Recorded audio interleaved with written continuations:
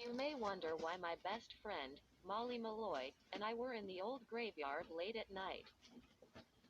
I shivered as I thought about what we were doing. Wind howled through the trees, and pale streaks of lightning cracked the sky. Hurry, Molly, I whispered, hugging myself as the moon disappeared behind the clouds. It's going to storm. I am hurrying, Brittany, Molly said.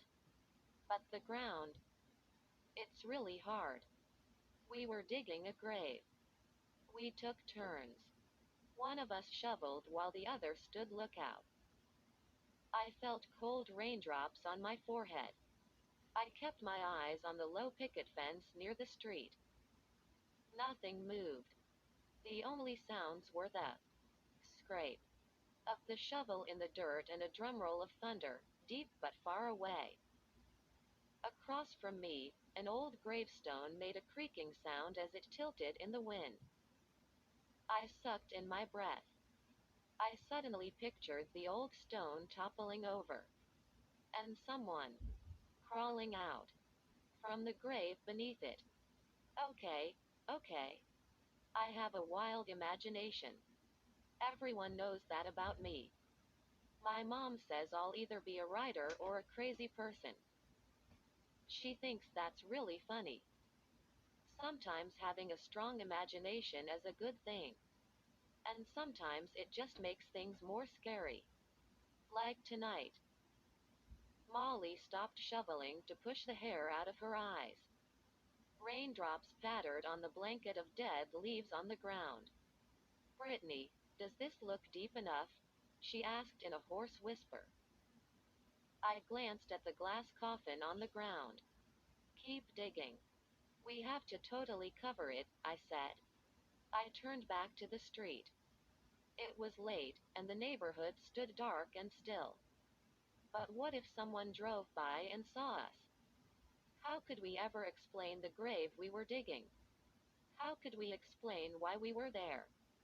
Molly groaned and dug the shovel blade into the dirt. The dead leaves crackled. I held my breath and listened. Footsteps. Someone creeping quickly through the leaves toward us. Molly, I whispered. Then I saw them, huddled low, moving in a line. Raccoons. A pack of them, little eyes glowing. The black fur on their faces made the little creatures look like they were wearing masks. They froze when they saw us, and then stood up taller. Do raccoons ever attack? These raccoons looked really hungry. I imagined them stampeding Molly and me, swarming over us, clawing and biting. A bright flash of lightning brought them into clear focus. They were staring at the little glass coffin. Did they think there was food inside? A clap of thunder, closer now, startled them. The leader turned and scuttled away over the leaves. The others followed. I shivered and wiped rain off my forehead. Molly handed me the shovel. Your turn, she said. It's almost finished. The wooden handle scratched my hand. I kicked dirt off the blade and stepped up to the shallow hole. No one will ever find it here, I said. Once we bury the evil thing, we'll be safe from it. Molly didn't answer. I had the sudden feeling something was wrong. I turned and saw Molly staring with her mouth open, staring at the tall gravestone next to us. She pointed. Brit. And then I heard the old stone creak, and saw the pale hand slowly reach out from the grave. No time to move. No time to scream. I stood frozen, and watched the hand wrap its cold, bony fingers around my ankle. And then I started to scream. 2 weeks earlier, I had other things on my mind. I wasn't thinking about the old graveyard down the street. I had other problems. Well, one big problem. And his name was Ethan. Ethan is my cousin, and it isn't nice to hate your cousin. So let's just say he isn't one of my favorite people on this planet. I like to make lists. And if I made a list of my top 5,000 favorite people in the world, my cousin Ethan wouldn't be on it. Get what I'm saying? It was almost dinner time on a Friday night, and I was perched on the edge of the bed in my new bedroom. Why did I have a new bedroom? Because mom and dad kicked me out of my awesome room in the attic to make room for guess who, Ethan. So now I had to sleep in mom's sewing room. And the sewing machine was still against the wall. So how much room did I have? Try. Not much. I was talking on my cell to Molly. Molly is maybe the only person who understands what a pain Ethan is. Because she's met him. And she had 2 bruised knees to prove it. Whoever told Ethan that kicking people is funny? Molly and I are like sisters. If you mention Molly Malloy, you have to mention me, Brittany Crosby, too. We are both 12, and we live on the same block, and we've always been in the same class since 3rd grade. We both like to draw and paint. We both like to make lists of everything. We are always finishing each other's sentences, like we have one brain. Molly is a little taller than me and more into sports. We both have coppery hair, although hers is lighter and curlier. And we both have brown eyes. I'm the funny one. It's hard to make Molly laugh. I think she's more serious than me because her parents split up, and she lives with her dad. He travels a lot, and he's kind of a flake. So she feels like she has to be the grown-up in the house. Obviously, I've thought about it a lot. I once made a list of my good qualities and my bad qualities. And one of my good qualities is that I really try to understand my friends. I can't come over now, I told Molly. That brat Ethan will be here any minute. Dad went to the bus station to pick him up. Molly groaned into the phone. Maybe you'll get lucky. Maybe he missed the bus. Why is he coming to stay with you anyway? His parents had to go away or something, I said. He's even coming to our school. I think he's in 3rd grade. He's such a sicko, Molly said. Maybe you should move over here till he leaves. I rolled my eyes. Like my mom would go for that. She knows you hate him, Molly said. I'm supposed to feel sorry for Ethan because he's had such a tough life, I said. You know. His parents were both sick for a long time and didn't pay any attention to him. Molly shook her head. Yeah. I remember. I groaned. So mom and dad say I have to take good care of him. Every 10 minutes, they remind me I have to be nice to him. Hello, Molly said. Do they know he kicks people when the grown-ups aren't looking?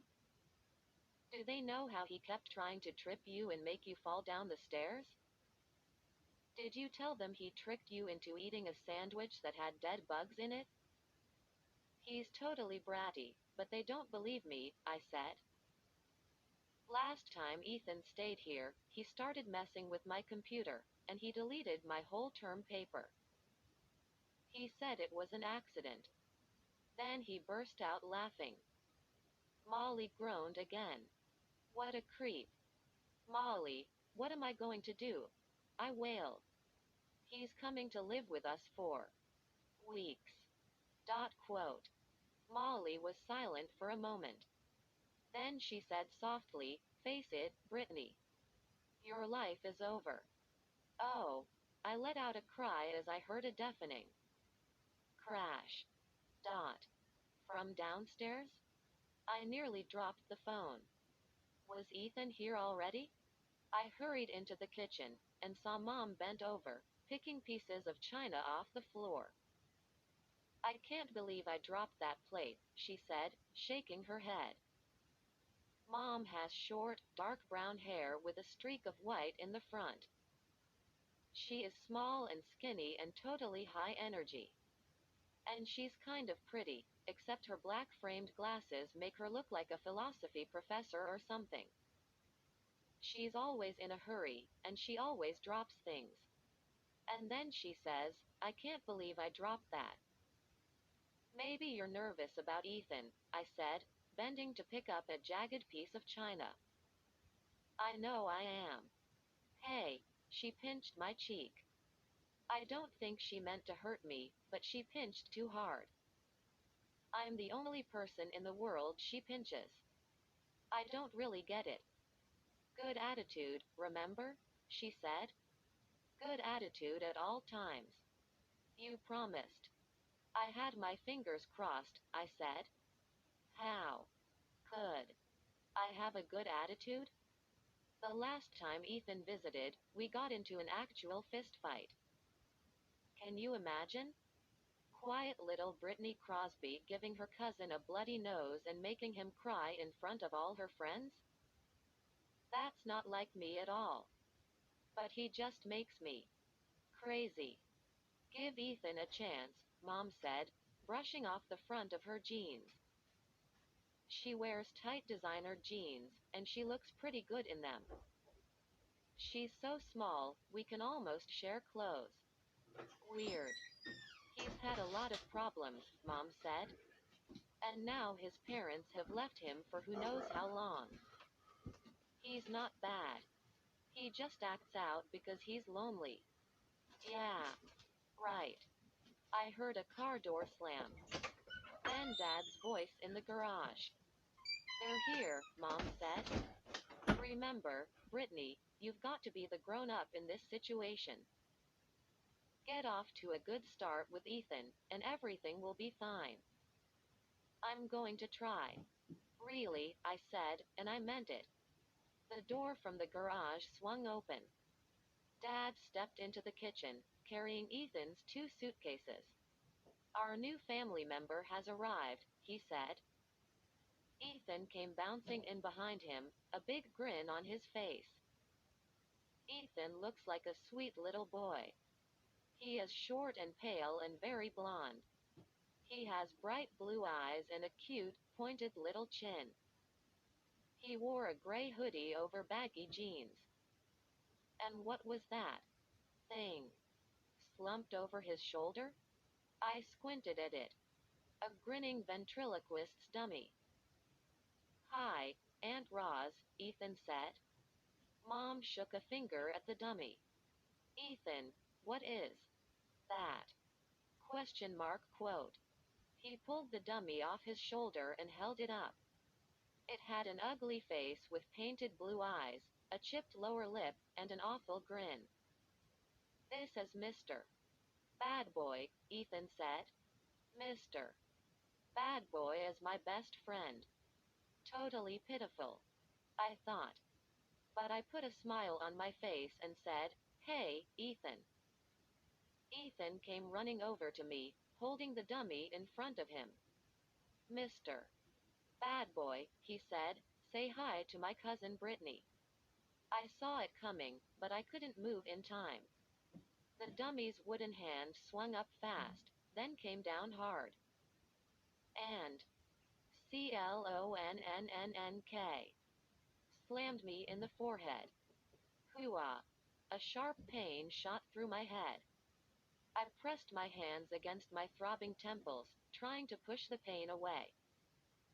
Be careful with that thing, Dad scolded Ethan. It wasn't my fault. Ethan cried, backing away from me. Mr. Bad Boy did it. Here we go again, I thought. Ethan moved the dummy's mouth up and down. I'm a BAAAAAAD boy, the dummy said in a shrill baby voice. Mom turned and hurried to the fridge. We'd better put some ice on it, Britt, she said. You're gonna have a bump. I glared at Ethan. Was it an accident? Sometimes Mr. Bad Boy doesn't know his own strength, Ethan said. Ethan, how about saying you're sorry? Dad said. Mr. Bad boy is very sorry, Ethan said. I pushed past him and headed to the door.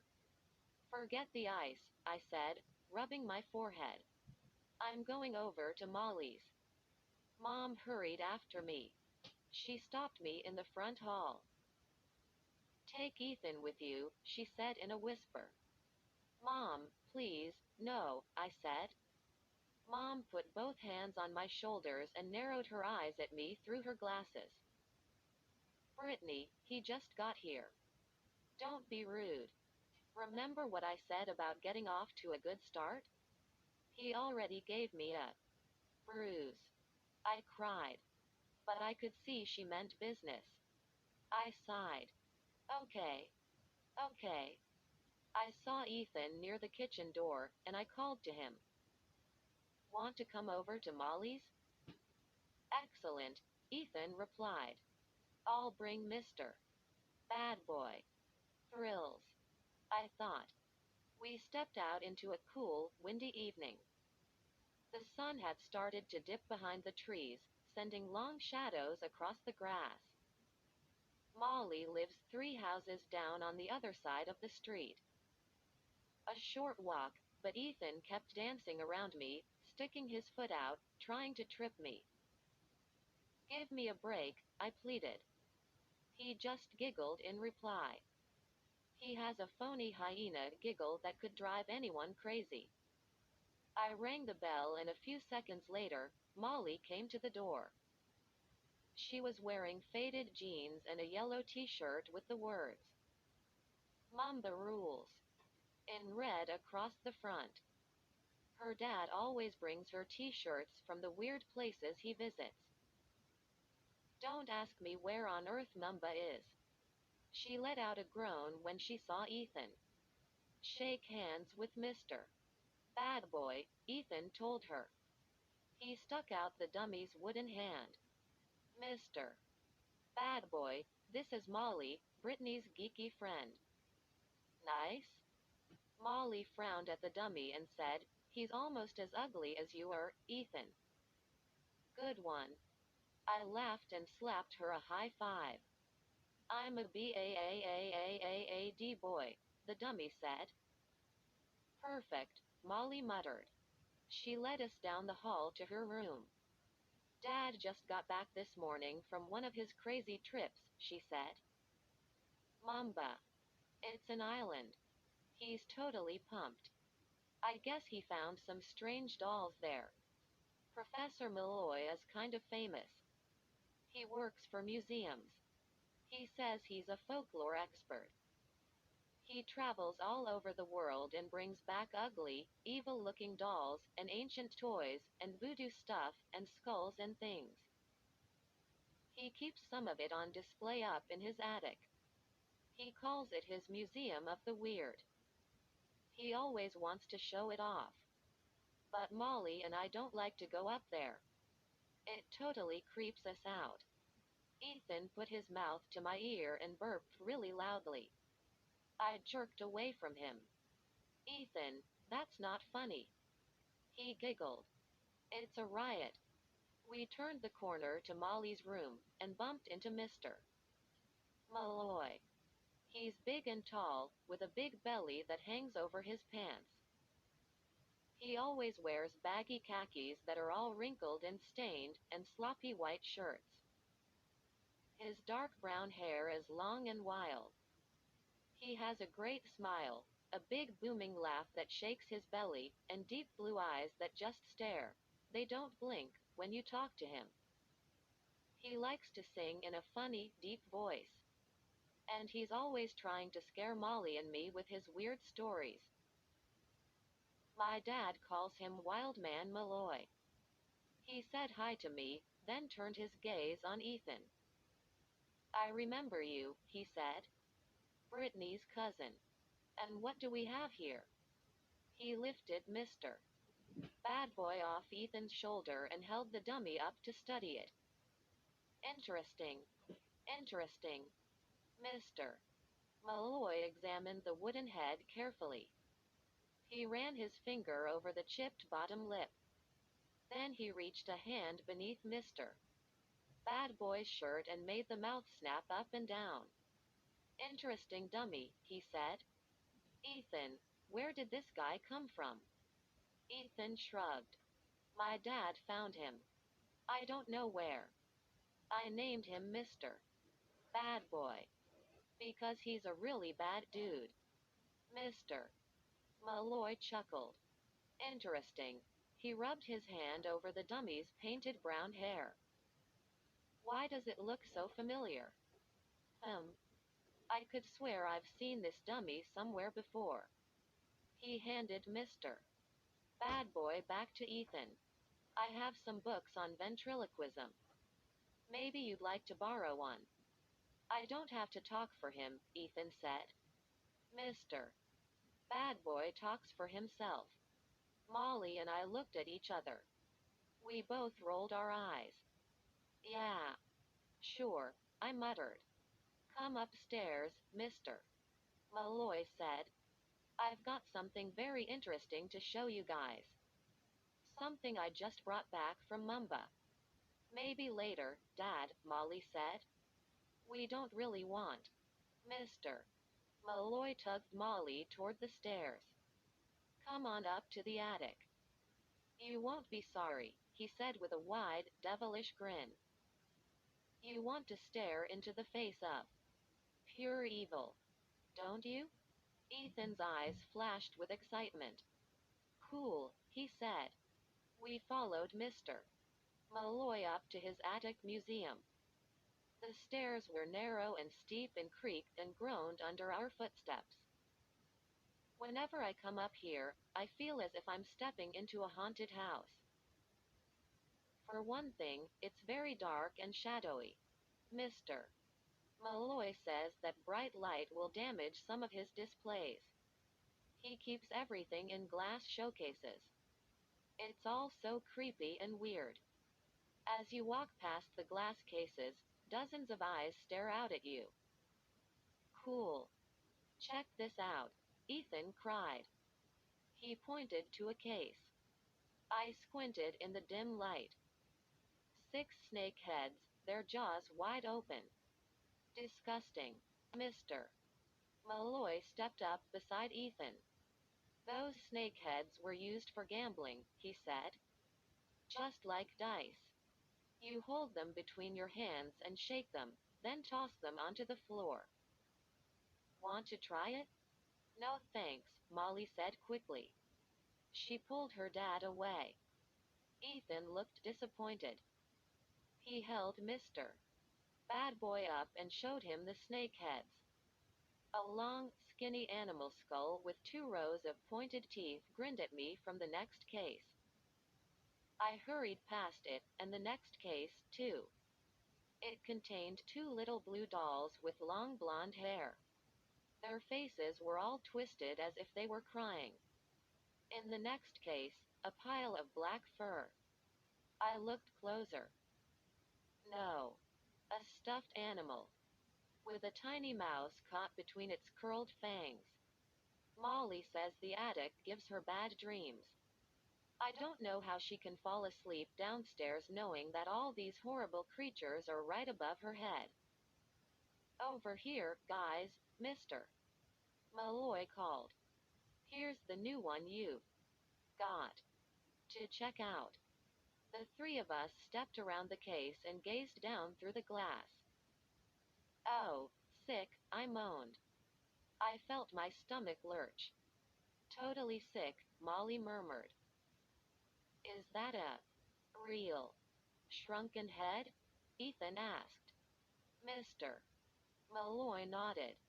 I've never seen anything like it in all my travels, he said. Its body is carved of wood, and it has an actual human head attached to the shoulders. I took a deep breath and gazed down at it. It was about 12 inches tall. The face was shriveled like an old prune and was a vomit green color. There were tiny slits where the eyes had once been. Thin wisps of black hair stood straight up from its scalp. Awesome, Ethan said. Can I hold it? I don't think so, Mr. Malloy replied. When I tell you the story of this doll, I don't think you'll want to come anywhere near it. He chuckled as if he'd just told a good joke. Dad, this is really gross, Molly said, shaking her head. She turned her back to the case. You're not going to keep it here, are you? Let me tell you the story, mister, Malloy said. The doll is called a mind stealer. The legend goes that if you touch it, you are doomed. Its eyes will open and glow. You will hear a loud, painful buzz. And it will steal your mind right out of your head. My mouth suddenly felt dry. I wanted to stop staring at the ugly thing, but I couldn't take my eyes off it. They say the doll has already claimed 20 minds, mister, Malloy said. 20 poor victims who were left brainless, empty blanks. I felt a chill run down the back of my neck. Ethan giggled, but I could tell he was frightened, too. Molly kept her back to the display case. She tossed her coppery hair back over her shoulder.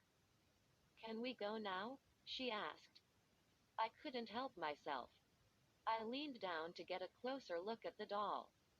I stared at the tiny, shriveled head. It was a little smaller than a softball.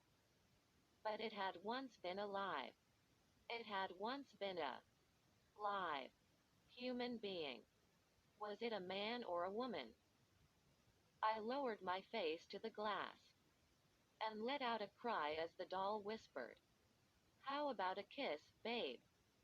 Startled, I stumbled back and nearly knocked Molly over. Mister Malloy laughed. Good one, Ethan, he said. Ethan grinned at me. I'm a pretty good ventriloquist, he said. I gotcha, Brittany. He did a fast tap dance and ended it by stomping hard on my foot. Ethan, you're so not funny, I cried. I could feel my face turning hot. I knew I was blushing. How embarrassing to fall for that trick.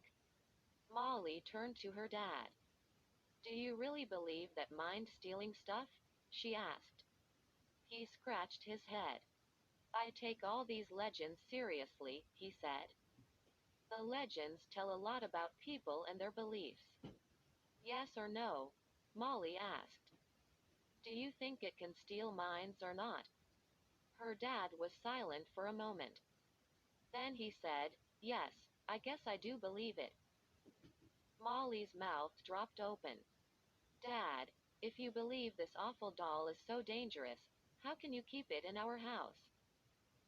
It's under triple thick glass, mister, Malloy replied. That should make it safe. But, Dad, I'm still studying it, he told her. I've got to call in to some experts. There are people who know a lot more about the doll than I do. I'm waiting to hear from them. In the meantime, I believe the triple thick glass will make sure that. Before he could finish, that brat Ethan cried, Brittany, you're blocking my view, and he bumped me hard from behind. Into the doll case. As my forehead hit the glass, I saw the doll bounce. Then I heard a loud buzz. I gasped. Oh, no. My mind. Exclamation mark quote. Whoa. Wait. I heard the buzz again. My brain whirred. It took me so long to realize the doll wasn't buzzing. The sound came from my cell phone. I let out a sigh of relief. It was only my wild imagination going berserk again. I pulled the phone from my pocket and flipped it open. A text message. From my mom. Dinner almost ready. Come home soon. I told Molly and Mr. Malloy we had to leave. Ethan started whining that he didn't want to go. He wanted to stay and check out the other weird dolls and objects. But I was happy to get out of there. The Mind Stealer doll was too creepy to think about. And Mr. Malloy admitted he didn't even know if it was safe to keep it in the house. I knew I'd have nightmares about it. When we got home, Mom was going crazy in the kitchen, with 2 pots steaming on the stove and a chicken roasting in the oven. She blew a strand of hair off her forehead and smiled at Ethan. "I'm making my famous roast chicken in honor of your arrival tonight," she said. "Not quite ready." She turned to me. "Why don't you go up to Ethan's room and bring down the rest of your junk?" Ethan gave me a hard tug that almost knocked me over. "Come upstairs, fat face. I want to show you my comedy act with Mr. Bad Boy." "Fat face?" I cried. "Don't call me fat face, butt breath." He giggled. "Stop it," Mom said. She lifted a pot lid and ducked back as steam poured up. "Name calling isn't funny." "Yeah. Right. Don't call names, you moron," Ethan said to me. He tried to jam his elbow into my ribs, but I dodged away. "Please, go upstairs," Mom said. "Let Ethan show you his comedy act." "Mom, give me a break," I moaned. "That dummy is so totally lame." Mom dropped the lid back on the pot and pulled me to the kitchen door. "Go up there with him, Britt. He wants to share something with you. That's a good thing." "But, Mom." "And don't make fun of the dummy," she whispered. "Poor Ethan obviously needs a friend to talk to. So he made one up. Go up to his room and be nice to him." I let out an exasperated sigh. But then I forced a smile to my face. "Okay, Ethan," I said. "Let's do it." He let out a cheer and went running up the attic stairs. The dummy's wooden head clonked on each stair as Ethan dragged it by the arm. I glanced around the attic. My old room. I missed it already. The room was long and narrow with bright yellow walls. Some of my posters were still hanging up. My desk stood in front of the window between 2 twin beds, where Molly and I had spent many sleepovers. No room for sleepovers now, I thought. In my tiny sewing room. And then I scolded myself. "Don't be bitter, Britt. You'll get your room back when he leaves." Ethan pulled out the desk chair and sat down on it. He set Mr. Bad Boy on his lap. I dropped to the floor, settled onto the white shag carpet, and leaned my back against the wall. "Don't laugh too hard," Ethan said. "You'll hurt yourself." "No problem," I said. "If you need me to explain any of the jokes, just let me know," he said. I rolled my eyes. "Just do your act, okay?" Mr. Bad Boy grinned at me. His eyes opened wide. He had such an ugly smile. Totally evil. "Brittany, is that your face, or did you forget to take out the garbage?" the dummy said. His voice was a shrill rasp. "Be nice," Ethan scolded the dummy. "That's my cousin." The dummy leaned toward me. "Brittany, something just reminded me of the banana I had for breakfast." "Oh, yeah. Your nose."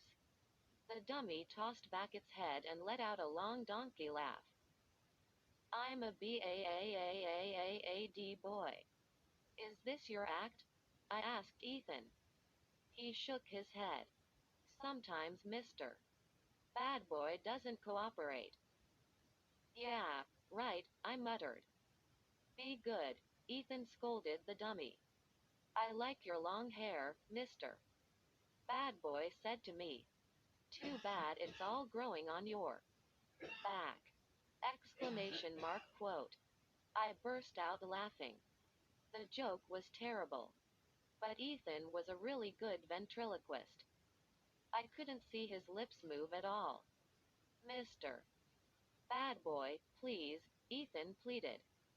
"Be nice to Brittany." The dummy's eyes stared into mine. I know we've just met, he said in his harsh, raspy voice. But I'm a very romantic dude. And I have 3 little words I'm dying to say to you. 3 little words? I asked. Mister. Bad boy nodded. Yeah.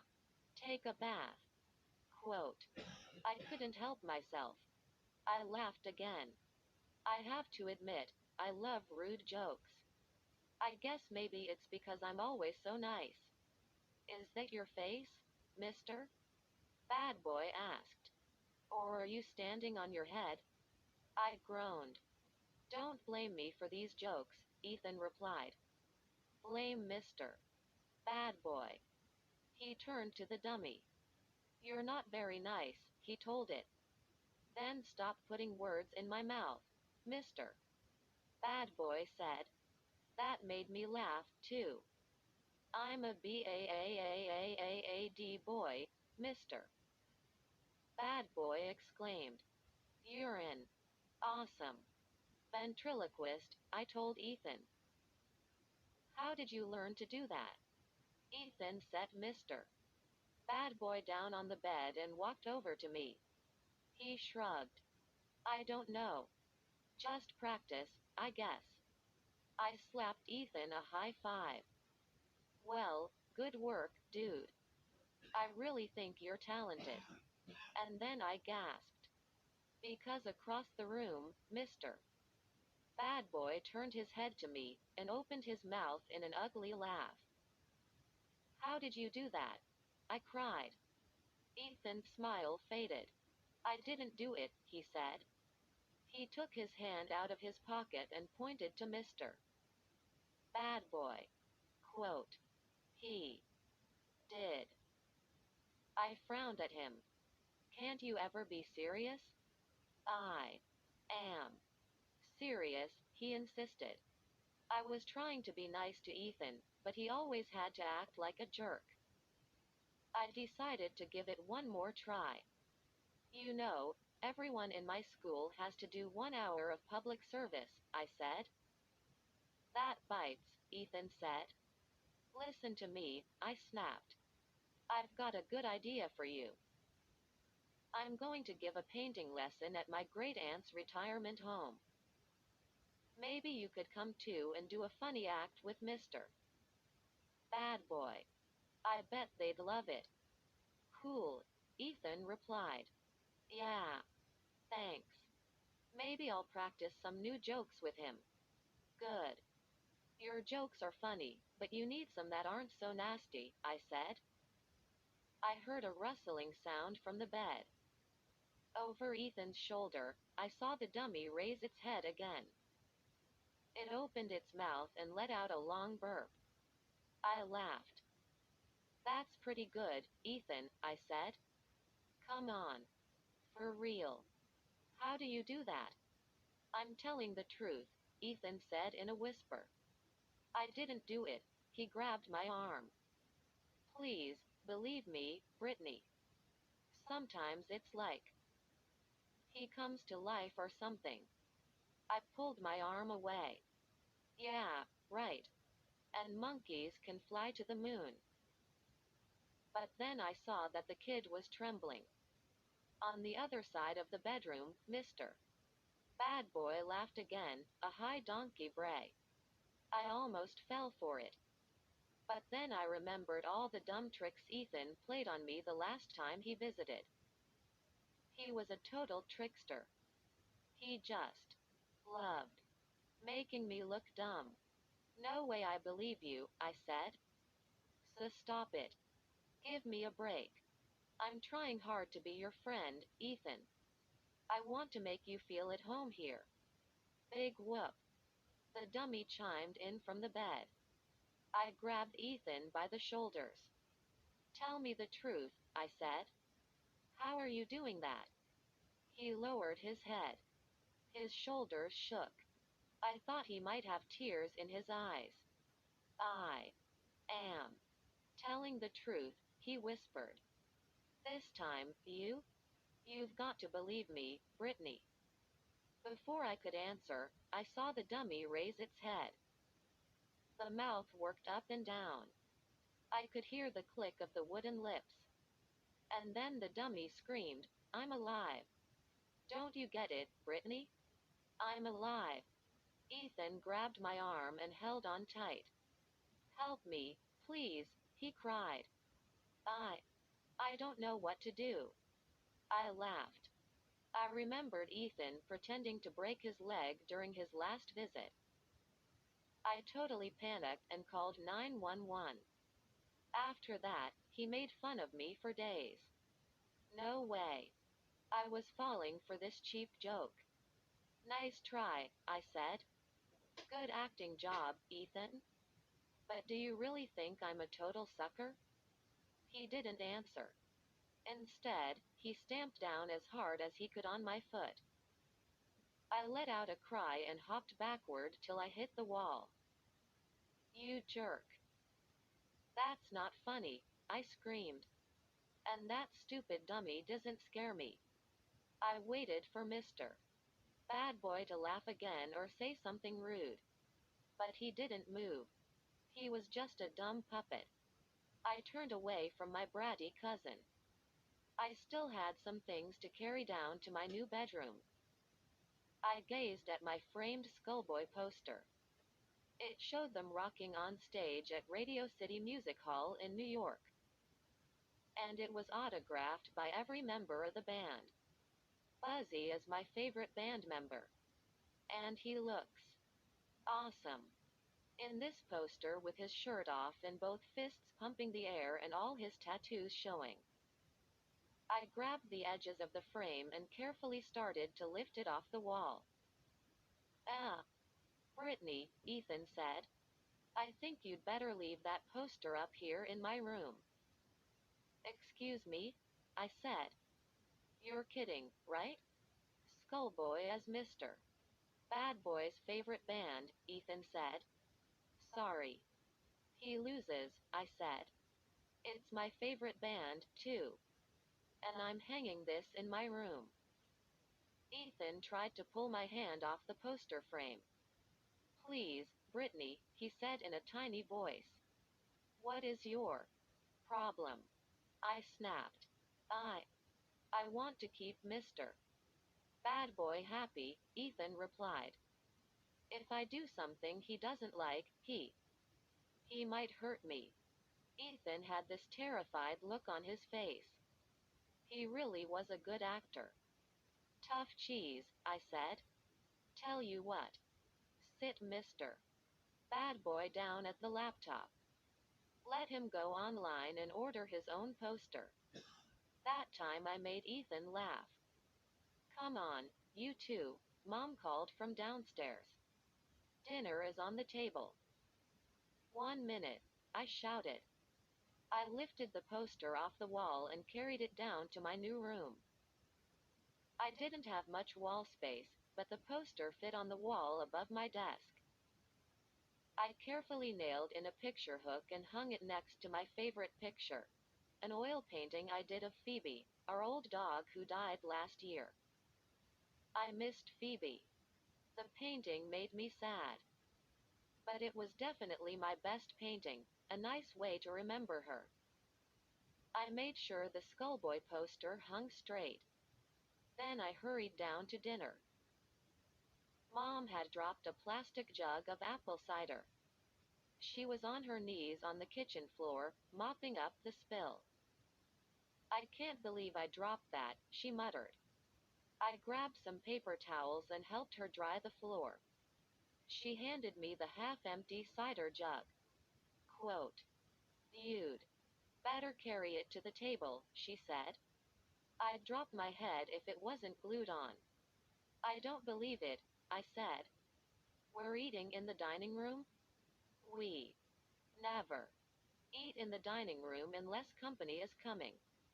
"I thought we'd make it a special celebration, because of Ethan," Mom said. Dad was already at the table, spreading his napkin over his lap. Dad looks like he comes from another family. He's very tall and skinny as a scarecrow. And he has short, white blonde hair and furry, white blonde eyebrows that move up and down over his blue eyes like caterpillars. Mom calls him her blonde freak. Dad thinks that's hilarious. In front of him sat Mom's famous roast chicken on a blue platter, waiting to be carved. And next to it a big bowl of mashed potatoes and bowls of applesauce and string beans. A feast. How are you and your cousin getting along? Dad asked. Peachy, I said. Before I could say more, Ethan stepped into the room with Mr. Bad Boy slung over his shoulder. Mom pointed to the chair at the end of the table. Why don't you sit there, Ethan? Next to me, she said. She smiled at him. Let's all sit down and get to know one another. Ethan hesitated. He looked quickly around the table. But you didn't set a place for Mr. Bad Boy, he said. Mom and Dad exchanged glances. Dad shrugged. We can set a place for him across from you, Mom told Ethan. Next to Brittany. She pulled out a placemat and napkin and set them on the table. Then she hurried into the kitchen to get silverware. Ethan placed the dummy in its chair, then walked around the table and sat down. Dad chuckled. Do we have to serve him dinner? Suddenly, Mr. Bad Boy's eyes popped open wide. And he rasped. I'd rather eat roadkill. I burst out laughing. Let's face it. Ethan really cracks me up. Dad glared at me. Don't laugh at that, Britt. Your mom worked hard on this dinner. Huh? Me? I cried. I didn't say it. He did. I gave the dummy a shove. Then I took a long sip of milk. Shouldn't she pluck the chicken before she cooks it? Mr. Bad Boy cried. I started to laugh and choked. Milk came spurting out of my nose. That made Ethan and me both laugh even harder. I couldn't stop choking and laughing. Enough, Britt, Dad shouted. It's not funny. Mom entered the room and sat down. What's not funny? She asked. Brittany decided to act like a clown tonight, Dad said, frowning. Why are you picking on me? I cried. It's not my fault. Ethan. Help yourself to some mashed potatoes, Mom said, pushing the bowl to me. She turned to Ethan. Are you excited to have a big new room of your own? Before Ethan could answer, Mr. Bad Boy chimed in. I'm so excited, I just peed my pants. I couldn't help it. I burst out laughing. The mashed potato spoon flew from my hand. A big gob of potatoes sailed across the table and smacked the front of Dad's shirt. I watched the potatoes slide into Dad's shirt pocket. And that made me laugh so hard, I couldn't catch my breath. Brittany, maybe you'd better leave the table and calm down, Mom said. Dad glared at me angrily. You're really asking for trouble, he said. Me? Why? Me. I managed to choke out. It's not my fault. Just settle down and eat your dinner, Mom said. It all looks delicious, Dad said. Once again, Mr. Bad Boy's mouth worked up and down. And he rasped, I throw up. Better food than this. At school the next morning, I found Molly at a table in the back of the art room, working on her new project.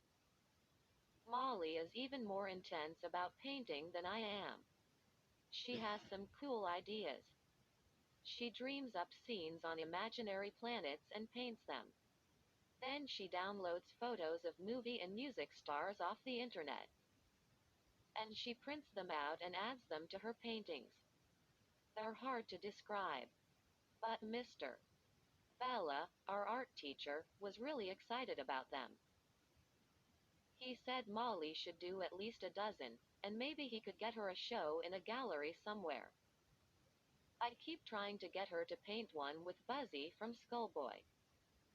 But she says she hates Buzzy's looks. She says she hates everything about him. Wow. So far, it hasn't ruined our friendship. I'm sure one of these days I can convince her she's totally wrong. I pulled out the chair across from her and sat down. Hey, Molly, I said. I like the purple and green sky. Way cool. She looked up from her painting. Britt, how come you were so late this morning? Ethan, of course, I said. I picked up a clean paintbrush and pretended to stab myself with the handle. A-A-A-A-A-A-C-K. He's a cutie pie, Molly said sarcastically, adding brushstrokes to a clump of purple trees. Mom made pancakes for breakfast, I said. You know. Ethan's first day of school. Everything has to be special for Ethan. And you know what that creep did? I slammed the paintbrush down on the table. He made me laugh, and I squirted maple syrup in my hair and on my t-shirt. I had to go shampoo my hair and change. Now I'm in major trouble with Mrs. Haggerty for being late. I could kill that brat. So things are going well, Molly joked. Not funny, I muttered. How come he's going to school here? Molly asked, concentrating on her trees. Because no one knows how long he'll be living with us. Dad dropped him off at the elementary school this morning. I have to wait around till 3:30 to pick him up. Molly snickered. Did he bring that ugly dummy to school with him?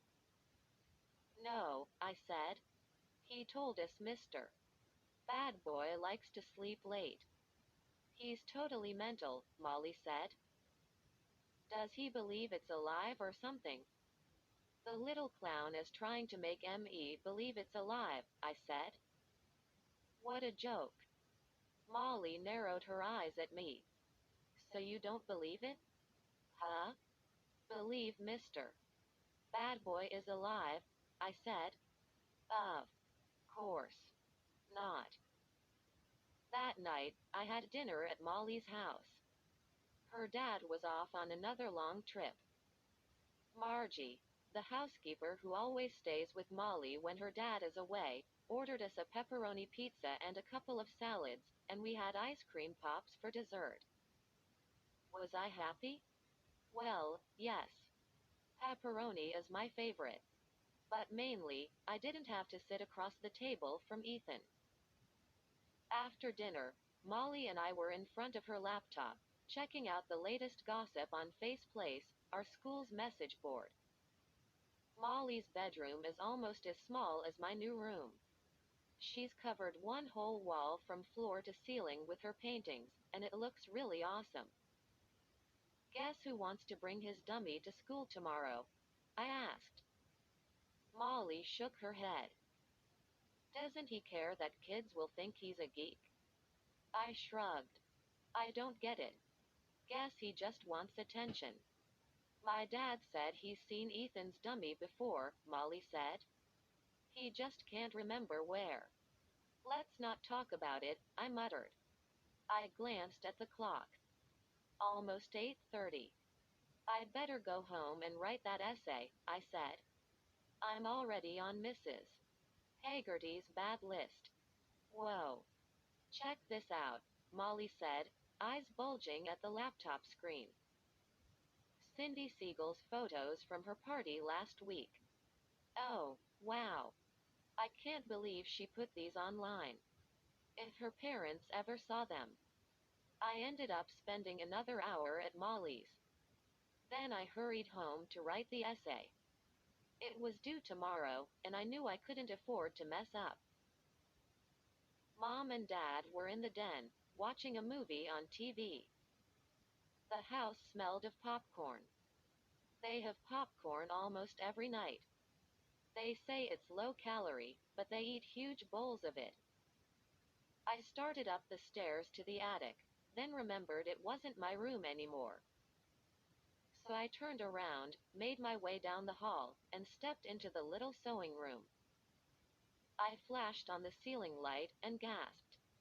Oh, no. My poster. My Skullboy poster.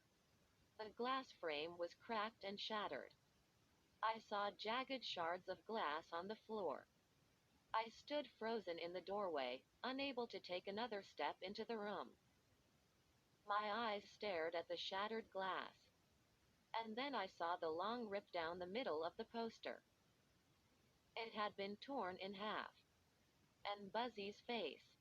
It was gone. Torn off the poster. My heart pounded in my chest. I suddenly felt cold all over, as if the room had turned to ice. I blinked several times, trying to force the sight away. And then my eyes stopped on the painting of Phoebe. I let out another gasp when I saw the red mustache smeared on the dog's snout, and splashes of red paint covering the dog's eyes. Oh, www. I was squeezing my fists so tight, my fingernails were digging into my palms. I took a deep breath. Then another. But I couldn't calm down.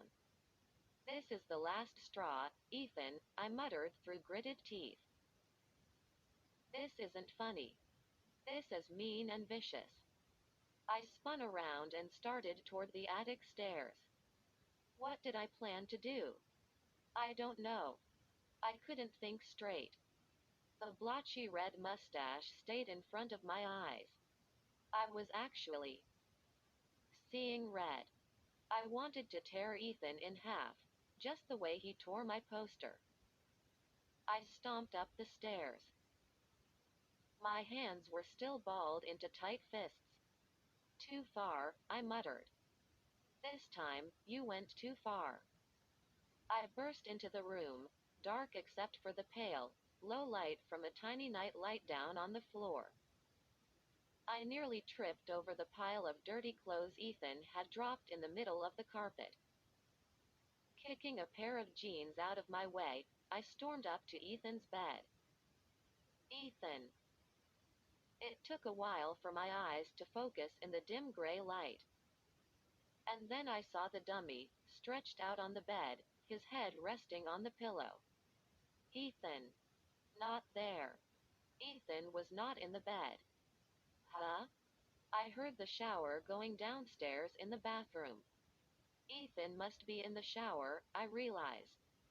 I stood frozen for a moment, clenching and unclenching my fists.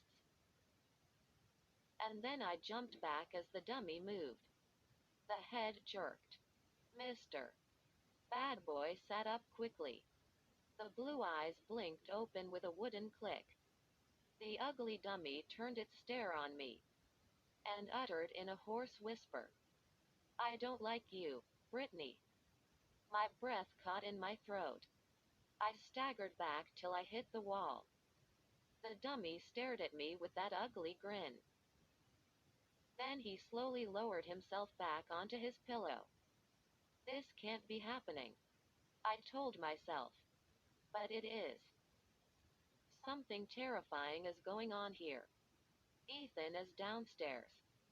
The dummy sat up on its own. And spoke. And it hates me. My legs trembled as I forced myself away from the wall. I kept my gaze on Mr. Bad Boy. His eyes stayed wide open, staring up at the ceiling. But he didn't move again. I lurched toward the door. Stumbled over the jeans on the floor. Staggered to the attic stairs, breathing hard. I don't like you, Brittany. The dummy's hoarse rasp repeated in my ears. You're not alive, I cried, taking the stairs two at a time. You can't be alive. I couldn't keep this to myself. I was too frightened. I had to tell Mom and Dad. I burst into the den. The room was dark except for the darting glare from the screen. They always turn out the lights when they watch a movie. They were on the couch, sitting close together, bowls of popcorn on their laps. Mom jumped as I came lurching in. She made a grab for the popcorn bowl, but it toppled to the floor. Popcorn spilled everywhere. Brittany, you startled me, she cried. Look what you made me do. Dad paused the movie. He narrowed his eyes at me. What on earth is your problem? I, I, I stammered. Something, I gasped for breath. Dad pulled me to the couch.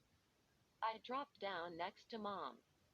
You're trembling, Mom said. Are you sick? Do you have a fever? It's the dummy, I finally choked out. Ethan's dummy. They both stared at me. It's crazy, I said. I know it. But I'm telling the truth. It's alive. It's really alive. Mom wrapped her arm around my shoulders. Take a deep breath, Britt, she said softly.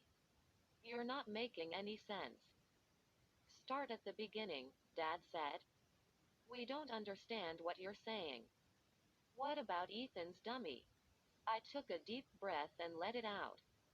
My painting of Phoebe. It's ruined. Exclamation mark. And my Skullboy poster was ripped in half. I knew Ethan did it. So I ran up to his room. Your Skullboy poster? Mom interrupted.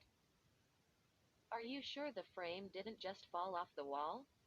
I'm sure, I said. I ran up to Ethan's room. And he wasn't there. He was in the shower.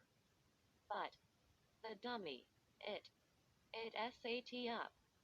I saw Mom and Dad exchange a glance. Mom pressed her hand on my forehead. I don't have a fever, I screamed, and I shoved her hand away. Listen to me. The dummy sat up on its own. And it talked. It said, I don't like you, Brittany. I'm not making this up. That's what it said to me. You fell asleep, Dad said, rubbing his chin. You had a nightmare. Remember? You used to sleepwalk? Dad, that was when I was 3. I cried. I wasn't asleep. I just got home from Molly's. I was wide awake. I jumped to my feet, my whole body trembling.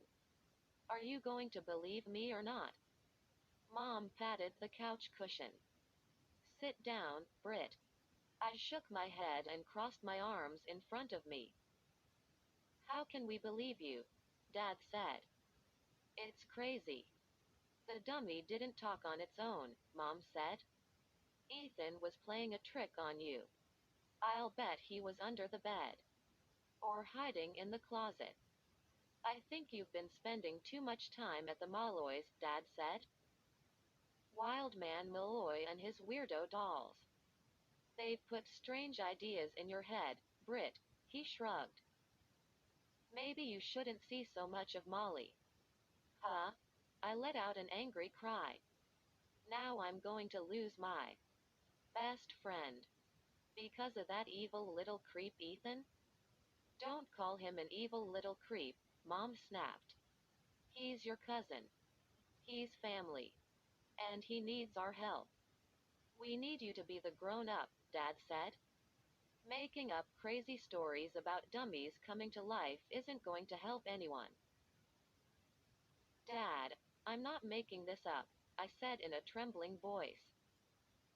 My hands were balled into tight fists again. I could feel myself totally losing it.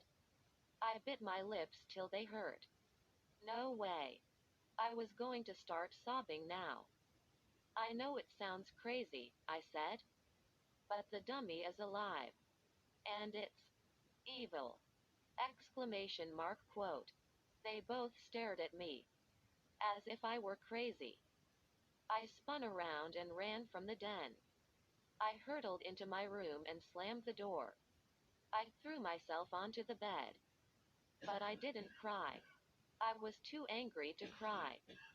My own parents refused to listen to me, refused to believe me. My own parents treated me as if I were a nut. I turned and gazed at my torn poster, my dog portrait with the ugly red splotches smeared over it. There they were, my two favorite things, ruined, destroyed. I didn't make it up. The proof was there on the wall. I tiptoed to the door and listened. Did my parents just shrug off my story and go back to their movie? No. It was quiet down there.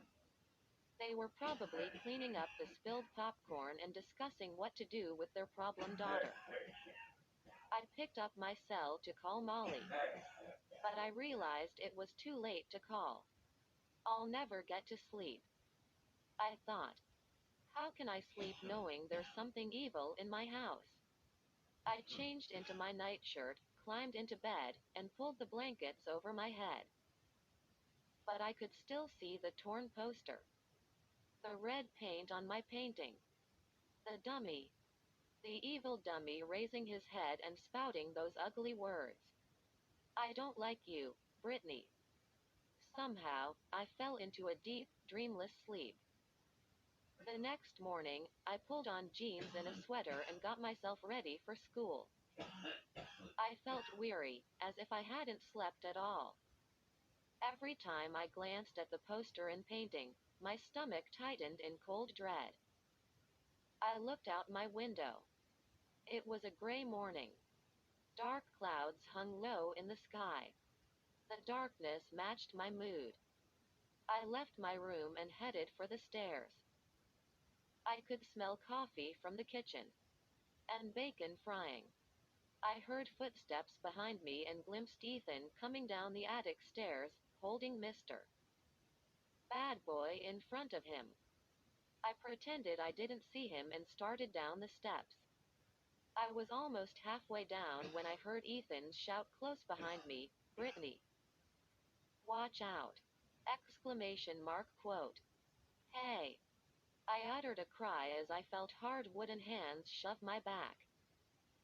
Stumbling, I grabbed for the banister, missed, and started to fall headfirst down the stairs. Oh! I tucked my head under my arms and bumped hard all the way down. Ow! Ow! Ow! I landed on my back, still shielding my head, gasping for breath. Too stunned to move. I lay there, waiting for the pain to fade. I stared up at Ethan and Mr. Bad Boy, still on the stairs. Ethan's face had gone pale. His eyes were wide with shock. "Brittany, are you all right?" he cried in a tiny, frightened voice. He came running down to me. The dummy bounced in his arms. "What's going on?" Mom called from the kitchen. "Brittany fell," Ethan shouted. "I didn't fall," I thought. "The dummy pushed me." I rubbed my elbow. It throbbed with pain. But the rest of me seemed okay. Ethan grabbed my hand and tried to pull me up. Mom came running, a metal spatula in one hand. "Oh, no. Brittany? Did you fall down the stairs?" "Just a few of them," I said. "No big deal, Mom." Why tell the truth? Would she believe me if I said the dummy pushed me? Yeah, for sure. She'd blame my wild imagination. Or she'd say I watched too many horror movies. I climbed to my feet, rubbing my sore elbow. "I'm okay. Really. My bacon's burning," Mom said. "Come have your breakfast." She turned and hurried back to the stove. I glared at Ethan. "You and I have to talk," I said. He turned his head away. He looked very frightened. Then he looked back and said, "Listen, Britt, But before he could say any more, the dummy lowered his head to my ear and whispered in his cold, hoarse voice, "Don't ever snitch on me again." The rest of the day was a blur. I couldn't get that dummy's whispered words out of my mind. I was desperate to tell Molly about it. But she was away all day on some kind of science field trip. I phoned her after school, but she couldn't talk. She was going to visit some cousins in the next town over. She didn't call me back until late that night. I was pulling on my nightshirt and getting ready for bed when my cell phone rang. She started talking before I even answered. Molly? What's wrong? I asked. She sounded totally freaked. Brittany, hurry, she said. You've got to help me. We have to bury it. Huh? Molly, what are you talking about? I whispered. I'm not allowed to talk on the phone so late at night. The doll, Molly said breathlessly. That awful thing with the shrunken head. I can't leave it in the house. Please, come over. I need your help. But it's after 11, I whispered. If I get caught. Brittany, this is life or death, Molly said. I'm not joking. I need you. I'll get dressed, I said. I'll sneak out the back door. Give me 2 minutes. 2 minutes later, I was running through backyards and across the street to Molly's house. The grass was slippery and wet due to the weather. I lowered my head against the strong gusts of wind. Molly's house was dark except for a light in the attic window. But she stood waiting for me at the back door. She grabbed my arm and pulled me into the kitchen. She had already pulled on a yellow rain slicker and had the hood lowered over her head. We have to hurry, she whispered. Molly, I don't understand, I said. Tell me, what's up with that doll? She brushed back the rain hood. I could see the fear in her eyes. The mind stealer. My dad, he was wrong. We have to bury it. In a graveyard. I narrowed my eyes at her. You're not joking? Where's your dad? On an island somewhere, she said. Near Australia, I think. I tried to call him. I don't think his cell is working. But why do we have to bury that doll? That's just crazy, isn't it? A man called me, Molly said. A few minutes ago. From Mumba. He said my dad asked him for information about the Mind Stealer doll. And, and, Molly, what did he say? I asked. He said he did research for my dad. He talked to people in Mumba. The doll's powers are deadly strong. It shouldn't be kept in the house. My dad didn't know. It has to be buried in a graveyard. I stared at her. He was serious? Very serious, Molly said. He said to get the doll out of the house tonight. He said maybe it's all just an old legend. But we shouldn't take chances. It's too dangerous. She grabbed my hand. You've got to help me, Britt. I'm really scared. I knew that doll was trouble. My dad, sometimes he just doesn't take things seriously. What about Margie? I asked. Your housekeeper. Can she help us? She has the flu, Molly replied. I can't ask her to come out. Molly stared at the glass case in fear. I'll carry the doll case, she shivered. There's a shovel in the garage. You can carry that. And that's how Molly and I ended up in the little graveyard 3 blocks away from our houses. Nearly midnight. The neighborhood dark. No cars in the street. No moon in the cloud-covered sky. Cold raindrops pattering down on us. There we were, taking turns shoveling up the hard dirt. Inside the glass case, the evil doll stared up at us with its empty eye sockets and its shriveled green head. The wind howled. The old gravestones creaked and groaned. Could we get the evil doll buried before it did something horrible to us? Could it get any scarier? Yes. The hole was at least 2 feet deep. Almost deep enough. I dug the shovel blade into the dirt. And that's when the old gravestone across from me tilted forward. I saw crumbling dirt at the bottom of the stone. And then I saw the pale hand reach out from behind it. Too late. I saw it too late to escape its grip. It grabbed me around the ankle, wrapped its cold fingers over my skin, and I let out a shrill scream. Ethan, I gasped. What are you doing here? Made you scream, he said. He let go of my ankle. Then he jumped out from behind the tombstone and did a little dance, laughing like a hyena. Molly gave him a hard shove, and he fell back against an old granite slab. You brat, she snapped. You followed us here? He grinned. You're burying that stupid doll? You're both totally mental. The rain came down harder, drumming the ground. I pretended to strangle Ethan. I'd like to bury you, I said. I know what happens at midnight, Ethan said. You both turn into pumpkins. This isn't a joke, Molly said angrily. Get away, Ethan. She shoved him again. Unless you want to help us. We have to bury this thing. It really does. Steal minds. Ethan giggled. You're both out of your minds already.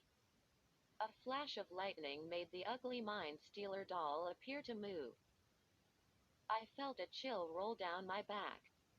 I dug the shovel deep into the hole and scooped out another clump of dirt. I think it's deep enough, I said. Ethan watched as Molly and I carefully lifted the glass case. The disgusting little head rolled to one side. The doll's wooden arms bounced against the glass. Into the hole. We lowered it slowly. The glass case felt slippery and wet from the rain. But we set it down in the hole. Then we both frantically shoveled and scooped dirt over it. Buried it. Buried it out of sight. Where its evil powers could do no damage. And then the three of us ran for home, battered by the wind and rain. Molly had a smile on her face now. At least she could feel safe again in her own house. But what about me? No way I could feel safe. Not with a living dummy turning my life into a horror show. Mom, please don't make me take Ethan, I begged. Mom bit her bottom lip. Brittany, you have no choice, she said. You promised him, remember? You have to take him. She straightened her hair in the front hall mirror and picked up the car keys. It was nearly 4 the next afternoon. She was ready to drive us to perform at Sunset House, my great-aunt's retirement home. Brittany, do you have all your art supplies packed up? Put them in the trunk, she said. She started to the door, but I grabbed her arm. Mom, you're not listening to me, I said. If we take Ethan, something terrible is going to happen. Stop it. Right now, she said. Go call your cousin. He's upstairs practicing his comedy act. My throat felt tight and dry. I know you don't believe me, I said, but I'm not making this up. Mr. Bad Boy is alive. Mom. He's alive, and he's evil. Mom slammed the car keys down on the hallway shelf. She glared at me angrily. Enough, she said. Enough, enough, enough. You're acting like a total baby, Brittany. But, Mom. I can prove it, I said. She raised a hand. Enough. Enough. Not another word. I mean it. Not another word about that dummy. My breath caught in my throat. I felt so hurt and angry. Mom always believed me before Ethan came to live with us. She always trusted me. She always talked about how grown up I was. And now, she pointed to the stairs. Go get Ethan. Great Aunt Ruth is waiting. I let out a long sigh and started up the stairs. I knew if I brought Ethan and Mr. Bad Boy with me, something terrible would happen. But what could I do? A short while later, Mom pulled the car up the long driveway to Sunset House. We passed by tall hedges and a rolling lawn with beds of red and yellow flowers. People sat in chairs around a bubbling fountain, talking and reading. The house was a tall brick building. The afternoon sunlight reflected off the many windows, making the whole house appear to glow.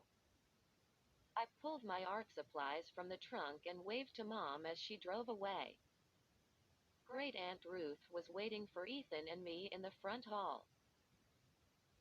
She is almost 85, but she looks a lot younger.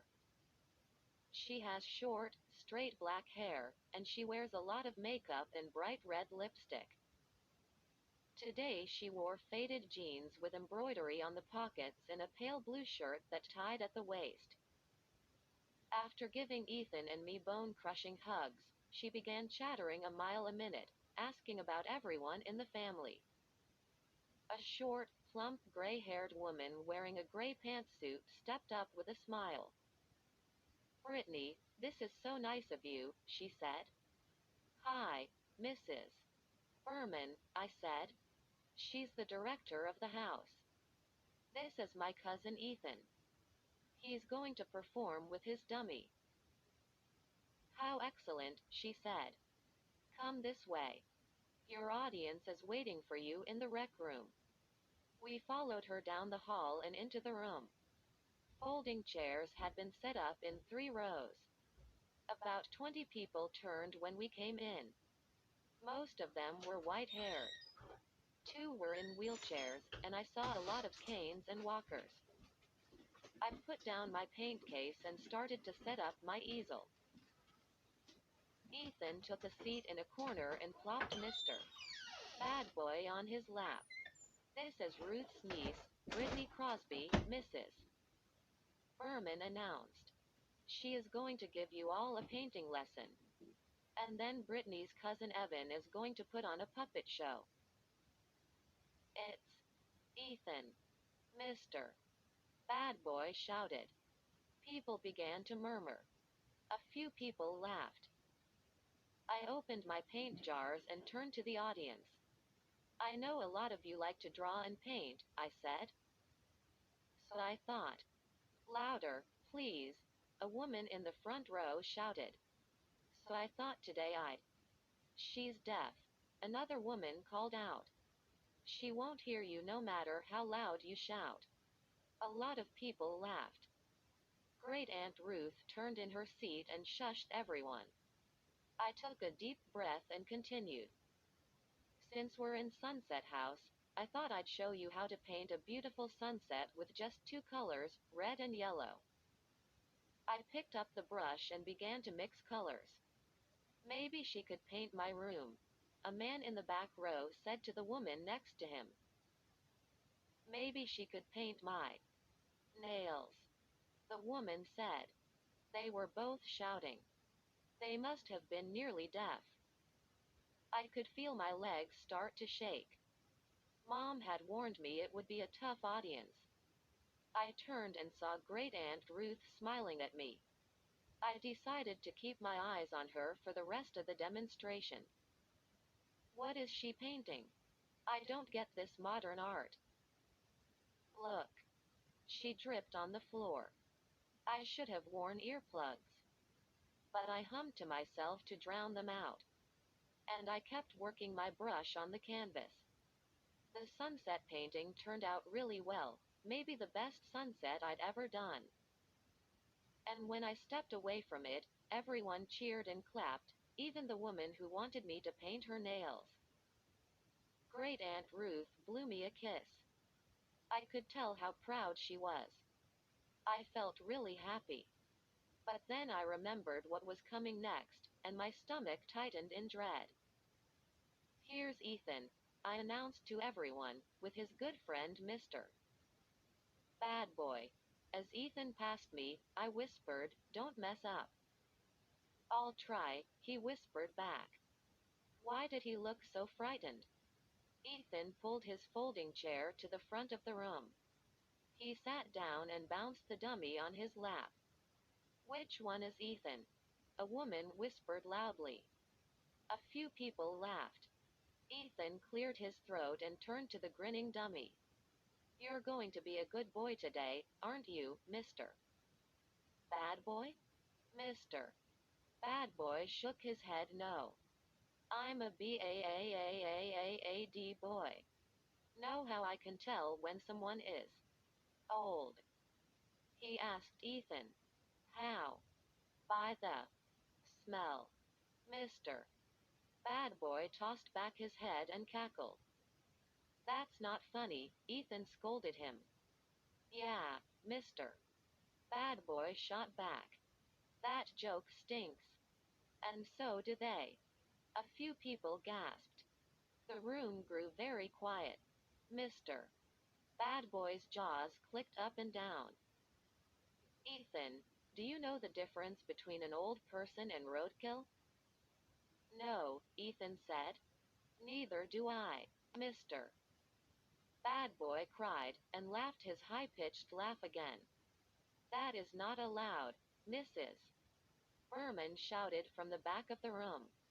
"Ethan, your jokes are insulting people. Your face is insulting me, Mr. Bad Boy exclaimed. "I've seen pimples that were prettier than you." I shut my eyes. I just wanted to disappear. This couldn't be happening. "I'm a BAAAAAD boy, Mr. Bad Boy shouted. He turned his head to a woman with curly white hair and bright red lips. "Is that a new skirt?" the dummy asked her. "Or are you wearing your intestines on the outside?" Question mark quote. Mrs. Berman stormed toward the front of the room, swinging tight fists at her sides.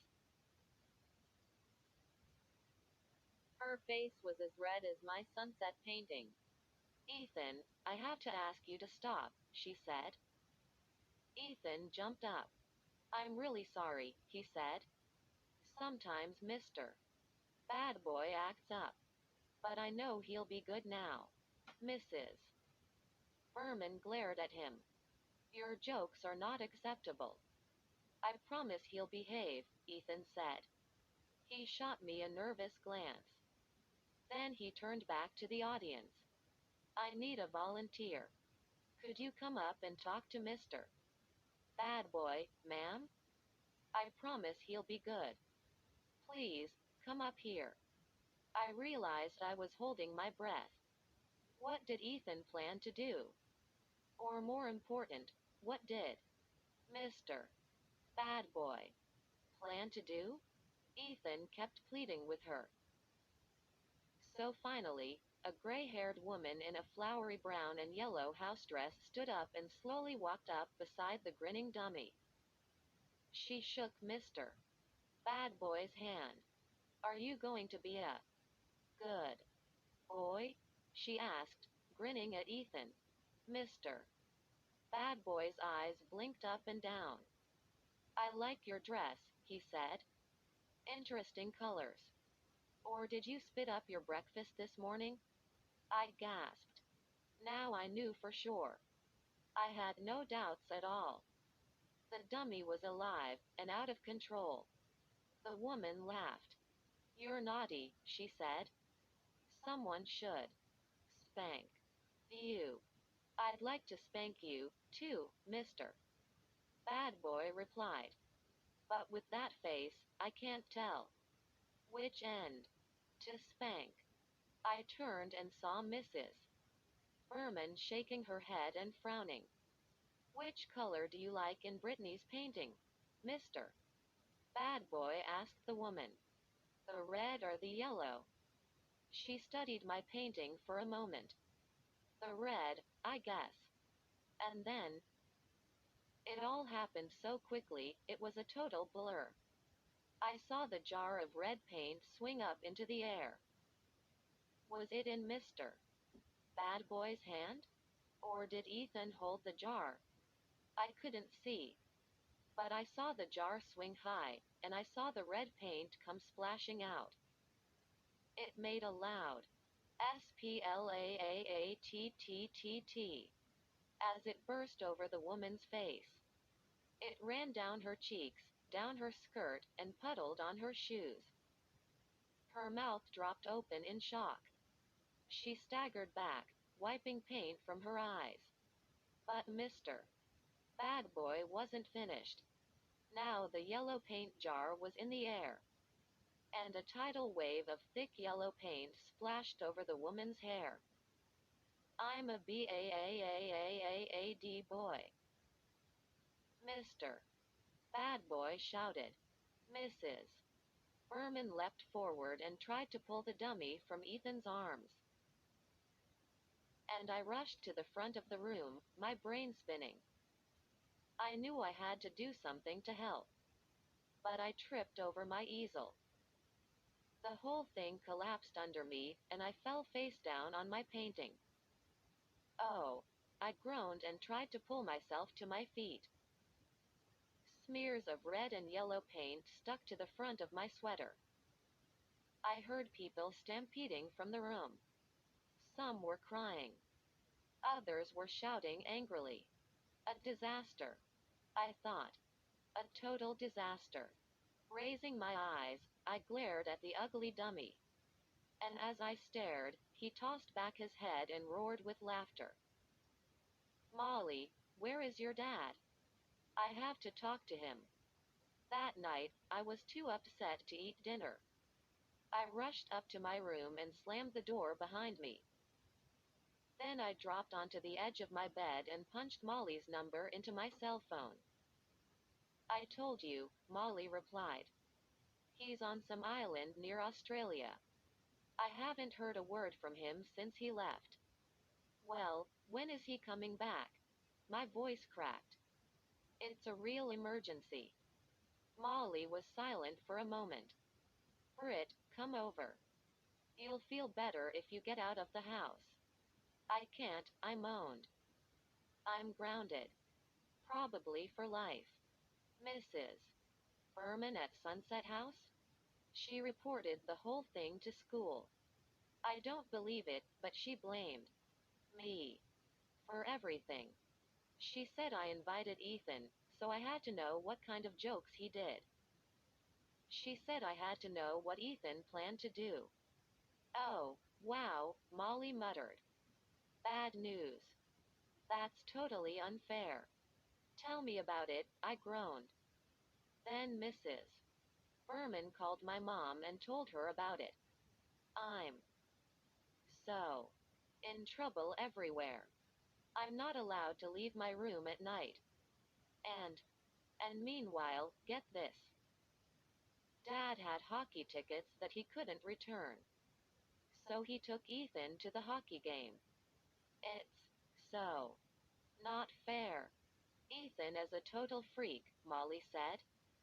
I can't believe he's your cousin. Ethan isn't the problem, I said. It's Mr. Bad Boy. He's alive, Molly. He's evil, and Ethan is too scared to do anything about it.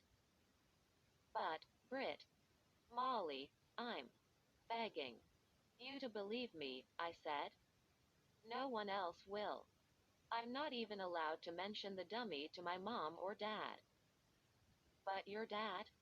He'd believe me. He knows about this stuff, right? Well, Molly said, Dad has done research on ventriloquists dummies. I know he's collected a lot of magazine articles and papers. Come over, Britt. Sneak out and come over.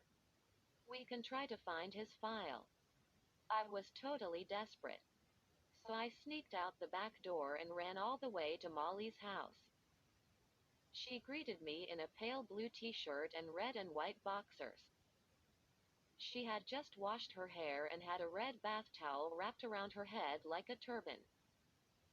We turned on as many lights in the attic as we could. But the room still gave me the creeps, with ugly stuffed creatures and strange dolls staring out at us from the glass cases. I stopped to gaze at the empty shelf that had held the Mind Stealer doll. A shiver rolled down my back as I pictured the graveyard in the rain. Molly pulled me into her dad's library at the far end of the attic. One wall was lined with tall gray file cabinets. We began pawing through the file drawers, bulging with articles and magazines and photos and research papers about all the weird stuff Mr. Malloy was into. After about 20 minutes of searching, I pulled out a heavy file marked ventriloquism. Molly, check it out, I said. I lugged it to the desk, spread it open, and Molly and I began sifting through all the papers. Molly wrinkled her forehead. What exactly are we looking for? I sighed. Anything that will help me prove to my parents that Mr. Bad Boy has to be destroyed. I, my words caught in my throat. I stared at the wrinkled and faded black and white photo in front of me. I don't believe it, I gasped. It's Ethan's dummy. Look. Molly lowered her face to the photo and studied it. The same chip on its bottom lip, she murmured. The same wicked smile. The same ugly grin, I said. My hand trembled as I picked up the photo and turned it over. The back was covered in tiny type. I squinted to read it. It says the dummy's real name is Slappy. I told Molly. And I was right. He's totally evil. My heart pounded as I scanned the words. It says Slappy was made by a magician sometime in the late 1800s, I said. An evil sorcerer. The wood he used was cursed. He built the dummy from a stolen coffin. Molly blinked. Oh, wow.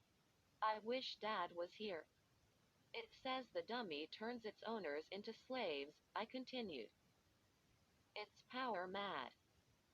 It wants to enslave everyone it meets. And, my eyes skipped to the bottom. I gasped and grabbed Molly's arm. Listen to this, Molly. It has a bunch of weird words at the bottom of the page. It says, say these 6 ancient words to wake him up. And to put him to sleep. You're kidding. Molly grabbed the photo from my hands and stared at it. This is excellent. Brittany. What are we waiting for? She handed the photo back to me. Then she unwound the towel from her head and began drying her coppery hair. Come on, hurry, Britt. Let's do it. Let's shout the words in front of Slappy and put him back to sleep forever. You said Ethan is away at a hockey game, right? As we raced down the attic stairs, I raised the photo and read the ancient words silently one more time. Were my worries over? Would the words put Slappy to sleep? I slipped into my house through the back door. I signaled to Molly to be quiet. Then we tiptoed across the kitchen to the front hall. I heard the thud of dance music from the den and glimpsed Mom on the couch with a magazine in her lap. Mom doesn't dance, but she loves disco music, the louder the better. So she didn't hear Molly and me as we hurried up the stairs and then made our way into the attic. Ethan had left all the lights on in his room. The place was a mess. He had dirty clothes heaped everywhere, PlayStation game discs and manga comics scattered over the floor, an open bag of cheese doodles on his computer keyboard, empty soda cans and balled-up jeans on his bed. Molly and I stepped through the mess to the far end of the room. Slappy was propped up in the brown leather armchair by the window. The dummy's hands rested on the chair arms. He stared straight ahead. "We know your secret, Slappy," I said. My voice sounded funny, shrill and tight. My chest felt all fluttery. I tapped the dummy's wooden head. "See? I even know your real name." I expected him to move or speak. But he just kept staring at the other wall. Molly dropped down on the edge of Ethan's cluttered bed. I could see she was frightened, too. "Don't mess around," she said softly. "Read the words. Before he does something horrible." I held the photo tightly in both hands to keep them from shaking. "Goodbye forever, Slappy," I said. And then slowly I whispered the ancient words. "Karu Mari Odana Loma Milonu Karano." Silence. I could hear the blood throbbing in my ears. And then I gasped as the dummy's hands slipped off the chair arms. And he slumped forward until his head rested in his lap. He stayed there, limp and lifeless. I stood waiting and watching. But he didn't move again. Then I spun around and pumped both fists in the air. "We did it, Molly," I cried happily. "We put him to sleep." I expected Molly to jump up and celebrate, too. But she didn't move. She stared hard at something on the bed. "Molly? What's your problem?" I cried. "We did it. We're okay now. We put him to sleep." Wait a sec, Britt," Molly murmured. "There's something here I think you should see." Molly reached into the pocket of Ethan's crumpled jeans and pulled out a small rectangular object. It looked like a TV clicker. She dropped it onto the bed. "Why was this hanging out of Ethan's pocket?" Molly asked. I picked it up and rolled it around in my hand. It had at least a dozen red buttons on the front but no words. No words anywhere on it. I pushed the top button. Then I gasped as Slappy began to move. He raised his head and laughed. "Weird," Molly said. "Push it again." I pushed the same button. Slappy raised his head and laughed again. "What's up with this?" I cried. I aimed the clicker at Slappy and pushed another button. "I'm alive," the dummy screamed in its tinny rasp of a voice. "Don't you get it, Brittany? I'm alive." I pushed another button. "Don't ever snitch on me again," the dummy said in a whisper. I pushed it again. "Don't ever snitch on me again." My hand shook as I aimed the controller at Slappy and pushed another button. "I don't like you, Brittany." Quote. "Ah." I let out an angry cry and heaved the clicker to the bed. "He did it again," I screamed. "That creep Ethan did it to me again." I grabbed up the jeans and threw them across the floor. I turned over the cheese doodles bag and emptied it on his keyboard. I knew I was totally losing it. But I couldn't control my fury. "He must be some kind of electronics genius," Molly said. "The dummy has a computer chip, right? Ethan recorded all those things it said. He deliberately did it all to scare you." It's so totally mean," I said, fighting back tears. "Ethan spilled the paint on that woman at Sunset House. And insulted those people. And ripped my poster in half. And he acted so frightened, like he didn't have any control over the dummy. All an act. All a stupid act." I tore at both sides of my hair. Quote. "GGH. I knew Ethan was trouble," I said. "But I never dreamed he was so mean and vicious." Molly climbed to her feet. "What are you going to do now?" I let out a long sigh. "I don't know." Are you going to tell him you know what he did? Molly demanded. Are you going to tell your parents? Or are you going to wait a while and get your revenge? I don't know, I repeated, my mind spinning. A smile slowly spread across my face. But I know one thing for sure, Molly. I'm going to get a good night's sleep tonight.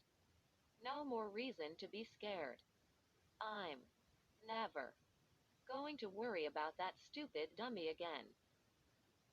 I felt a soft tap on my shoulder. Huh? I blinked. Another tap. I was having the nicest dream. But it vanished as my eyes opened. My brain slowly woke up. Yawning, I glimpsed my bed table alarm clock. It was 2:35 in the morning. I felt another tap on my shoulder, harder this time. Now I was fully awake. I rolled around and squinted into the darkness. Ethan? What do you want? And then I opened my mouth in a frightened cry. Slappy. The dummy lowered his grinning face. The big blue eyes locked on mine. His wooden hand shot out and grabbed my wrist. Thanks, he whispered in my ear. Thanks for waking me up, slave. The wooden fingers tightened around my wrist. Tighter. Until I wanted to scream. Pain shot up my arm. Let go of me, I cried. The dummy lowered his face over me until our noses nearly touched. Thank you, slave, he rasped. You called out the words to wake me up. No, I gasped. I didn't mean to. I. He snickered an ugly laugh from deep in his throat. You're my slave now, Brittany. You'll do whatever I say. Why should I? I choked out, struggling to pull my wrist free. My mom and dad will. Go ahead. Tell your parents, he said. He snickered again. Go ahead. I'd like that. Know what they'll think? They'll think you've gone crazy. They won't believe a word. They'll take you to a doctor. He released my wrist. His painted grin appeared to grow wider. Are you ready for your first task? And no, I stammered. Go away. You can't force me to do anything. He uttered a low growl and straightened up. Then he raised both fists in front of me. I can hurt you, Brittany, he snarled. I'm not playing games. Get up and get dressed. Why? What do you want? I stammered. You're going to take a short trip, Slappy said. Back to that graveyard. I heard that little freak Ethan talking about the mind stealer you buried. I want it. I need it. He gave me a hard shove with both wooden hands. Go get it, Brittany. Dig it up and bring it to me. I rolled out of bed and landed on my feet. My heart thudded in my chest. But I suddenly felt more angry than afraid. No way. I was going to take orders from a wooden dummy. Out of my face, I shouted. I lowered my shoulder and grabbed Slappy around the waist. My plan was to lift him off the floor and heave him out of my room. Ew! I uttered a groan as I strained to pull him up. He wouldn't budge.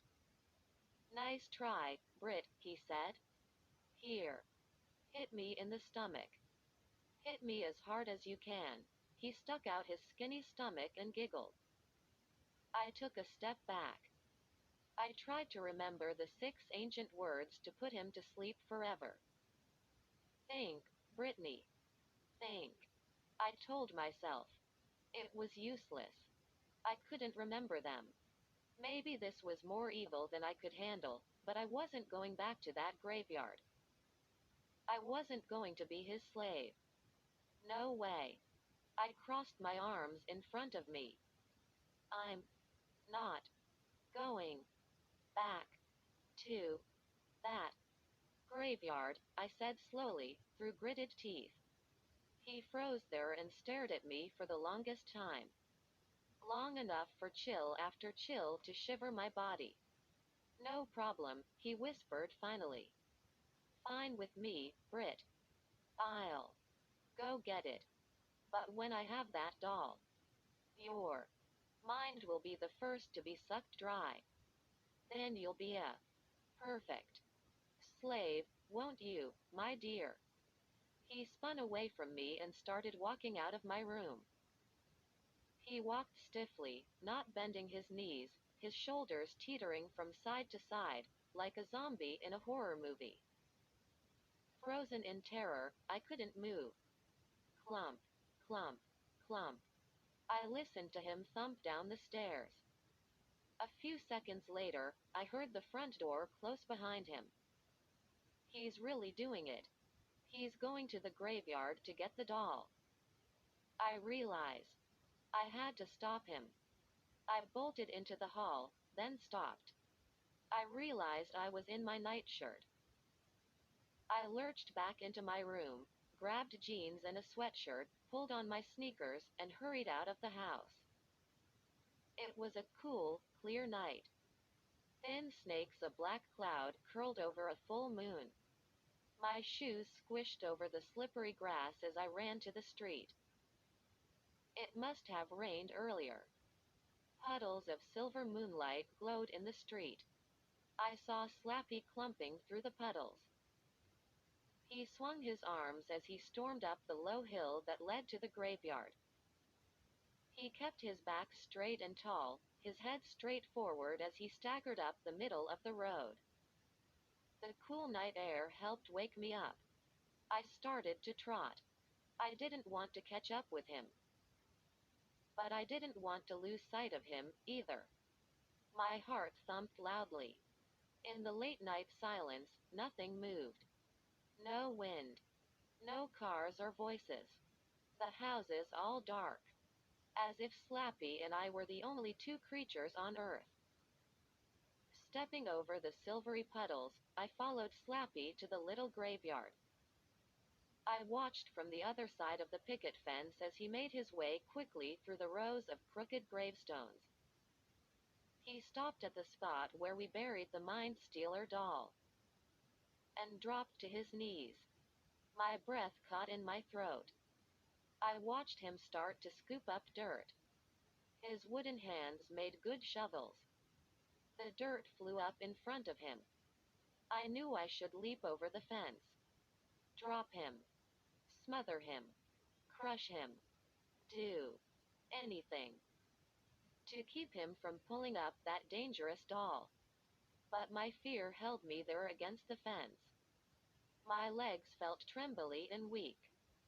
And I had to force myself to breathe as I watched the hole grow larger and larger under the dummy's shoveling hands. He giggled as he bent over the hole and pulled out the glass case. He whipped his head around once, making sure no one was watching. I ducked behind the fence and held my breath. Had he seen me? No. I raised myself high enough to watch him. He pulled himself quickly to his feet and began brushing dirt off the case with one hand. In the eerie silver moonlight, I could see the doll. I could see its shrunken human head bouncing against the glass bottom as Slappy cleaned the case. And then, Slappy set the case down gently on the ground and began to pull off the lid. I gripped the top of the fence so tightly, my hands ached. And suddenly, I heard a voice in my head. My voice. If he gets that doll, he'll wipe your mind clean. And before I even realized what I was doing, I leapt over the fence and tore through the gravestones. I tackled Slappy around the waist. I shoved him hard, away from the doll case. And with a burst of strength, I lifted the thrashing, kicking dummy high above my head. You're dead meat, slave. He screamed. You'll be punished for this. And then it was my turn to scream. As a powerful wave of white light blinded me and wrapped itself around me, trapping me in its beam. I blinked, and blinked again, struggling to fight the light. It divided in two. Two beams of light. Car headlights. My eyes slowly adjusted, and I recognized my parents' car. Dad pushed open the driver's door and slid out. He was in his striped pajamas. "Brittany," he called, shielding his eyes with one hand. "We saw you leave. We followed you. What are you doing here with Ethan's dummy?" Slappy had gone limp.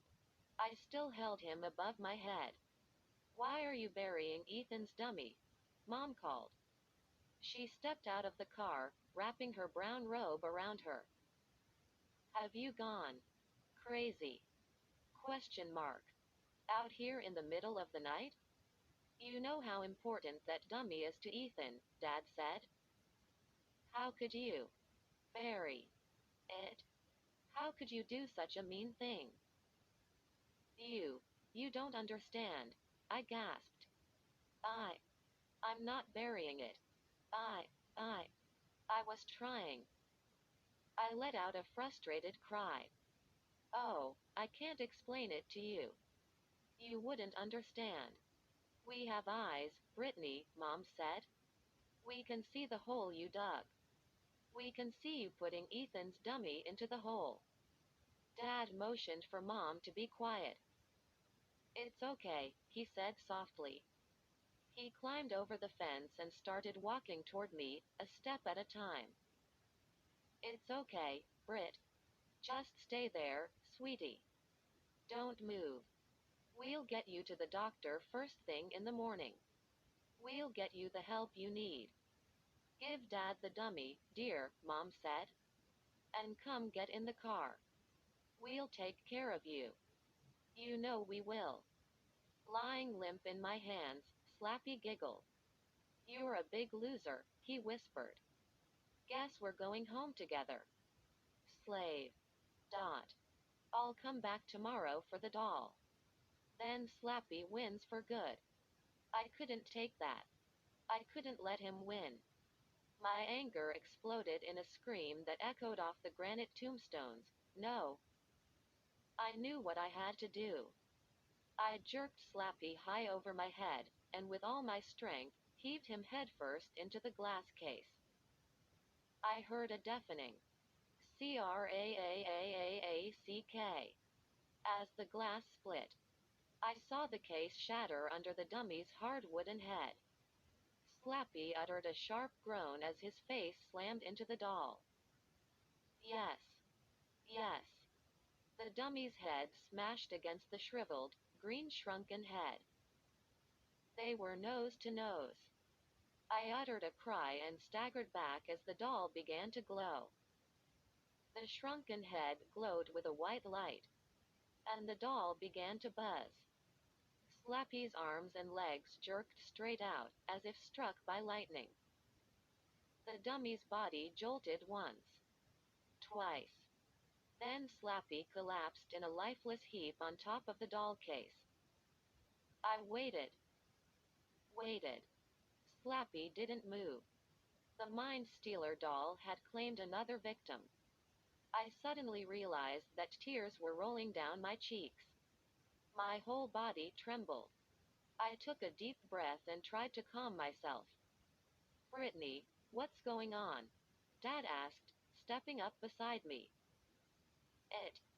It's okay," I choked out. "Really. It's all over. No more crazy dummy stories. I promise. It's all over."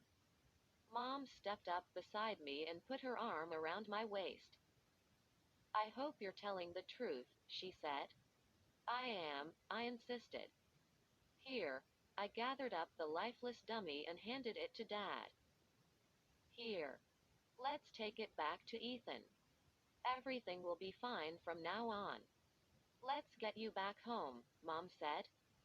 She started to guide me to the car. I took a few steps, then remembered the Mind Stealer. "One more thing I have to do," I said. "Go back to the car. I'll be there in 1 second." I waited till they began walking to the car. The dummy's arms and legs dangled lifelessly as Dad carried it away. I was finally breathing normally. I felt so happy. So relieved. Slappy was gone. His mind erased. Now I just had to deal with the Mind Stealer doll. I dropped to my knees and stared at it through the cracked lid of the glass case. The dry, black lips were curled in a smile. The empty eye sockets had opened wide. I forced myself to look away. Carefully, I lifted the case off the ground and lowered it into the hole. Then I began to shove dirt over it, pawing the dirt frantically with both hands. Breathing hard, I scooped dirt into the hole until the case was completely buried. Yes, the doll was buried deep under the dirt now, hidden where it could do no more harm. I pulled myself to my feet and brushed the dirt off the knees of my jeans. My legs were trembling, my heart pounding. I took a deep breath. Then I turned and started to walk away. I walked 3 or 4 steps. Then I heard the voice. Slappy's voice. An ugly, crackling rasp, dry as dead leaves. Slappy calling to me from inside the buried doll. I'll be back, Brittany. I'm a BAAAAAAD boy. Dear Brittany Crosby. Let the screams begin. You have won a free, week-long stay at Horrorland Theme Park, the scariest place on Earth. Bring your parents. Bring your friend Molly Malloy. And be sure to bring something to feed the werewolves, like an arm or a leg. We've enclosed free passes to Crocodile Cafe, where you can grab a quick bite. And free tickets to our challenging Swim with a Hungry Shark ride. Hope you're a fast swimmer. You don't need a ticket to the bottomless quicksand pit. Drop in anytime. We know you and Molly will never forget your stay at our famous hotel, Stagger Inn. It's a real scream. Really. So come be our ghost. Oops, we mean guest. We look forward to scaring you. Please RSVP to D. Quickly, Guest Relations. Molly and I sat in the backseat of my parents' car and talked all the way to Horrorland. After 4 straight hours of our talk, Dad cranked up the radio as loud as he could. That was his subtle hint that we should take a break. You two are chattering like magpies, Mom said. What are magpies? I asked. Little black and white birds that chatter a lot, Mom said. Why don't you two enjoy the scenery for a while? Yeah. For sure, I said. Molly and I went back to our conversation. We were totally psyched. Our friends Caitlin and Jason went to Horrorland last spring. They told us all about it when they got back. They said it was the coolest place they'd ever been. They have a werewolf petting zoo, Caitlin said. Do you believe it? She laughed. The werewolves looked totally real. It was awesome. Jason liked the rides. He said to be sure to check out the Doom Slide, the world's longest slide. And don't miss Black Lagoon Water Park, he said. You'll love the bottomless canoe ride, and you won't believe Quicksand Beach. Once you start sinking, you think you'll never stop. So here we were, on our way to the famous, scary theme park, riding through endless farmland, all the windows down because the air conditioner stopped working, talking non-stop. Finally, the park came into view. We drove through the wide open mouth of an enormous purple dragon. It had to be 10 stories high. Into the endless parking lot, jammed with cars. Up ahead, I saw a tall green and purple billboard. It said, I slapped Molly a high five. This is gonna be awesome, I cried. And it's all free. Dad chimed in. Brittany, What did you do to win free tickets? I shrugged. Beats me. I didn't enter a contest or anything. I don't know. How? I got picked. They seem to know a lot about us, Molly said. They knew my name. It's totally weird. This is one of the biggest theme parks in the world, Dad said. They do a lot of research on people. We climbed out of the car.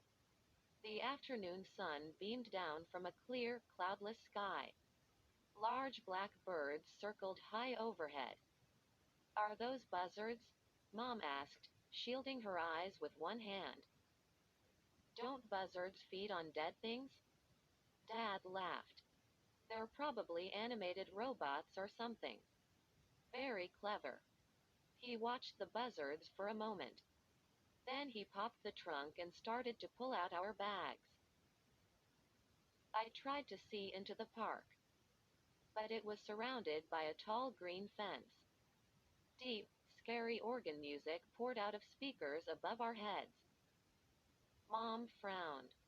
That's the kind of music they play at funerals, she murmured. Molly tugged the sleeve of my t-shirt. Hear those kids screaming? She asked. She suddenly looked frightened. Yes. I heard loud screams on the other side of the fence. Sounds like they're on a roller coaster or something, I told her. Remember?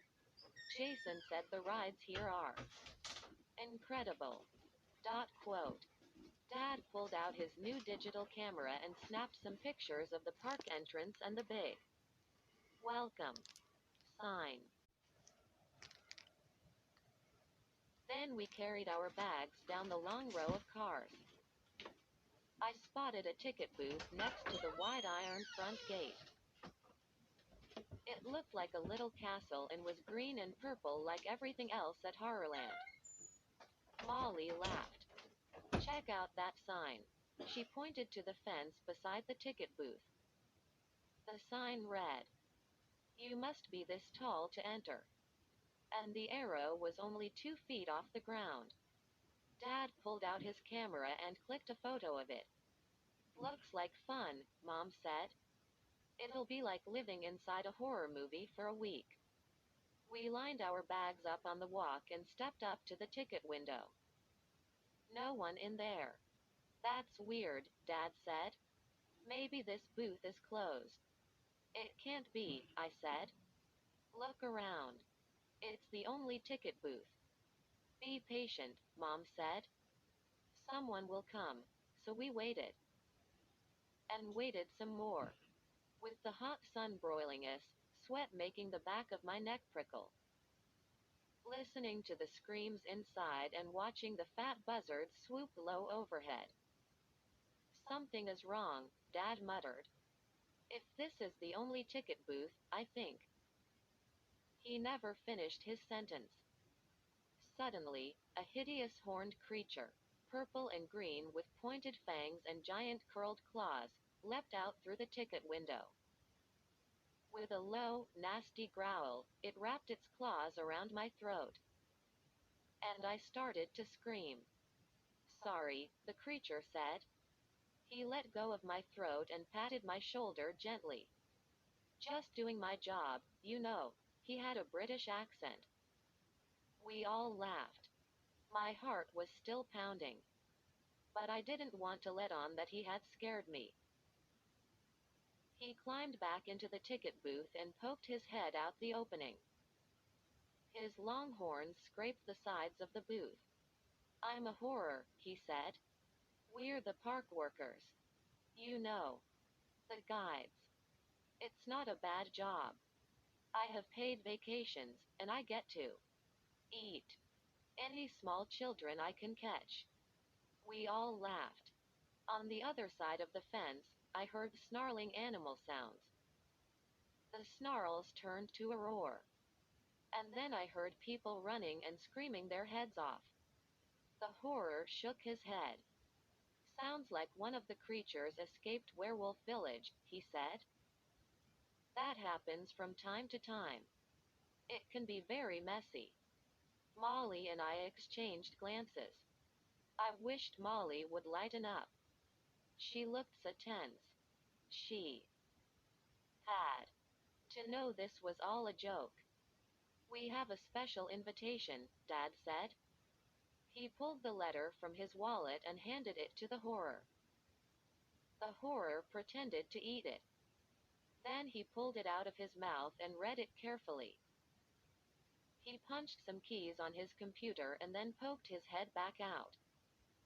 Yes, I see, he said, suddenly serious. I see. Brittany and Molly, you are very special guests. Then he laughed a cold and evil laugh. His laugh gave me a chill.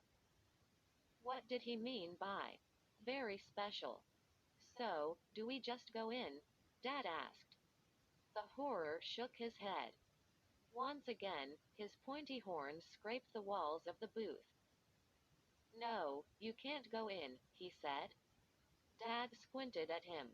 I don't understand. Before I can let you in, the horror said, I have to make each one of you scream. I laughed. You're joking, right? We all have to scream? We keep your scream on file, he said, so we can identify you later. Excuse me? Identify us later? What did that mean? The horror pulled out a small black microphone. Whenever you're ready, he said. It's connected to my computer. We lined up one by one and did our best scream into the microphone. Mom's was the best. I couldn't believe it. She really sounded like she was in a horror movie. Molly did a tiny, shrill scream. You could barely hear her. Mine was pretty good. Maybe too long. I screamed till my throat hurt. After Dad screamed, his face turned bright red. He's kind of shy and I think he was embarrassed. The metal gate swung open. The horror pointed inside. Wait by the road there. A taxi will pick you up and take you to the hotel. A horror will be waiting to take you to your rooms. The four of us walked through the tall gate. It slid shut behind us and clicked, as if locking us inside. Dad suddenly turned. Hey, wait, he called to the horror. Our suitcases. The horror stepped out of the ticket booth and walked over to our bags. You won't be needing these where you're going, he said. He pulled a blowtorch from behind his back, flamed it up, and set our suitcases on fire. Hey, stop, Dad screamed. What are you doing? Question mark quote. I stood there, frozen in shock. Molly squeezed my hand. Mom and Dad both grabbed the bars of the metal gate and tried to slide it open. But it had snapped shut. We were trapped inside. Flames rose high over the suitcases. The cases burned like paper, turning brown, then black under the darting flames. Are you crazy? Question mark. You can't do that, Dad screamed. All our belongings. Everything we brought. He tugged at the bars. I peered through the gate. The horror had vanished. Calm down, Mom said, holding on to his shoulder. Come on, Sean. Calm down. It has to be a joke. Right, I said. It's special effects, Dad. Don't lose it. We just got here. Bet you $1 million our bags will be at the hotel when we get there. The four of us gazed through the bars. Our cases were black and charred. Flames burned over our clothes, making a sizzling, crackling sound. I spun around when I heard a horn honk. A long yellow taxi squealed to a stop beside us. In big black letters on the side, it read, Last Ride Cab CO. A horror stuck his head out of the driver's window. Crosby family? Ready for your last ride? Question mark. All aboard, he called. He had a high, scratchy voice. He reached back and pulled open the back door for us. All four of us squeezed into the back seat. The brown leather was cracked and faded. The car smelled kind of sour. Buckle up, the horror said, making the engine roar. We all reached behind us. There aren't any seat belts, Molly said. No problem, the horror muttered. I've got mine. Buckled. Is it a long ride? Dad asked. I know a shortcut, he said. The taxi lurched forward. Molly grabbed my arm. As we picked up speed, I stared out at the park. It rolled by so fast, it was mostly a blur of bright colors and faces. I saw some kids running from a giant, roaring gorilla. And we passed under a ride where kids were sitting on huge bats, their wings flapping as they circled the sky. A red and black sign on the front of a very tall building read, Vampire State Building. Blood donors welcome. Dot.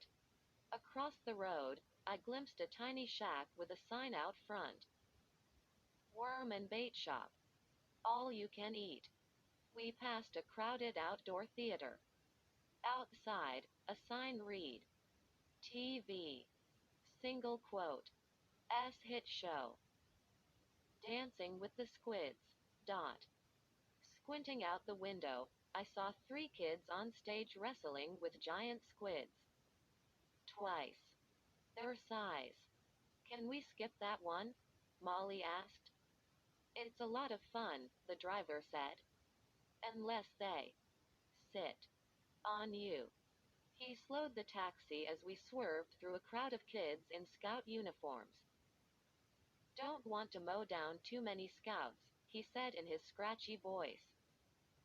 They complain if I hit more than 2 or 3 of them. The road got narrow and bumpy as we entered what looked like a swamp with tangled palm trees and tall ferns. The car zoomed forward and my head hit the roof with each hard bump. Ow! Could you slow down a little? Mom asked. The driver didn't answer. His eyes were on the controls. He spun the wheel one way, then the other. The taxi bumped off the road, into tall grass. The tires slid and spun in the mud. The horror yanked the wheel from side to side. He pumped hard on the brakes again and again. It's busted. I knew this would happen, he cried. I warned them at the garage. OWWW, I yelled as we hit a deep hole. Ferns and tree branches smacked the windows as we sped over the marshy grass. This is no joke, the horror cried. Look, he spun the wheel completely around. What's wrong? Dad cried. The steering and the brakes are out, the horror said. I can't control this thing. We bumped over something hard. The car jerked up, then down again. We picked up speed. It was all a green blur outside the window. This isn't part of the deal, the horror said. They promised they'd fix it. He pumped the brakes a few more times, but the car roared ahead. I'm really sorry, folks. This never happened before, he said. I'm really sorry to do this. I cried out as he shoved open his door.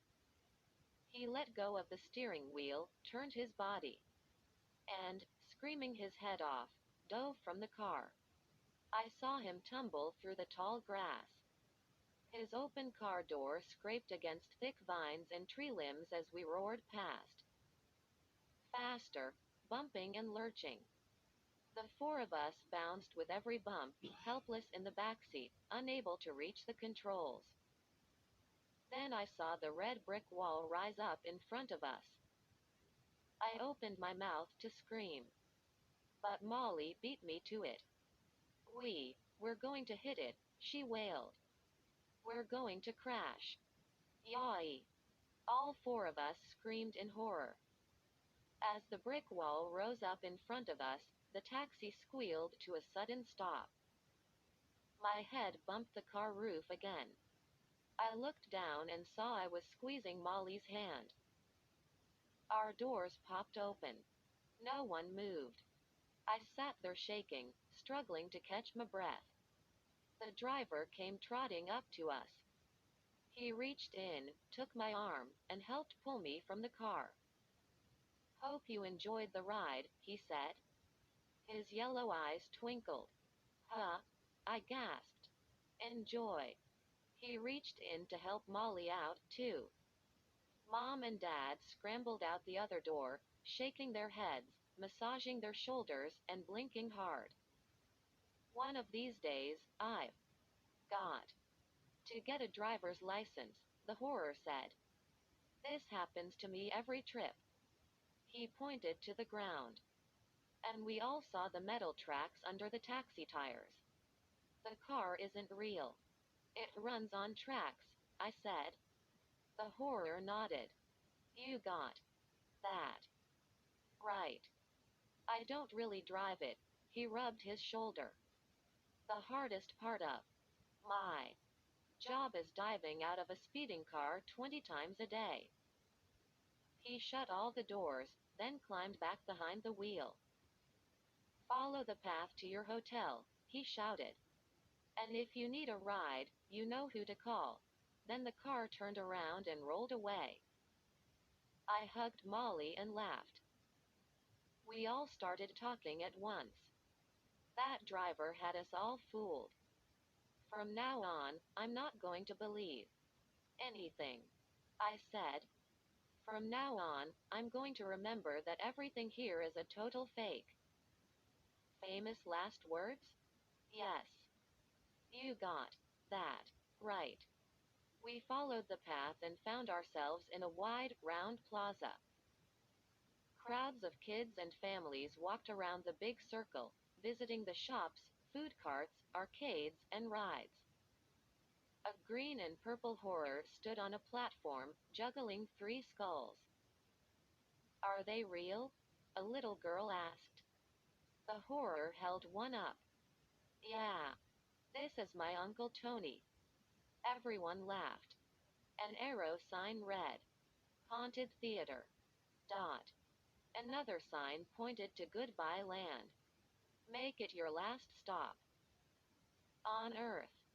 Next to it, a green and purple sign read, "Welcome to Zombie Plaza. We hope you shop till you drop." "This is awesome," I declared. "What should we do first?" "First, we should check in," Dad said. He shielded his eyes with one hand. "Where is that guide to take us to the hotel?" "Why do we have to check in right away?" Mom asked. "Let's have some fun first." "Yeah. Fun," I agreed. "I vote for fun first." "Me, too," Molly said. Dad shrugged. "Okay, okay. I just want to see if our bags arrived safely." If you haven't guessed it, let me tell you. My dad is a total worrywart. Even on vacation. Especially on vacation. Mom wiped her forehead. "That crazy taxi ride made my throat so dry. Can we get some ice cream?" She pointed to the green and purple cart across the plaza. We dodged 3 teenagers chasing one another with long swords and trotted over to it. It wasn't an ice cream cart. The sign read, "Frozen eyeballs on a stick." "Yuck," Molly groaned. A horror in a stained yellow apron leaned on the cart with an ice cream scoop in one hand. "Do you want plain or bloodshot?" he asked. We ordered 4 plain, and they tasted a lot like vanilla ice cream. As we licked our eyeballs, we walked around Zombie Plaza. "Dad, do you have a token?" I asked. I pulled him over to an old-fashioned looking fortune teller's booth. "Madam Doom sees all," the sign announced. Behind the glass sat a wooden dummy of an old woman in a red velvet dress and a matching turban. Dad handed me a shiny Horrorland token, and I dropped it in the slot. I love these things, I said. I watched Madame Doom creak to life. Her wooden hand slowly moved over a stack of little cards and pushed one out at me. What does it say? Molly asked, bumping up beside me. What's your future? I gazed at the card. Blank. I turned it over. Blank on the other side, too. Hey, I got cheated, I said. And then Madame Doom's mouth moved up and down, and in a creaky voice, she said, You don't have a future, Brittany. Huh? I stared at the old woman, waiting for her to say more. But the dummy froze and stared blankly straight ahead. Another Horrorland joke, Mom said. I'll bet you anything that all of her cards are blank. But how did she know my name? I asked. No one heard me. They'd all moved on to a store called Make a Face. The front window was filled with rubber masks. Those don't look like Halloween masks, Molly said. The faces are like real kids. And why do they all look like they're screaming? Question mark quote. I followed her inside. Molly and I tried on some totally hairy monster masks. The hair felt like real hair. And the skin was warm. Dot. The masks clung to our faces. We had trouble pulling them off. This is so creeping me out, Molly said. Let's move on. No, check this out, I said. I pulled her into the next room. The walls were covered with rubber masks of human faces. Mostly kids. Each one is different, Molly said. They must be handmade. The kids all look so pale and sad. And she stopped and followed my gaze. We both stared at the two masks in a display case on the back counter. Two girls with coppery hair. Molly, I whispered. It's US. A horror stepped up behind the counter. She had long black hair tied in a ponytail and pale yellow eyes. She turned to the two masks. They do look a little like you, she said. How odd. She started to pull one off its hook. Want to try them on? They're brand new. I just got them a few minutes ago. Molly backed away. No thanks, she stammered. But it looks so much like you, the horror said. You could take it home and totally freak your friends. She held it out to me. Try it on, Brittany. Once it's on, you won't want to take it off. Well, girls, we have to go, Dad said, stepping up behind us. I really think we should check into the hotel. Molly and I turned and started to follow Mom and Dad out of the store. Maybe later, I called to the horror. We stepped out onto the plaza. Whoa. She knew my name, too, I said. What's up with that? Hey, check it out. Dad pointed to a tall stone building across the plaza. It looked like an old castle with two towers and a thick blanket of ivy growing down the side. As we made our way toward it, we could see the sign on the front awning. Stagger Inn. Must be our hotel, Dad said. A horror came running up to us. His purple cape fluttered in the air as he ran. He kept straightening the horns on top of his head with one hand. Hi, I'm Sean Crosby, Dad said. We were looking for you.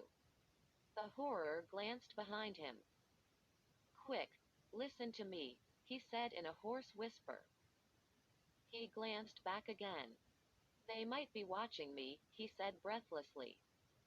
Some of us don't like what's happening here. Some of us are trying to stop it. He grabbed my dad's shirt sleeve. Get out of the park, he cried. As fast as you can. Get out of here. The horror dropped Dad's arm. Then he tucked something into my hand and took off, running full speed across the plaza. The four of us watched him open mouthed. Then we burst out laughing. He's a good actor, Molly said. For a second, I totally believed him. Guess they'll do anything to scare you here, Mom said. Look, he left me a note or something, I said. I pulled it out of my palm and unfolded it. Squinting at the scrawled writing, I read it out loud. Find the other park. The other park? Molly said. Quote. Where? What does that mean? Another horror came walking up to us. She had long blonde hair flowing back between her curled horns. She wore purple tights under a short, straight green skirt. Welcome to the scariest place on earth, she said, then laughed. My name is Druella. Y'all look scared already. That's a good thing. She smiled at us. You're Brittany and Molly, right? She asked. Very special guests. Follow me. She swung her cape behind her and led us into the hotel. A horror at the front desk was filing his claws with a long nail file. He didn't look up as we passed. We walked through the front lobby. There were chairs and couches all around, and a skeleton sprawled in each one. The walls were covered with huge oil paintings, all of children screaming their heads off. A headless man played scary music on an organ in the corner. This is the place to relax, Druella said. She led us into the narrow elevator. When the doors rattled shut, it was pitch black inside. The elevator groaned, then slowly began to move. She showed my parents to room 202 on the second floor. Are the girls next door? Mom asked. Druella shook her head. No. They're coming with me. Our special guests all stay on the 13th floor. Naturally. Back into the dark elevator. It creaked and groaned and seemed to take forever to climb to 13. Druella led us down a dark, winding hall to room 1313. She handed me a key card. You don't mind that this room is haunted, do you? She said. Molly and I laughed. Of course not, I said. Don't be scared, Druella whispered. The ghost only comes out in the day and in the night. She turned and started back down the hall. If you need anything, just scream, she called. I inserted the key card and the heavy door creaked open. A blast of cold air greeted us. The air conditioner must have been turned on full blast. I fumbled in the darkness for the light switch and clicked on the lights. Wow! Check it out. It's totally awesome, Molly cried. Look at that enormous flat-screen TV. The room was almost as big as my house. We had a small kitchen, and a dining room, and a long couch in front of the immense TV, and two twin beds with at least a dozen pillows each. I jumped onto a bed and bounced up and down. Soft, I said, sinking into the pillows. This has got to be the greatest room ever. I thought it would look like a dungeon or something, Molly said. But it isn't scary at all. And check this out, I said. I picked up a handful of green and purple wrapped candy bars from the bed table. They were called Chocolat bars. I tossed one to Molly. Free candy. We sat on the edge of the bed and devoured a couple of candy bars. Molly wiped chocolate off her chin with the back of her hand. Her smile faded. Our suitcases, she murmured. They're not here. I jumped up. Maybe in the closet? I crossed the room and pulled open the closet door. Molly, I don't believe this. I exclaimed. The closet is twice as big as the one in my room back home, and it's filled with clothes. Molly hurried over. We began pawing through the racks of designer jeans and skirts and awesome t-shirts and tops. All in our sizes, Molly said. Weird. We tried on a few outfits. I laughed. I hope they really did burn my old clothes. This stuff is way cooler. Molly stopped suddenly and stared at me. You must. Really. Be a special guest, Brit. And you don't have a clue how you won all this. Not a clue, I said. I slipped into a red and yellow sundress. I spun around the room. Hey, no mirror. Huh? Molly had pulled on a pair of white shorts and a pale green t-shirt. She walked into the closet. No mirror in here, either. Weird. All these fabulous clothes to try on, and not a single mirror in the room. Let's go show off our new outfits to my parents, I said. Okay, but we should hurry. We should get back out in the park before the sun goes down, Molly said. Maybe check out Werewolf Village. Caitlin said it was totally not to be believed. I was glad to see Molly finally getting into it. I locked the door and tucked the keycard in my pocket. Then we walked down the long, winding hall to the elevator. The elevator door scraped open. We stepped inside. The doors closed, leaving us in total darkness. The elevator creaked as it slowly started to go down. Molly grabbed my arm. Why can't they put a light in the elevator? I laughed. Hello. How scary would that be? The elevator bumped hard. Then it stopped. The door didn't open. We waited in silence for a while, but it didn't start up again. I think we're stuck between floors, Molly whispered. Before I could say anything, the elevator bumped again and started to scrape its way down. Another joke, I muttered. They really do know how to scare us, don't they? The door slid open on the second floor. We stepped out into the dimly lit hallway and followed it to my parents' room, number 202. I raised my hand to knock, then stopped. That's weird, I said. The door was open a crack. My dad is a nut about always closing doors. I pushed it open and called out, Mom? Dad? No answer. Molly and I stepped into the room. Hey, Mom? Hey. My eyes darted around the room. Empty. I checked the bathroom. Mom? Dad? No sign that anyone had been here. I turned to Molly. Where are they? This room is kind of small and dark, I said. They probably changed rooms. Molly chewed her bottom lip. But why didn't they call and tell us? I shrugged. Come on. We'll ask at the front desk. We took the stairs. We didn't want to get back in that elevator.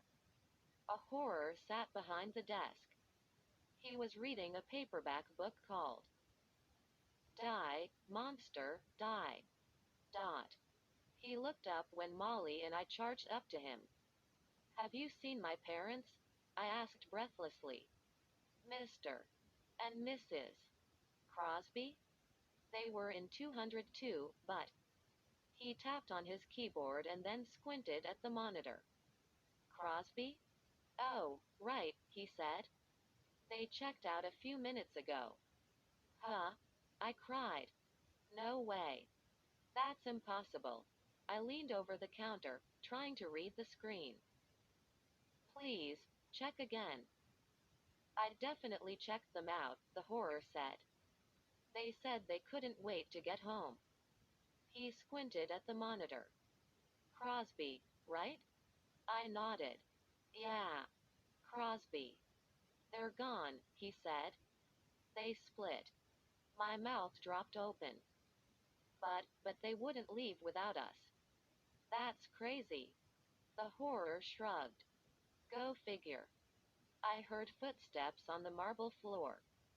A family came hurrying up to the front desk, two smiling parents and a little boy with chocolate smeared on his face. We're the Hopper family, the father told the horror. Is this where we check in? The horror tapped some keys on his keyboard. He frowned. We're pretty full. Do you mind sleeping in the dungeon for a few nights? The torture rack is pretty comfortable. I pulled Molly off to the side. I get it, I said. I don't think we should worry about my parents. It has to be one of the horror's scary jokes. They love scaring us every minute. Molly squinted at me. Do you really think it's just a joke? Maybe we should check your parents' room one more time. All right, I said. We took the stairs. The door to room 202 was half open. I guess we left it that way. I pushed it open all the way, and we stepped inside. I kind of expected Mom and Dad to be there this time. But the room was still empty. I started to look around. Something on the floor caught my eye. I picked it up and examined it. A camera? Molly said. My dad's digital camera, I murmured, turning it in my hands. It's still on. Your dad wouldn't leave without his camera, Molly said. She bit her bottom lip. I could see she was really tense. Maybe he left it here for us, Molly said. Maybe he took a picture with it. You know, as a clue. To let us know where they went. Yeah. Maybe, I said. I could feel myself getting excited. Maybe. I pressed a button on the back. And instantly, a picture came up on the view screen. I held it up to my face, and we both stared at it. And no, I stammered. It can't be. The photo was a little blurred, but I could see the figure clearly. The grinning figure standing right here in this hotel room. It was Slappy. My name is William Deep Jr. I'm from Baltimore, Maryland, and I live for adventure. The people who think I'm a normal 12-year-old call me Billy. But the few who really know me call me by my secret name, the Undersea Mutant. For me, danger is like breakfast. I can't start my day without a healthy, balanced bowl of danger. Here I am in the middle of the ocean. Sure, it's dark and dangerous. But what do I call it? Home. I'm swimming off the island of Caribo, a tiny sandfield in the Caribbean Sea. I peer straight ahead through my infrared snorkel mask. My laser-guided razor fins cut through the waves. I follow a school of silvery angelfish, sparkling like diamonds in the sunlit waters. They don't seem to realize the danger nearby. But my mutant senses are alert. No underwater villain can escape me. You may remember some of my adventures. I'm the one who defeated Sandy the Squid. He called himself the cephalopod of steel. Sandy liked to tickle swimmers to death, until I tied his tentacles in a knot. Remember the Ragin' Ray of Honolulu Bay? He's not Ragin' anymore. How about Joe, the great white stingray? After a smackdown with the undersea mutant, he floundered off with his stinger between his fins. The snapping tortoise of terror? After our 3-day underwater battle, I tossed him into a soup bowl. His new name was Delicious. Yeah, I'm tough. But these are tough waters.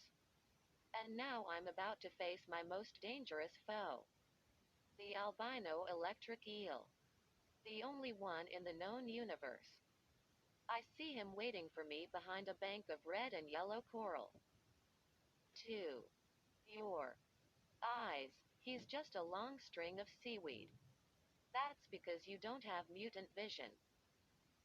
I lower my 4D high-def mask into the water and kick harder. I glide toward my foe. I don't hesitate. I grab him bare-handed and begin to apply my famous eel squeeze. Zeest. 200,000 volts of electricity shoot through my body. Enough power to electrocute a dozen men. But to me, it's only a slight itch. I thrash and kick, wrestling with this eel of evil. Another jolt of electricity makes the churning water start to boil. Yes, it's getting hot down here. But the only one who's in real hot water is my wriggling enemy. I hear a voice, a distant voice, calling my human name. Billy? Billy? A desperate cry for help. Someone is in danger. I let go of the eel. Catch you later. I think. I fight my way to the surface. Someone needs me. Billy? Billy? I bobbed up to the surface, pulled off my snorkel, and raised the mask. I stared into the sunlight. I saw my uncle. He was leaning over the rail of his boat, the Cassandra. He stared down at me. Billy? What are you doing down there? He called. Just pretending stuff, I said. Was that seaweed you were fighting? He asked. I didn't know he was watching. I thought maybe it was an eel, I said. He chuckled. Well, you gave it a beating it won't forget. Doctor. D thinks my superhero fantasies are funny. Climb up here, he shouted. You've been pestering me for weeks to teach you how to use the fishing spear. This seems like a good time. Awesome, I cried. I turned and kicked my way toward the ladder at the stern of the boat. The Cassandra is a long white boat, the size of a small house. It's actually a sea lab, 3 decks tall. The lower deck has sleeping cabins for us and the crew, storage compartments, and the galley, where we cook our meals and eat together. The main deck is filled with research cabins and study labs and all kinds of radar and computer equipment. At the front of the top deck is the pilot's cabin, with the wheel and other controls. Behind that is an observation deck with even more electronic equipment. My uncle is a marine biologist. He studies tropical fish and undersea plants. He spends a lot of time looking for fish and plants that haven't been discovered yet. Doctor. D helped pull me onto the deck. He laughed when I splashed water over the front of his white lab coat. I tossed my snorkel, mask, and fins into the metal bin near the rail. Then I pulled off the wetsuit and tossed it in, too. My uncle's name is George Deep, but everybody calls him Dry. D. Even my dad, his brother, calls him Dry. D. Dad says everyone called George that back when he was 10 years old. That's because he was always studying bugs and dirt and tree leaves and stuff, even when he was just a kid. Doctor. D is short and thin. He wears thick black-rimmed glasses, he has curly brown hair and a bald spot on top of his head, and the expression on his face is almost always serious. He wears a long white lab coat with a dozen pockets. He looks just the way a scientist should look. He put a hand on my shoulder and led me along the side of the deck. How was the water? He asked. Kinda wet, I said. He chuckled. It was a little joke we shared. He raised the long metal fishing spear. Know what this is? He said. A toothpick for a whale, I replied. He laughed again. Let's get serious, Billy. This is a very dangerous weapon. He wrapped my hand around the end. Hold it like this. Yes, I thought. The undersea mutant raises the pulverizer, my death spear made of supercharged lightning. Doctor. D took the spear from me. He wrapped his hand around it and raised it over his head. Billy, watch carefully. This is how you throw it. See how I have it balanced. He pulled back and heaved the spear into the water. I watched it cut through the surface without making a splash. Doctor. D had attached a long rope to the back of the spear. He used it to pull the spear onto the boat. It takes a while to get the feel of it, he told me. Get the right balance first. Then aiming it will be a lot easier. He handed the spear to me. It's heavier than you thought, isn't it? It's light as a feather to the undersea mutant. Yeah. Kinda heavy, I said. He slid my hand closer to the middle of the shaft. Hold it here, he said. Go ahead. Get it balanced, then give it a try. I gripped the spear tightly. I stared over the rail into the sparkling water. I took a deep breath. I pulled my arm back as far as it would go, and I heaved the spear with all my might. Help! A shrill voice shrieked from the water. My little sister, Sheena. Help! You hit me. My heart skipped a beat. I let out a horrified cry and gripped the railing with both hands. No. Please. Tell me I didn't do it. Gasping for breath, I stared down over the rail. Sheena's black hair spread out like a limp jellyfish on the surface of the ocean. Was she floating face down? No. She tilted her head up. Hope I didn't scare you, Billy. She raised the spear in one hand and waved it over her head, laughing. Sheena, that's not a good joke, drive. D said, shaking his head. Sure it was, Sheena replied. It worked. What a brat. You didn't scare me at all, I said. My voice cracked. I hoped she didn't notice. Sheena is 10, and she likes to prove that she's the bold, brave one in the family. Maybe she is a little braver than me. But mainly she's just loud and annoying. Doctor. D, Sheena shouted, you shouldn't let Billy play with sharp things. He'll poke his eye out. I groaned. Ha ha. Toss up the spear and wait right there. I need the target practice. You couldn't hit the ocean from there, she cried. Then she laughed at her own dumb joke. Come up here, drive. D called to her. I need to talk to you both. Sheena climbed onto the deck. She pulled off her mask and her wet suit, straightened her red swimsuit, and shook out her hair. We look a lot alike. We both have straight black hair. Mine is short, and hers comes down past her shoulders.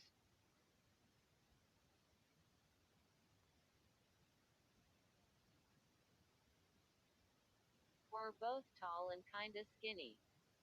We both have dark blue eyes and heavy dark eyebrows that make us look serious, even when we're not.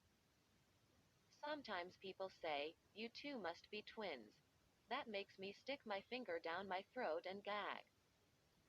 Because first, I'm a whole 2 years older than she is, and second, we're not alike at all. Sheena doesn't like to pretend. She would stare at the albino electric eel and say, that's just a clump of seaweed. No way.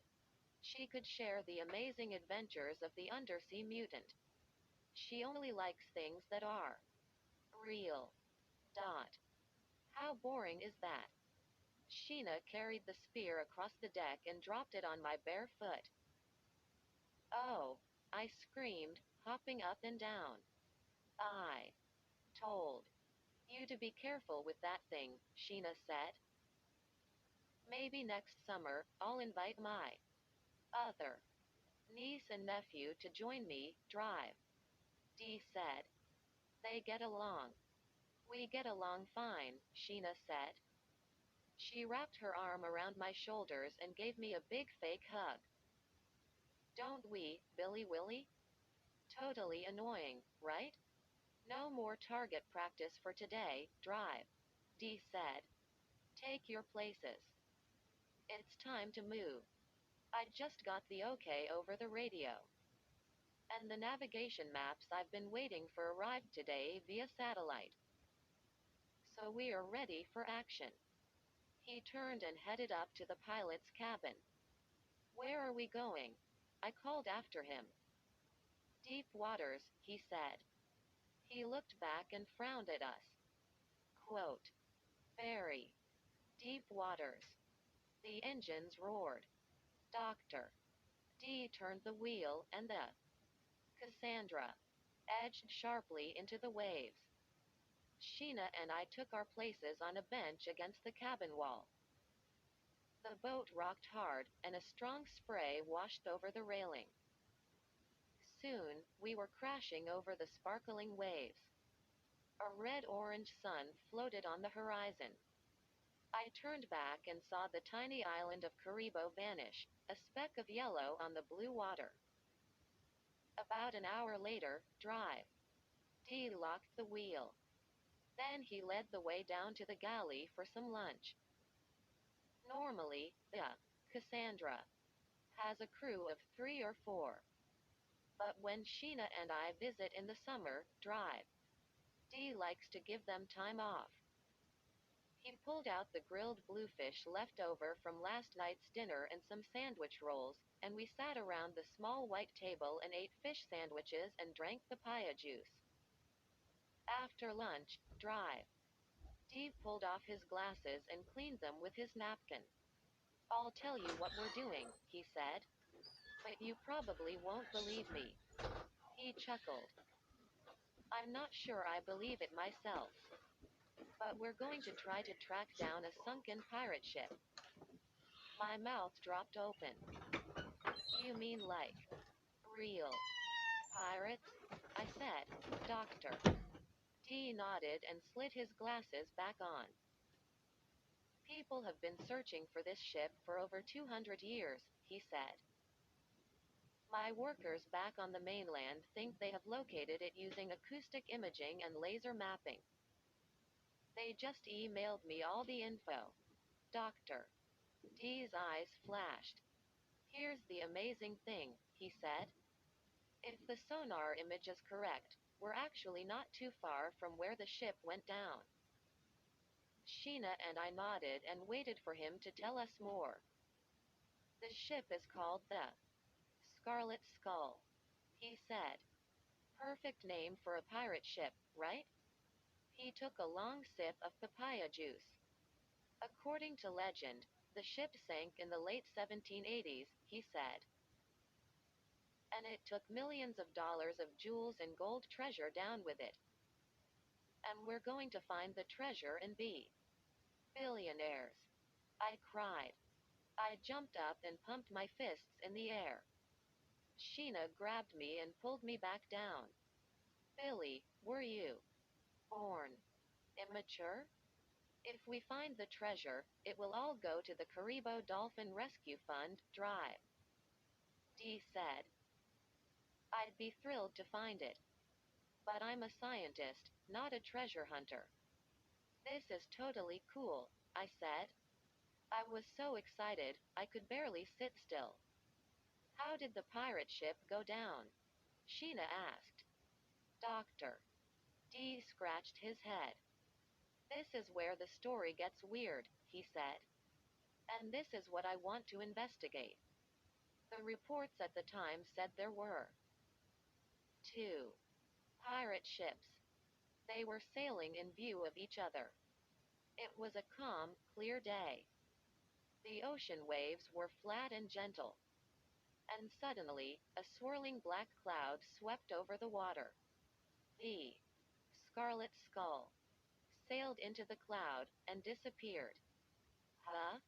It just disappeared, I said. Doctor D nodded. I told you it was weird. The black cloud passed, and the pirate ship had vanished. The pirates on the other ship stood staring, waiting for it to reappear. But it was never seen again. Sheena and I stared at him. Neither of us spoke. Doctor D opened a file of papers he had brought to lunch and scanned them quickly. The Scarlet Skull belonged to a notorious captain named Long Ben One Leg, he said. Long Ben was very bad news. I felt a shiver at the back of my neck.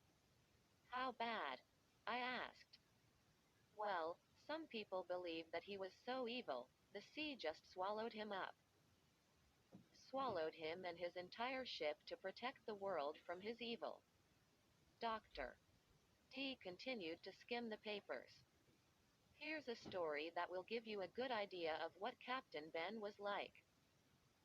It seems he kept a big tub of hungry rats on the ship. When one of his men did something to make him angry, he tossed the guy into the tub. Then he sat back and watched the rats make lunch of him. Sheena grabbed her throat and groaned. Oh, that's way sick. Sometimes when he was bored, drive. D continued, he threw someone in the rat tub just for entertainment. They didn't have TV in those days, right? I joked. But when I pictured the hungry rats gnawing on some poor guy, I felt a little sick. So all the pirates drowned when the ship went down? Sheena asked. Doctor D nodded. The pirates drowned. The rats drowned. And the treasure sank with them. He set the papers on the table and squeezed Sheena's hand. And there's one more part to the story. A very creepy part. He stopped as if he didn't want to tell us. We waited, our eyes locked on his. Tell us, I said. Please. Tell us. Doctor D hesitated. I could see he was thinking hard. Well, he said finally.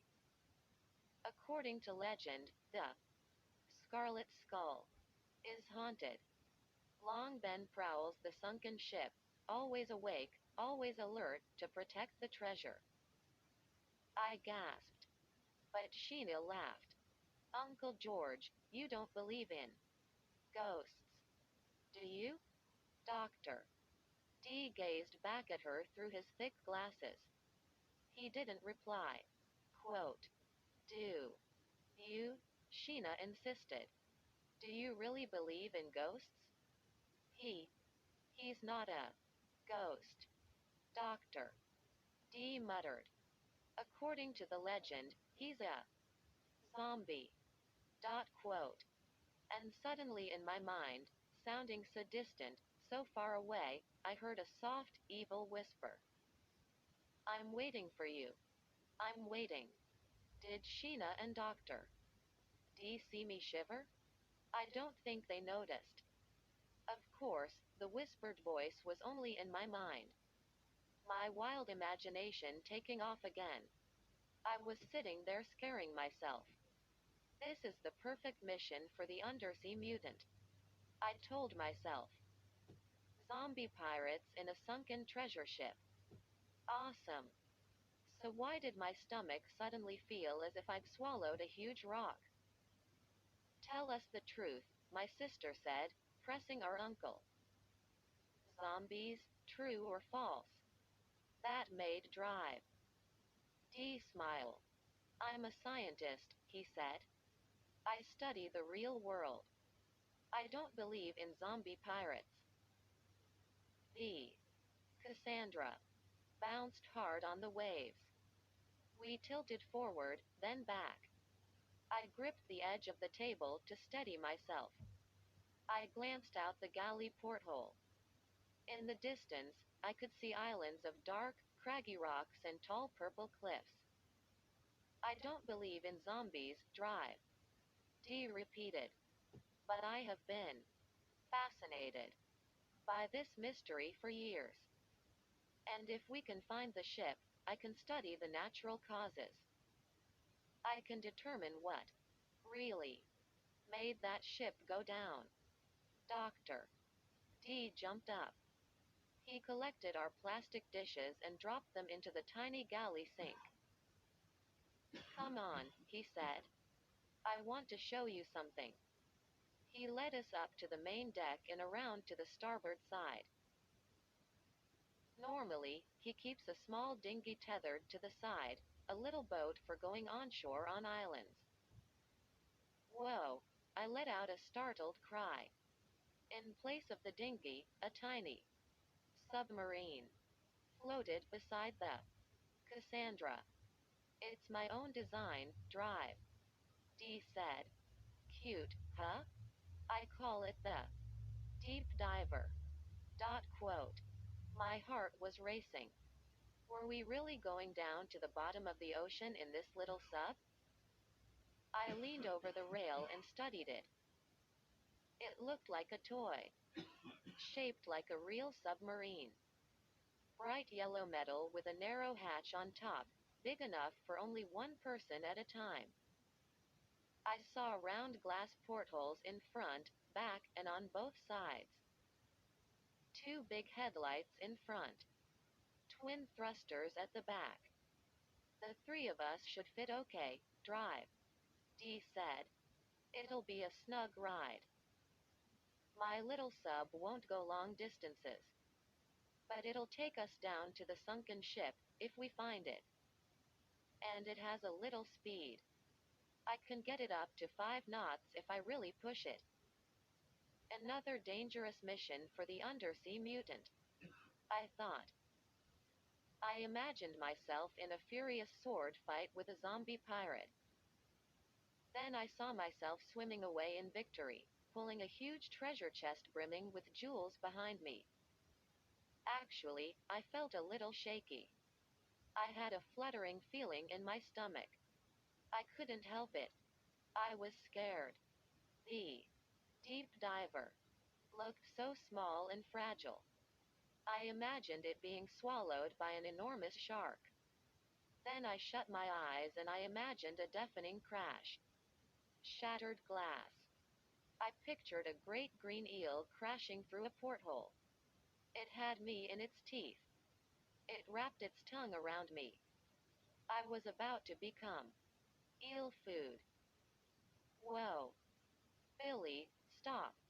Yes, I could dream up crazy adventures all day long. But even with my great imagination, I couldn't dream up the real horrors that awaited us at the bottom of the ocean. It all started the next afternoon. A little after 2 o'clock, drive. Dee called Sheena and me into his computer lab on the main deck of the Cassandra. I think we're very close, he said. He was staring at 4 monitors. They had blue and green ocean maps on them. White dots moved across the screens. He pointed to a white dot on the top screen.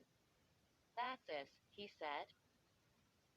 Then he moved his finger over a dark shape at the bottom of the screen. That could be the sunken ship.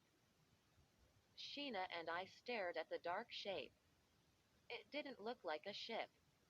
It just looked like a black smudge on the screen. Doctor. Dee tapped the smudge 2 or 3 times. Then he jumped up from his chair. Let's go check it out. I swallowed hard. You mean, get in the sub?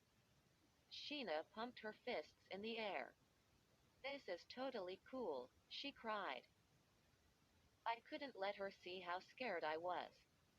I slapped her a high five. Don't be scared, Sheena. Doctor. Dee and I can handle things. Funny, Sheena said, rolling her eyes. That's about as funny as a shark bite. I bit her arm. Not too hard. Just as a joke. She's so annoying.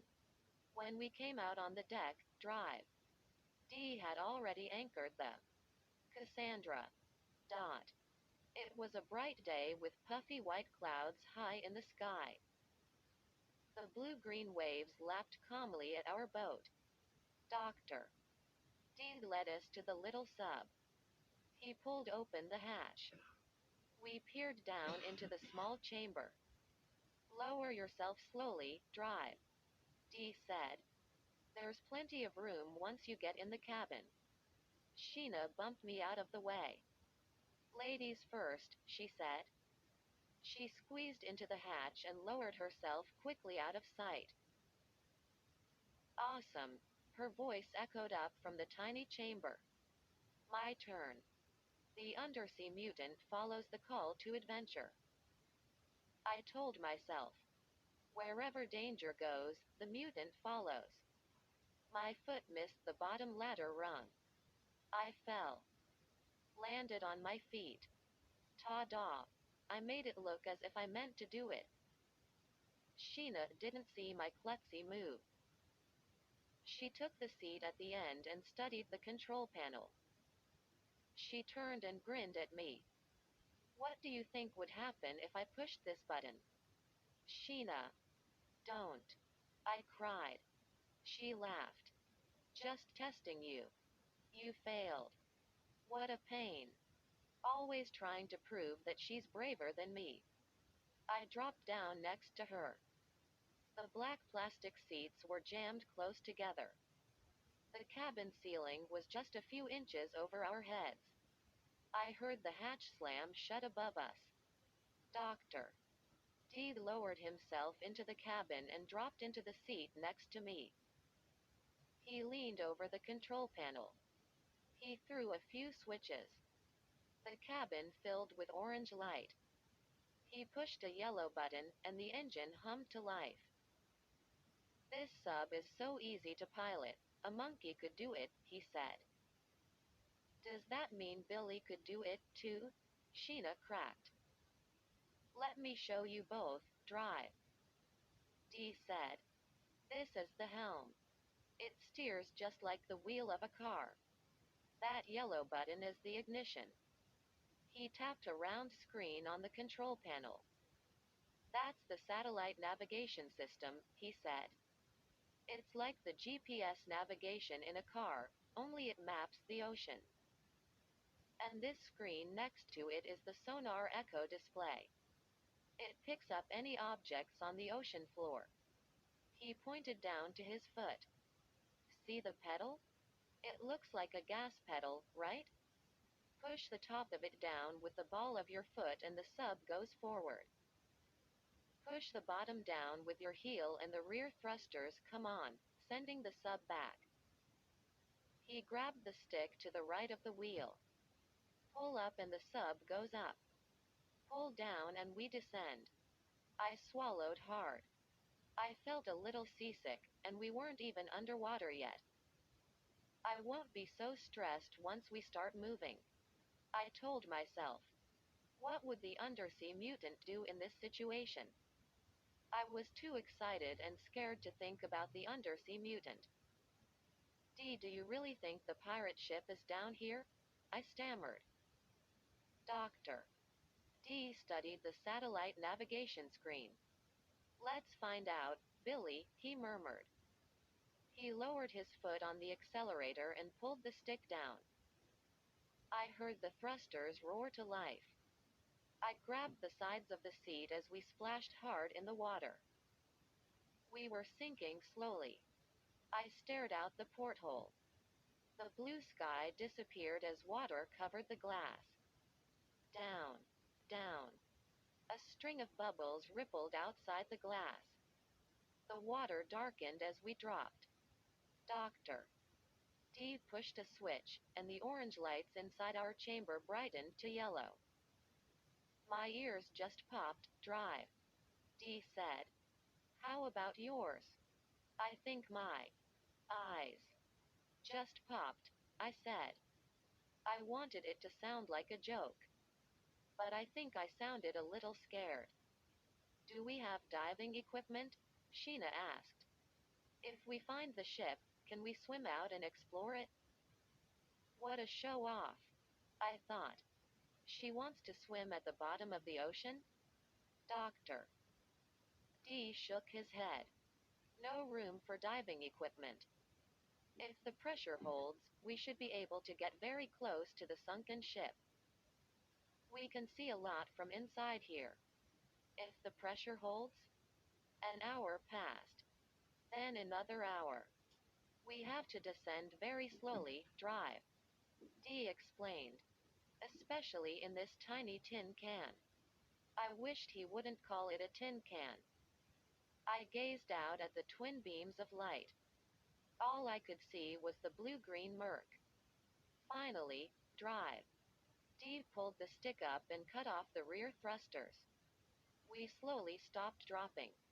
The sub rocked from side to side. Doctor. D squinted at the monitor. We're about 100 yards from the ocean floor, he said. Need to move forward now. I saw strange black coral formations out the side porthole. Shadowy forms. Like underwater ghosts. I thought. Doctor. D pressed the accelerator.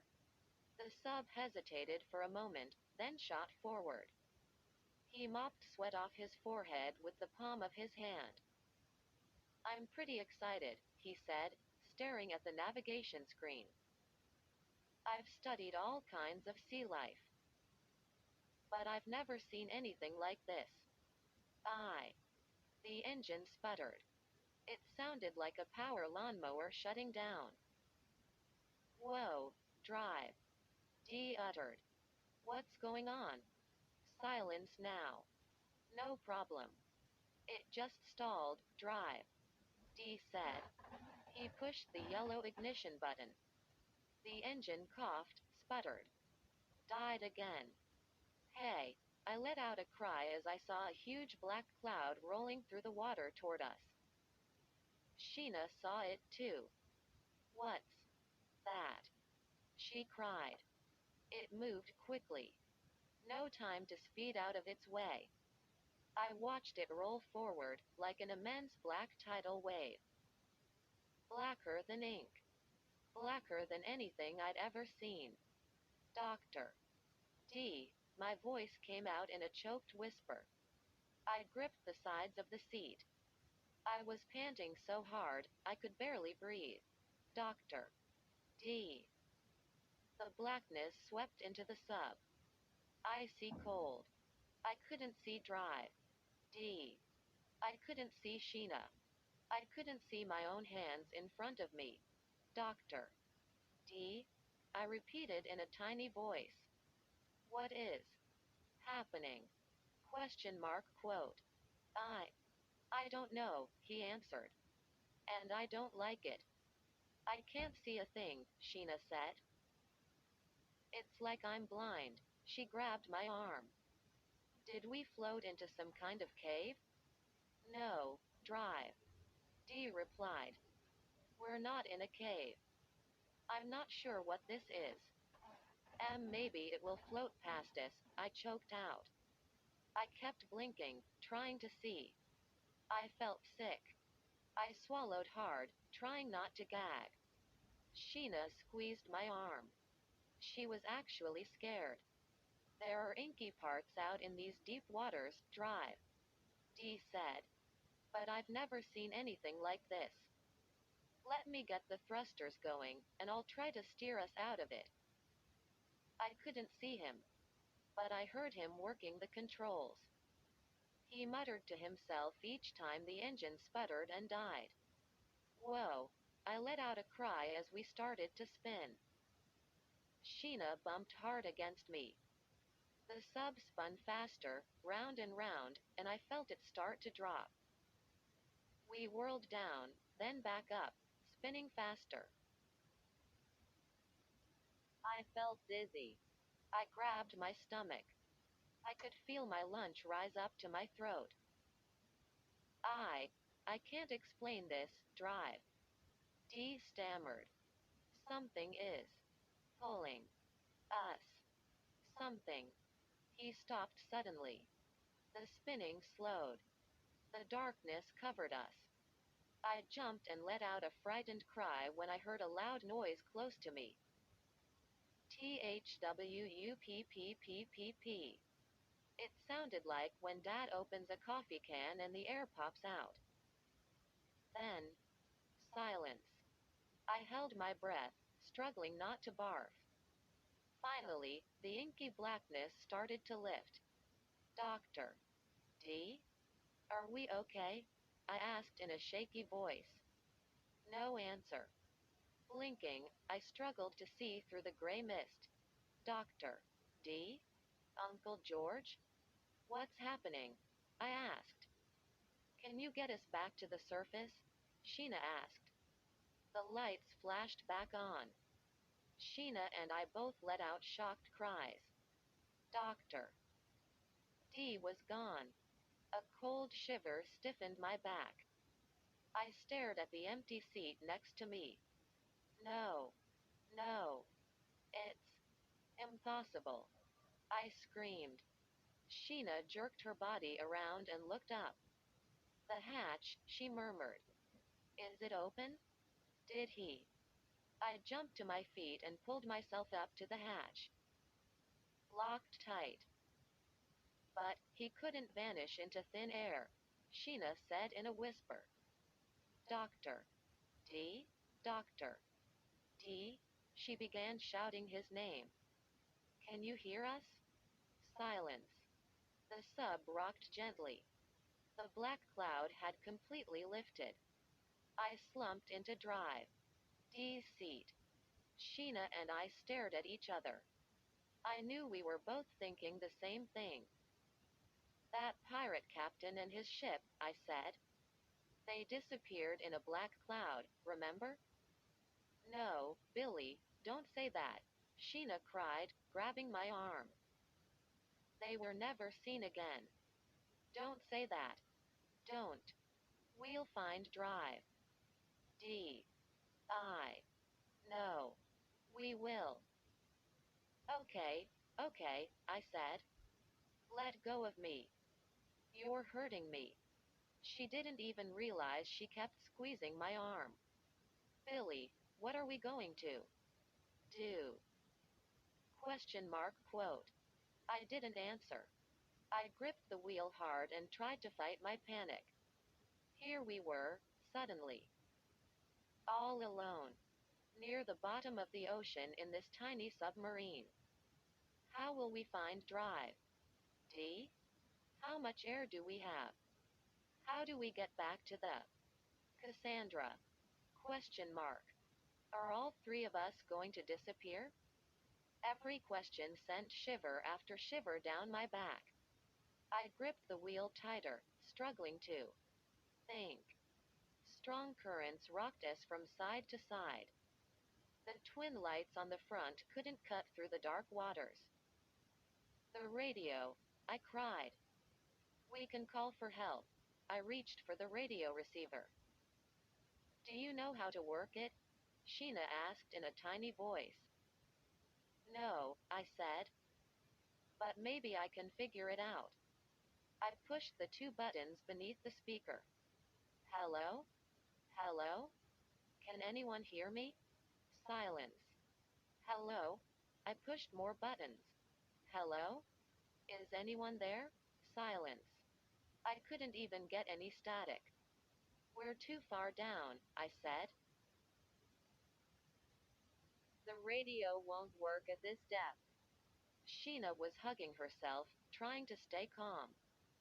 Well, get us back to the surface, she snapped. If we can get back to the Cassandra, we can radio for help. I leaned over the control panel. My hand trembled as I pushed the yellow ignition button. Hey! To my surprise, the engine roared to life. Yes, Sheena cried.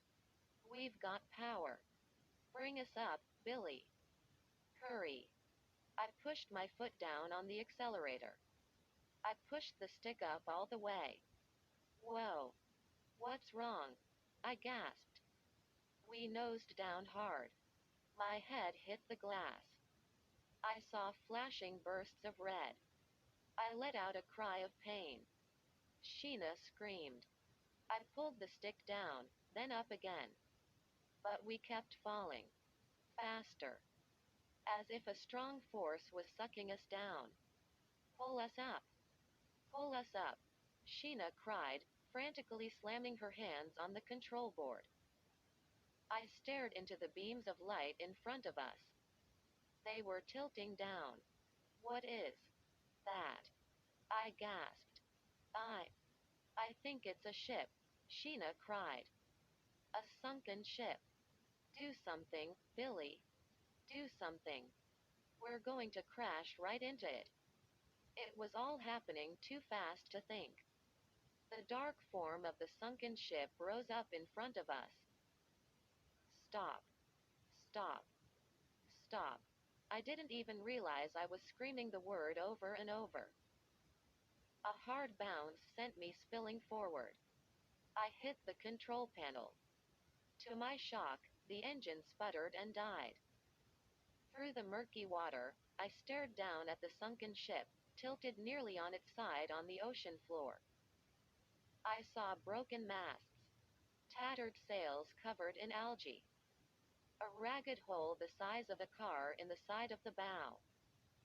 It's the pirate ship, I said. The Scarlet Skull.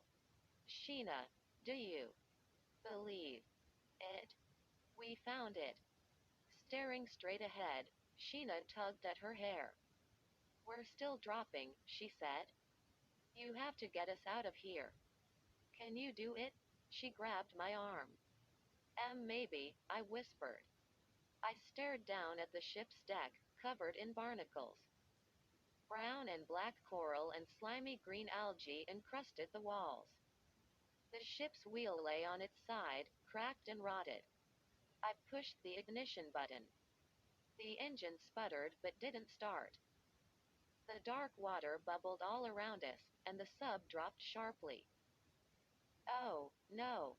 Oh, no, I screamed. My head smacked the glass again as our sub hit the mossy deck of the old ship and bounced up. My hands flew off the controls. A strong current pushed us forward. We rammed into the main cabin wall. Craaaaaack. We both screamed in horror. Our sub just split open. We're going to drown down here. But no. The sub was okay. Part of the ship's wall splintered. It cracked and fell away. The sub floated into the ship. Into a vast cabin, seaweed clinging to the ceiling and walls. Hundreds of silvery fish, thin as needles, fed off the weeds. Silence inside the ship. Our sub tilted and spun slowly, casting a murky light all around. I think we're trapped in here, I whispered. I don't think we can get out. I was totally losing it. I never admitted it, but I always counted on Sheena to be the brave one. But now, it was impossible to be brave. We were both terrified out of our skulls. As I peered out into the ship's cabin, Sheena shoved me aside and grabbed the controls. Get back, Billy. Let me try. She pushed the ignition button once, twice. The engine only coughed. She stamped down hard on the accelerator. And then froze.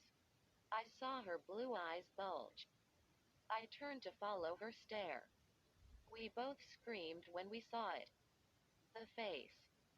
The grinning face in the water. Staring in at us.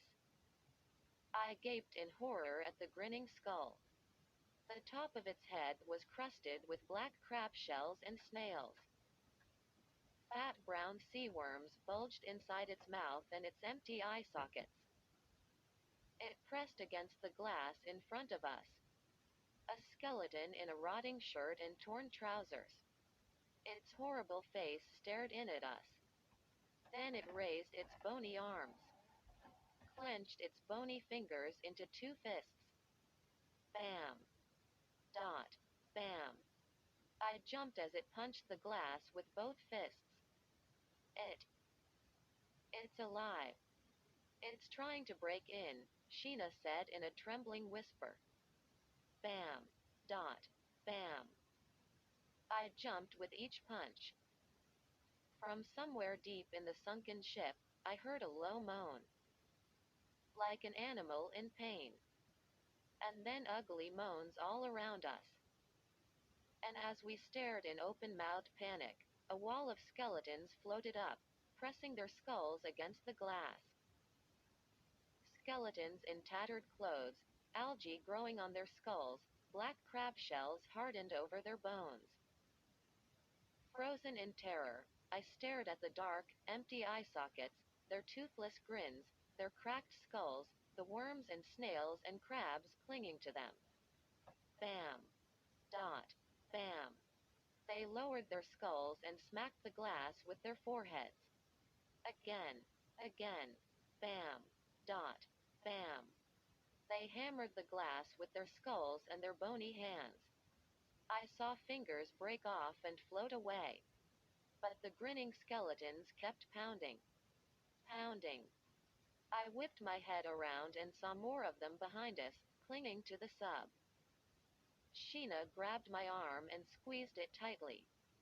Billy, we're surrounded. The pirates. There. Alive. Exclamation mark. They're breaking in. Bam. Dot. Bam. Dot. Bam. Don't you see? We woke them up. I cried. We woke up the pirates. Billy, they're going to break the glass, Sheena wailed. Panic swept over me. My heart pounded as loudly as the skulls on the glass. I couldn't think straight. Bam. Dot. Bam.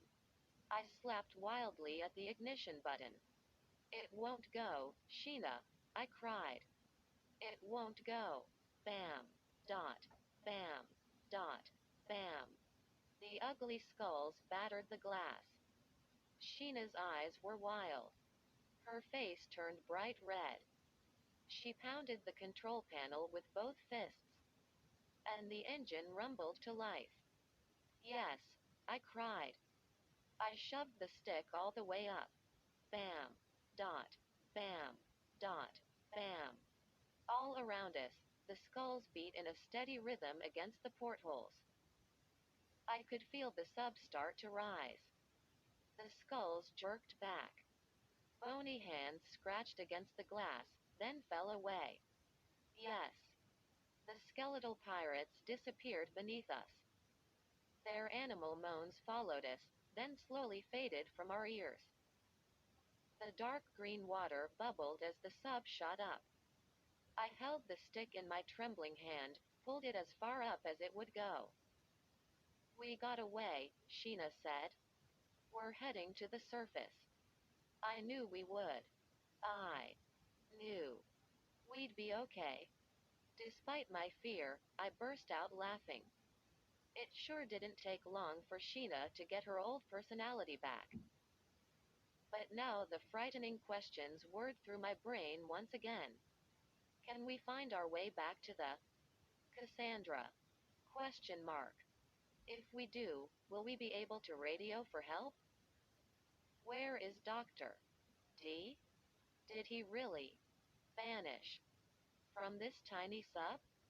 How can we find him? Did we really see dead pirates come to life? Will they come after us? How much oxygen do we have left? Sheena and I stared through the porthole as if hypnotized. We watched the swirling water and didn't say a word. Finally, 2 hours later, the deep diver bobbed to the surface. I blinked in the bright sunlight. The waves shimmered as we rocked gently on top of the water. We made it, I cried, letting out a long breath.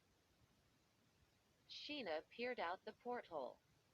But where is the Cassandra? She asked. I felt all my muscles tighten. We can find it, I said. We didn't go far. I grabbed the wheel and began to turn the sub slowly. I made the sub spin in a wide circle.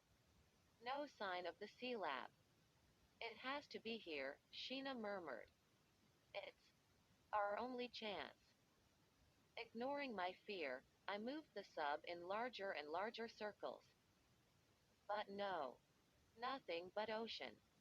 Endless ocean, as far as we could see. We rocked on the water. The only sound now was the wash of the waves against the sub. We both stared out at the rolling waves. We didn't say a word. Finally, I turned to my sister.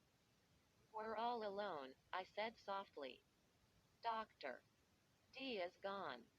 And no one knows we're out here. Sheena frowned at me. And what's the good news? There was none. Sheena jumped up from her seat and stumbled to the back of the sub. I'm opening the hatch, she said. She was already halfway up the ladder. We can see better up there. Are you sure it's a good idea? I called. Too late. I heard the hatch lid pop. The sea sounds grew louder. Sheena hoisted herself to the top. The sub rocked and bobbed. The wind roared. Can you see the Cassandra? I shouted. She didn't answer. I don't think she could hear me. Finally, she lowered herself one rung and bent her head toward me. To my surprise, she had a smile on her face. An island, she cried. Billy, there's an island out there. How close? I shouted. Can we swim to it? We have to, she cried. The ocean is calm. We can make it if we take our time. We should have worn our swimsuits.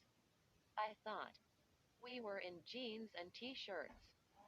But, of course, we didn't know we'd have to leave the sub. A large fish slid past the porthole. I imagined a school of killer sharks circling us, snapping their jaws hungrily. I pictured the zombie pirates rising up from the ocean bottom and grabbing us. No, Billy.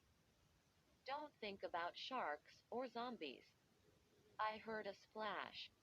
I turned and gazed up at the empty hatch. Sheena was already in the water. Courage, I whispered. That's the official slogan of the undersea mutant. I searched the control panel. I found a lever marked Anchor. Dot. I pulled the lever down and heard a loud buzz. Some kind of electric anchor. At least the sub would be here, ready for our return. I pulled myself up to the top of the hatch. Shielding my eyes with one hand, I squinted into the distance. Yes. A long yellow sand island. I could see some trees near the shore. Come on, Billy. Jump. Sheena called. She floated on her back alongside the sub. Coming, I shouted. I tried to steady myself over the edge of the hatch. But my legs trembled so hard, I could barely stand. Jump, Sheena yelled. What are you waiting for? Okay, okay, I muttered. I took a deep breath, raised both arms above my head, and leapt. Oh! I screamed as I hit the hatch lid. My leg scraped along the metal edge. Sharp pain shot up my left side. I did a hard belly flop into the water. The cold rushed over me. My leg throbbed with pain. Splashing wildly, I raised my head. I grabbed the aching leg. Sheena, I called. A wave washed over me. I shook it off and pulled myself up. Sheena, help me. I can't swim. I think I broke my leg. Sheena quickly swam over to me. Quote, what happened? I Banged my leg on the hatch, I moaned, ducking under a high wave. It's the same leg that shark bit last summer. It really hurts. I think maybe. Let me see, Sheena said. She grabbed the leg and twisted it. Hey! Stop! I screamed. It bends at the knee, she said. It's not broken. Since when are you an expert on legs? I cried. But she didn't hear me. She was already swimming toward the island with slow, steady strokes. I had no choice. I had to swim after her. I ignored the pain, lowered my head to the water, and began doing my famous breaststroke. Courage, I whispered again. Just a reminder to myself. The water was cold, and the waves were pulling against us. I'm a good swimmer. But halfway to the island, my arms started to ache. My cut leg throbbed. I sucked in breath after breath and forced myself through the strong current. I don't know how long it took to reach the island. Maybe half an hour. It seemed a lot longer. I fell onto the sandy shore, shivering, gasping for air. My chest felt ready to explode. I lay on my stomach, my head resting on the soft sand, breathing. Just breathing. When I finally looked up, I saw Sheena leaning against the curved trunk of a palm tree in a thick clump of ferns. With a groan, I pulled myself to my feet. My waterlogged jeans and t-shirt hung heavily against my body. I took a step and let out a cry. Ow! My leg. I raised the knee and tested the leg a few times. It moved okay, but it hurt each time I bent it. I limped a few feet toward my sister, groaning with each step. Here, Sheena said. This just washed ashore. Maybe you can lean on it. You know. Use it as a cane. She held up a long stick. I hobbled over to her and grabbed it. It was a long piece of bleached driftwood.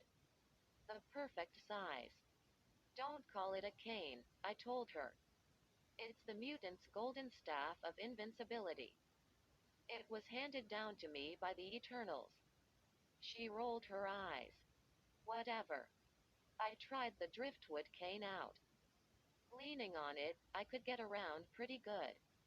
I glanced around the island. A narrow strip of yellow sand formed the beach. Beyond the beach, I saw clumps of tall grass and ferns. A thick cluster of palm trees hid the rest of the land from view. Strange, I thought. No seagulls on the shore. No birds chirping in the trees. What a weird, dead silence. Come on. Let's explore. Sheena's voice cut into my creepy thoughts. Billy, can you walk? No problem, I said. Leaning on the cane, I followed her along the shoreline. Our sandals crunched on the soft sand. We passed a wide patch of tall grass blowing one way, then the other. Oh, wow. Sheena stopped and raised her arm to block me. I don't believe it, she cried. She stared wide-eyed at the sand. I followed her gaze. And gasped. Footprints. They led from the water, across the sand, into the trees. Doctor. I cried. He. He made it to shore. Without another word, we began following the footprints. Sheena trotted over the sand. I limped after her as fast as I could, leaning on the driftwood stick. The footprints led along a narrow path that twisted through a thick grove of palm trees. Tall reeds and ropey vines lined both sides of the path. We had to step over fat gray roots that poked up like giant snakes from the sand. I stopped to rest my leg for a moment. Doctor. I shouted, cupping my hands around my mouth. Uncle George? Can you hear me? Are you here? No answer. My eyes on the footprints, I trotted after Sheena. Hey! I let out a sharp cry and stopped beside her. We both stared through an opening between lush fern leaves. Stared at a man in a long black cloak with a hood pulled over his head. Was it Drive D? It had to be. Doctor D. It's us, Sheena cried. Why didn't he turn around? I pushed the fern leaves out of the way with the stick. Then we both burst through, running over the sand to our uncle. Oh! I gasped and stopped short. Sheena grabbed my arm. And we both opened our mouths in screams of horror. The stick fell from my hand. I grabbed it back and raised it in front of me. Could I use it to defend myself? I didn't need it. The hooded figure in front of us wasn't going to attack. It leaned against a tree. Unmoving. A skeleton. I let out a groan. Oh. Sick. The long cloak was covered in crawling worms and insects. Bugs climbed in and out of the skeleton's toothless mouth. Under the cloak, I saw a rotting shirt. On the shirt's pocket, I saw a red skull and crossbones. A pirate, I whispered. But, it's impossible, Sheena said in a whisper. These footprints. Billy, look at them. There. Fresh. Exclamation mark quote. I glanced down at the sand. Yes. Fresh footprints. Still deep in the sand. No. No way, I murmured. I watched the fat brown worms slither around the grinning skull. A chill made my whole body shake. I couldn't take my eyes off that ugly face. Billy, didn't you hear me? Let's go, Sheena shouted. I shook my head hard, trying to clear my mind. Trying to shake away my panic. Sheena grabbed my hand and pulled me along a twisting path. We hurried through the trees and vines back to the beach. I struggled to keep up with her, leaning on the stick. The sun was now a red ball, low over the water. The late afternoon light turned the ocean red and purple. A pretty sight. But there was no way we could enjoy it. Stranded on a tiny island with a disgusting dead pirate, I muttered. Doctor D is gone. And we have no way to get home. Could it get any worse than this? Yes, it could, Sheena replied in a whisper. I think it just did, and she pointed to the sand in front of us. I held my breath and followed her gaze. Oh, no, I saw at least a dozen sets of fresh footprints in the sand. They all led from the water, Sheena said softly. They cross the beach and go into the trees. They are skeleton footprints, I said. See? Bone prints. We stared at them, then at each other. The dead pirates, Sheena cried. It must be them. The pirates who smashed their heads and fists on the sub. She shuddered. We woke them up, Billy. Don't you see? When we crashed into their ship, we woke them up. And now they followed us here. My mind spun. We have to find a hiding place, I said. Somewhere safe where we can try to think. Away from this beach, Sheena said. Away from these footprints. I stared at the bony footprints pressed into the sand. Once again, my imagination took off. I pictured the dead pirates staggering out of the waves. I could see them shaking water off their rotted clothes. Walking stiffly on the sand, their bones creaking and cracking and grinding. Searching blindly for Sheena and me. We trotted over the sand. My leg felt better. But I used the long driftwood stick to help pull myself along. Sheena, look. I pointed to a tall pile of gray rocks at the far end of the beach. There might be caves, I said. Or a good hiding place behind the rocks. Let's check it out, Sheena said. We took 2 or 3 steps. Hoo-ah! I let out a startled cry as the sand gave way beneath me. My arms shot up in the air as I started to slide. I was sliding down. Falling. Sliding. Falling. Sliding. Sand flew all around me. A deep hole. Some kind of sand pit. My hands grabbed at the sides. But the sand flew through my fingers. Sand clung to my wet clothes. Covered my hair. My face. My eyes. Sliding. Falling. Sliding. We were being buried alive, I screamed. I landed hard on my feet. Oh, pain shot up my body. My legs gave way, and I fell hard onto my butt.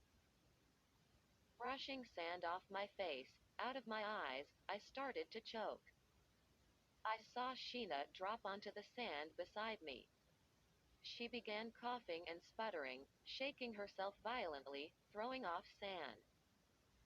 I spit out a gob of wet sand. The sour, gritty feeling on my tongue made my stomach heave. I took a deep breath and held it. We're alive, Sheena muttered, furiously brushing sand from her hair. I picked lumps of sand from my nostrils. I spit again. Then I gazed up. The pit was deep. I could see just a sliver of sky at the top. I used the stick to pull myself to my feet. Bending over, I brushed the wet sand off my t-shirt and jeans. It's sticky, I said. And smelly. Maybe it's a trap, Sheena said. The pirates set this sand trap. They meant to capture us. No way, I said. The pirates just got here, remember? They didn't have time to dig this deep hole. Well, somebody made it, Sheena said. She stared up to the top.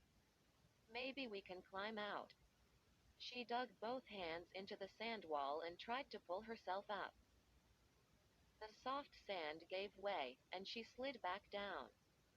I tried next, digging my hands deep into the sticky wet sand. Hey! The sand crumbled, and I toppled onto my back. It's too soft, Sheena said. Can't get a good grip. Maybe the stick, I said. I shoved the stick into the pit wall high above my head.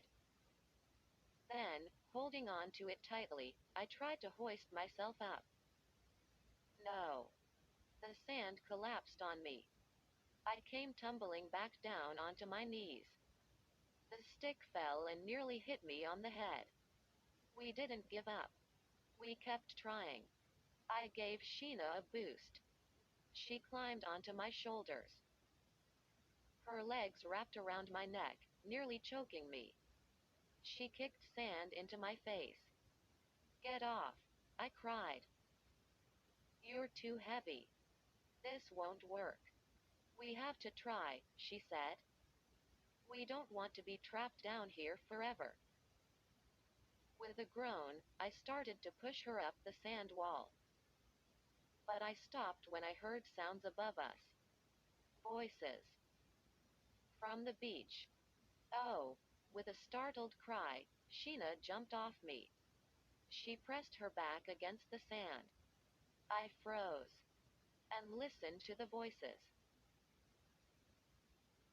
Men's voices. And as they came closer, I could hear the words they were chanting. Chanting deep and low. The same words, over and over in a frightening, slow rhythm. The bones, they crack. The bones, they creep. The men come alive in the briny deep. You ended our death, you ended our sleep. The men come alive in the briny deep. So come with us, come with the men. Come meet your fate with Captain Ben. Sheena covered her ears. I peered up at the top of the pit. The chanting grew louder. The voices surrounded us. Closer, closer, until they were right above our heads. You ended our death, you ended our sleep. The men come alive in the briny deep. So come with us, come with the men. Come meet your fate with Captain Ben. Sheena and I pressed ourselves tightly against the pit wall. We tried to burrow into the sand, but there was no place to hide. I looked up and saw the grinning heads staring down at us from all around the top of the pit. My legs were trembling. I could feel my heart racing. I counted more than a dozen of them. Most were grinning skeletons wearing plain woolen shirts and trousers or dark jackets and ruffled shirts. Their clothes were stained, and the shredded, rotting cloth barely covered their bones. Even more horrifying, three of them had faces. Dot. Bloated, distorted faces swollen from the water, with cheeks sagging to their shoulders and eye sockets stretched too big to hold their eyes. Their blubbery white lips moved like fat maggots. Scraggly clumps of long hair fell over the sides of their heads. Snails and clamshells clung to their scalps. The pirates poked their heads over the pit and continued to chant. Their voices echoed off their bony rib cages. You ended our death, you ended our sleep. The men come alive in the briny deep. What do you want? Sheena screamed up at them. Leave us alone. But they reached down for us. Reached with long bony hands. The fingers curled and uncurled like snakes. Some of the hands had knobs of skin attached. Patches of decayed green skin on the palms and fingers. They smelled so putrid, like milk that's been sour for months. The smell floated down over us. I started to choke. I could taste it on my tongue. They lowered a rope ladder into the pit. Sheena and I had no choice. We didn't want to spend the rest of our lives down here. I grabbed the rope and struggled to climb. When I neared the top, hard, bony hands wrapped around my shoulders, then grabbed me under the arms, and with surprising strength, hoisted me out of the pit. The pirate set me down hard on the sand. He wore a three-cornered hat covered in slime. Long purple worms crawled over the brim. He was a skeleton except, he had half a face. Skin hung from the right side of his face and flapped against the cheekbone. He had a dark mustache, just half a mustache, which he kept twirling as he stared at me with one empty eye socket and one blue eye. Let go of me, Sheena screamed. It took two pirates to drag her off the ladder and set her on the ground. Let us go. Leave us alone, she cried. Moving stiffly, their bones cracking, they formed a circle around us. A tall pirate with sagging, bluish skin scratched his scraggly hair, and it came off in his hand. Oh, sick, I moaned. Their bones clattered. The pirates moved in closer, tightening the circle. No way we could make a run for it. What do you want? Sheena shouted. Let us go. We didn't do anything to you. UNH. The pirate with half a face started to grunt. His ugly head bobbed up and down on his rotted shoulders. UNH. Arms hanging limply at their sides, the circle of dead pirates began moving around us. Slowly at first, then faster. Stepping stiffly, their eyes locked on us. I groaned in horror as one of the pirates lost a bony foot. It fell off his leg, but he didn't stop.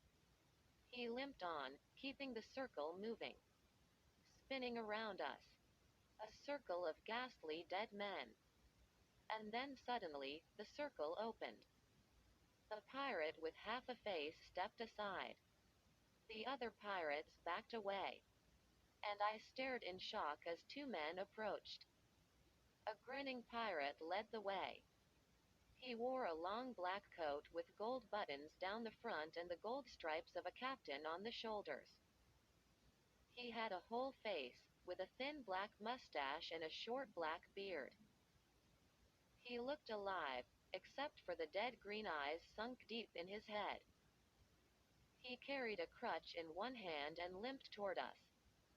As he approached, the pirates stood back in fear. Was this Captain Ben? And beside him,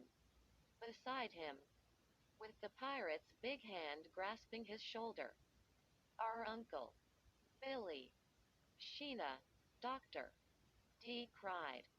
They got you, too, doctor. Dee, I shouted. I started to run to him, but two pirates leapt forward and held me back. Their bony fingers dug into my shoulders. They smelled like week old vomit. Again, I had to hold my breath to keep from gagging. Let me go, Sheena cried. She thrashed her arms and kicked. But two pirates held her tight. I stared angrily at the pirate captain. The dead eyes gazed back at me. They looked like soft eggs set deep in the sockets. He had a missing leg. He leaned heavily on his crutch. He dug the crutch into the sand and took a step forward. Let go. Sheena slammed her elbow into a pirate's open rib cage. The bones cracked loudly, but he didn't let go. Instead, he tightened a bony hand around her throat. Don't struggle, drive, Dee said. They're too strong. Oh, he smells so pukey, Sheena cried. She covered her mouth with her hand. Captain Ben tossed back his head and uttered a booming laugh. His voice sounded as if it came from down a deep tunnel. The laugh made all the pirates jerk straight up at attention. I watched one of the pirates pull a fat worm from his open nose hole. He studied it, then shoved it back in. Uncle George, I cried. How did you get here? He shrugged. I don't really know, Billy. His white lab coat was covered in stains. His pants were torn at one knee. The left lens in his eyeglasses was cracked. How long have you been here? I asked. He shook his head. It's not clear to me, he said. It's all a blank. I'm sorry. But what do these pirates want? I asked. The pirate captain shoved Drive, Dee aside and limped up to Sheena and me. Captain Ben asks the questions, he said in that low voice that thundered inside his chest. Captain Ben asks the questions, and he answers the questions. At these words, some of the skeletal pirates trembled and shook. Bones clacked and rattled. An eyeball hit the sand. Its owner moved to pick it up, and accidentally stepped on it. Captain Ben turned from Sheena to me. An ugly grin spread over his face. So he's your uncle, is he? Would ye like to see your uncle survive? He asked. Would ye like Captain Ben to let your uncle live? So I was right. I was staring at Captain Ben One Leg, the legendary pirate. The evil pirate who had been dead for over 200 years. Why yes, I stammered. Of course. We want Drive, Dee to live. I'll bet, Captain Ben said. He grabbed Drive, Dee by the shoulder and slammed him into the trunk of a palm tree. Doctor. Dee groaned and fell to his knees, grabbing his shoulder. Captain Ben laughed. I like to watch a man bounce, don't you? No, Sheena screamed. Stop it. Let us go. Captain Ben's grin faded. He scratched his black beard. Careful, girl, he said. Being dead for over 200 years has put Captain Ben in a very bad mood. I don't care, Sheena shouted. Let us go. I'll not let any of ye go, he said, holding his wet-eyed stare on Sheena. And ye'll not have your uncle back, until you give me what is mine. I swallowed, thinking hard, my mind spinning. What did he mean? I whispered to Sheena, what does he want? What does he think we have? His lost treasure? Are you looking for your treasure? We don't have it, Sheena shouted to the pirate captain. We never saw it. We don't have your treasure. A scowl spread over Captain Ben's face. Ye'll not have your uncle back, he repeated, until ye give me what is mine. You have to believe us, I called to the pirate captain. We don't have it. I raised my stick as if it were a sword. All around us, the pirates tensed. They lifted their bony arms. I could tell they were preparing to fight. Captain Ben stared at the stick. You've made your choice, he said through gritted teeth. The wrong choice. He waved his arm in a signal to his men. Take them, he shouted. Show them what we call pirate mercy! Exclamation mark quote. With a rattle of bones, the dead pirates closed in on us. Run, kids, doctor! Dee shouted. Don't worry about me. I spun away from him. The pirate with half a face stretched out his arms and tried to grab me. I ducked and darted right through his legs. Another pirate bumped up to me. His ruffled shirt, torn to shreds, revealed nothing but ribs underneath. He raised his hands, ready to fight. I swung the driftwood stick at him. It caught him in the chest. I heard his brittle ribs crack. He let out a muffled gurgle and staggered back. I took off running. My sandals pounded the sand. I turned away from the water and headed to the trees. Sheena? Did she get away, too? I didn't dare look back until I reached the thicket of palm trees. I ducked into the shade, grabbed a tree trunk, and held on. I rested against the smooth bark, trying to catch my breath. Billy, don't stop, a hoarse voice said. Sheena. From behind another tree. Look. They're coming after us. She pointed through the trees. The pirates were staggering and limping and lurching toward us. I pushed myself off the trunk and leaned on the driftwood stick. We both took off, dodging through the thick grove, pushing ferns and vines out of our path. I could hear the grunts and groans of the pirates as they chased after us. Did they really think we had Captain Ben's treasure? Did they think we hid it somewhere on the island? Sheena, wait up, I called.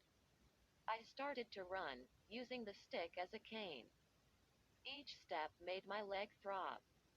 But the undersea mutant doesn't know the meaning of the word pain, I declared. Would the undersea mutant run away from a bunch of ugly, dead pirates? Of course. He would. Beneath the twisting palm trees, the ground became soft and covered with a blanket of mossy leaves and needles. The air grew cooler as I ran into deep shadows. Breathing hard, I caught up with my sister. Ducking our heads under low vines, we ran deeper and deeper into the trees. Whoa! Stop! What is it? She asked breathlessly. I pointed to the ground. That's not a vine. That's a snake. I squinted at it. Stretched out across the path, The snake was huge, at least 4 or 5 feet long. It had camouflaged itself, the same green-brown as the leaves on the ground. As we stared, it arched its body and raised its head. And without warning, attacked, snapping its fangs. I shoved the stick in front of it. The snake's jaws clamped down on the driftwood. I didn't think. My fright just made me act. I swung the stick high with the snake clamped onto it. The snake flew off and whipped high into the air. I didn't see it come down, but I heard it smack palm tree leaves behind us. Sheena spun around, as if expecting the snake to come slithering back to us. "Wow," she murmured. "Billy, that was awesome." Quote. "They call me the snake whisperer," I said. She didn't laugh. "Shush. Listen." I heard the grumbling of the pirates. Still following. They hadn't given up. "They're close by," Sheena whispered. "Maybe we can find those tall rocks," I said. "They looked like a good hiding place." "No." Sheena let out a cry, as two men jumped out from the trees and blocked our path. "You're not going anywhere," one of them said. The men took a step toward us. "Not going anywhere? Why not?" I stammered. "Because this is the end of the path," one of the men said. He smiled. A gold tooth gleamed in his mouth. "You can't go any farther." I stared at them. They were probably in their 20s. They both had short light brown hair and dark eyes. Their faces were tanned. The one with the gold tooth was tall and lanky, about a foot taller than the other. They wore khaki cargo pants and striped polo shirts. They had brown leather camera cases strapped around their necks. "You don't look like pirates," I said. They squinted at us. "Pirates? We're photographers," the shorter one said. He pulled a fat orange bug off my shoulder. I jumped back. "Careful," I whispered to Sheena. "This could be a trap." They overheard me. "What kind of trap?" the tall one asked. "The pirates.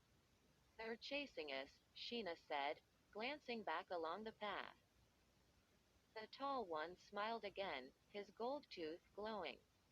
"Is this some kind of kid's game?" "No," I said. "It's real." "Real pirates?" "You're joking." "Tell us the truth," he said. "How do we know we can trust you?" Sheena demanded. "Who are you? What are you doing here at the end of the path?" "Calm down," the tall one said. "I told you, we're photographers. We are shooting little-known Caribbean islands." "My name is Roger Baldry," his partner said.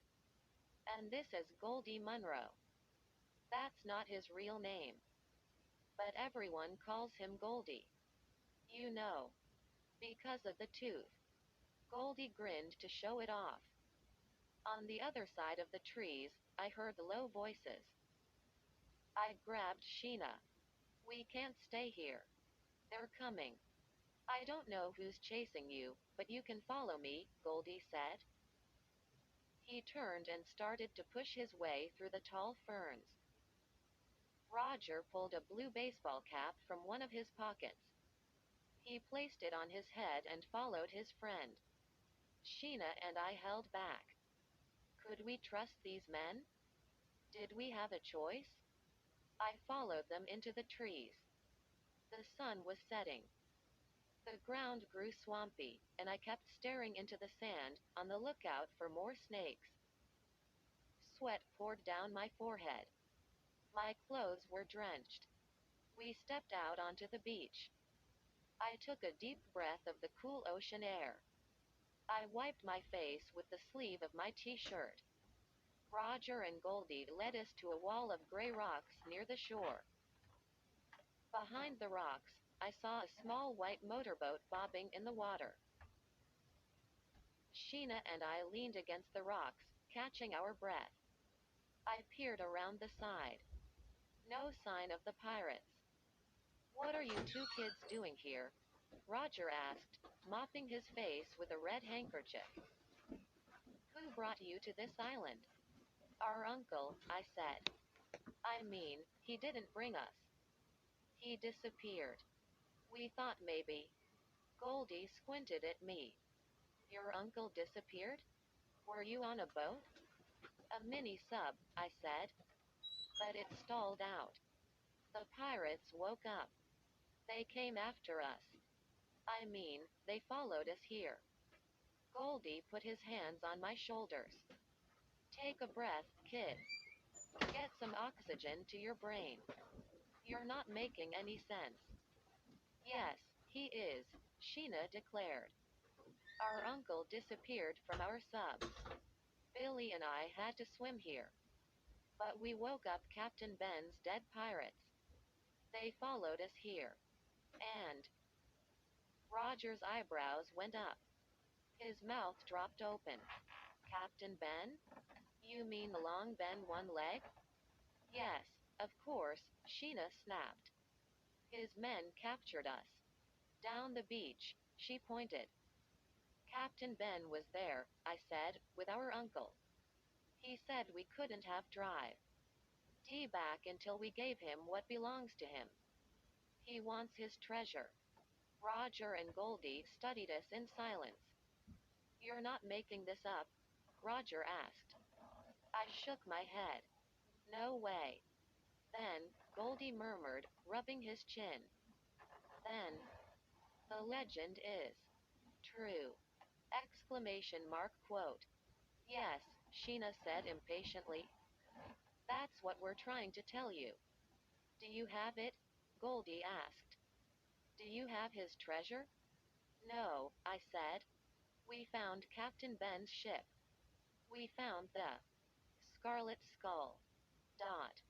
But we didn't see any treasure. The two men looked excited. Roger's face reddened. Goldie studied us intently. The pirate ship, where is it? He asked. It's sunk offshore, I said. Tilted almost on its side on the bottom of the ocean. Goldie squinted at us. Did you really find that old wreck? People have been looking for it for over 200 years. Roger gripped my shoulders. Do you think you could find it again? He asked. They were both breathing hard. I could see their chests heaving up and down. Roger's face was bright red. That made me suspicious. Maybe Sheena and I had told them too much. Are you after the treasure? I asked. Before they could answer, I heard a clatter above us on the rocks.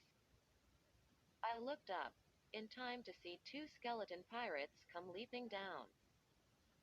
Their long tattered coats flew up behind them as they sailed down on us. They raised rusted swords. I grabbed Sheena and yanked her back. We fell onto our butts on the sand. The two dead pirates landed on their feet in front of Roger and Goldie. They swung their jagged swords at the two men and sliced off their heads. No. I blinked hard. Terror can make you see crazy things. Roger and Goldie still had their heads. The two pirates swung their rusted swords again. Again, Roger and Goldie ducked, and the blades whistled. Inches. Over their heads. Then the two men dove at the pirates. Grabbed them around their waists, raised them high in the air, and heaved them into the rocks. The pirates didn't utter a sound as their bodies fell apart. I watched the skulls fly off, the ribs separate, the leg bones roll away. Roger and Goldie bumped knuckles. Roger picked up his baseball cap from the ground. Then they lifted Sheena and me to our feet. We'd better hurry, Goldie said, gazing down at the two piles of bones. I bet more of these guys are on the way. They turned and started to their boat. Wait, I said, trotting after them. You didn't answer my question. Are you after Captain Ben's treasure? They both shook their heads. We don't want the treasure, Goldie said. These waters belong to the government. That means the treasure does, too, Roger said. There's no way we want that trouble. Let the treasure stay at the bottom of the sea, Goldie said. If Roger and I can take pictures of the sunken ship, we could sell them for a fortune. Goldie and I would be the most famous photographers in the world, Roger said. They continued to the motorboat, which was rocking gently on the waves. We have our diving equipment on board.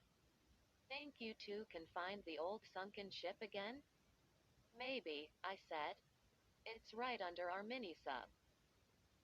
Sheena frowned. But that doesn't help us with our problems, she said.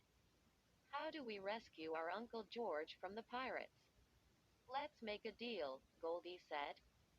You guide us to the Scarlet Skull. Dot. We'll haul the treasure chest onto our boat.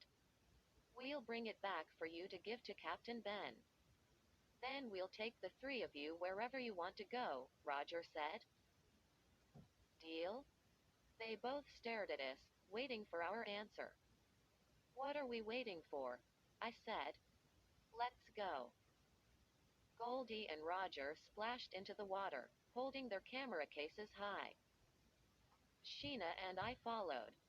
We waded to the boat. The warm water lapped over our waists. Howls rang out from the beach. I turned and looked back. The pirates were coming after us, clambering into the water. They were shrieking like wild animals, swinging swords above their heads. Goldie and Roger reached the boat. They grabbed the deck railing and hoisted themselves inside. Sheena climbed in easily. I tossed my walking stick onto the deck. The motor started with a roar. I reached for the deck rail and missed. I tumbled face first into the water. The pirates' howls grew louder. Closer. I floundered in fear, slapping at the water, struggling to stay on the surface. The motor churned up the waves, sending a spray high in the air. The spray washed over the charging pirates. Sputtering, I reached for the deck rail again. Caught it. I lifted myself, soaking wet, onto the deck. Bony hands shot up from the water. Grabbed the deck rail. The pirates were climbing on board. The motor roared. The boat shot forward. We lifted off the water and zoomed away from the shore. I struggled to keep my balance. I turned to the deck rail and shuddered. Their bony hands were still gripping the rail. Sheena, look. I pointed to the hands, 8 or 9 pairs. We didn't lose them. They're coming with us. The boat lurched and tilted to the side. I went stumbling to the rail. I couldn't stop myself. I grabbed for the rail, and my fingers wrapped around the cold, clammy hand of a skeleton pirate. Unable to let go, I opened my mouth in a cry of horror. Gripping the rail, I stared at the hands. Just hands. No arms attached, or bodies. The bony fingers clung to the rail, taking a sea ride with us. The arms and bodies, detached now, floated and bobbed in our wake. Sheena pulled me away from the side. Billy, sit down, she said. You're drenched and you're shaking. You look totally wrecked. I sat down and hugged myself. I'm okay, I said weakly. It's just those hands. I shivered. Cheer up, Sheena said. Roger and Goldie are going to help us. We'll get the treasure to Captain Ben. He'll set drive. D free. And they'll take us to the Cassandra. Quote. I forced a smile to my face. Sounds like a plan, I told Sheena. And then I gasped. One of the skeleton hands was gripping my ankle. Sheena pulled it off and tossed it into the water. The boat rocked and tossed as it pushed through the waves. The evening sun sent stripes of deep red through the water. It would soon be dark. Goldie carried a couple of long duffel bags from the cabin. The Scarlet Skull. Can't be far from here, Sheena said. Billy and I swam to shore from the sub. Goldie heaved the two bags to the stern. One is our diving gear, he said. The other is our cameras. We'll find the ship first, then come back for our photo equipment. He walked to the rail.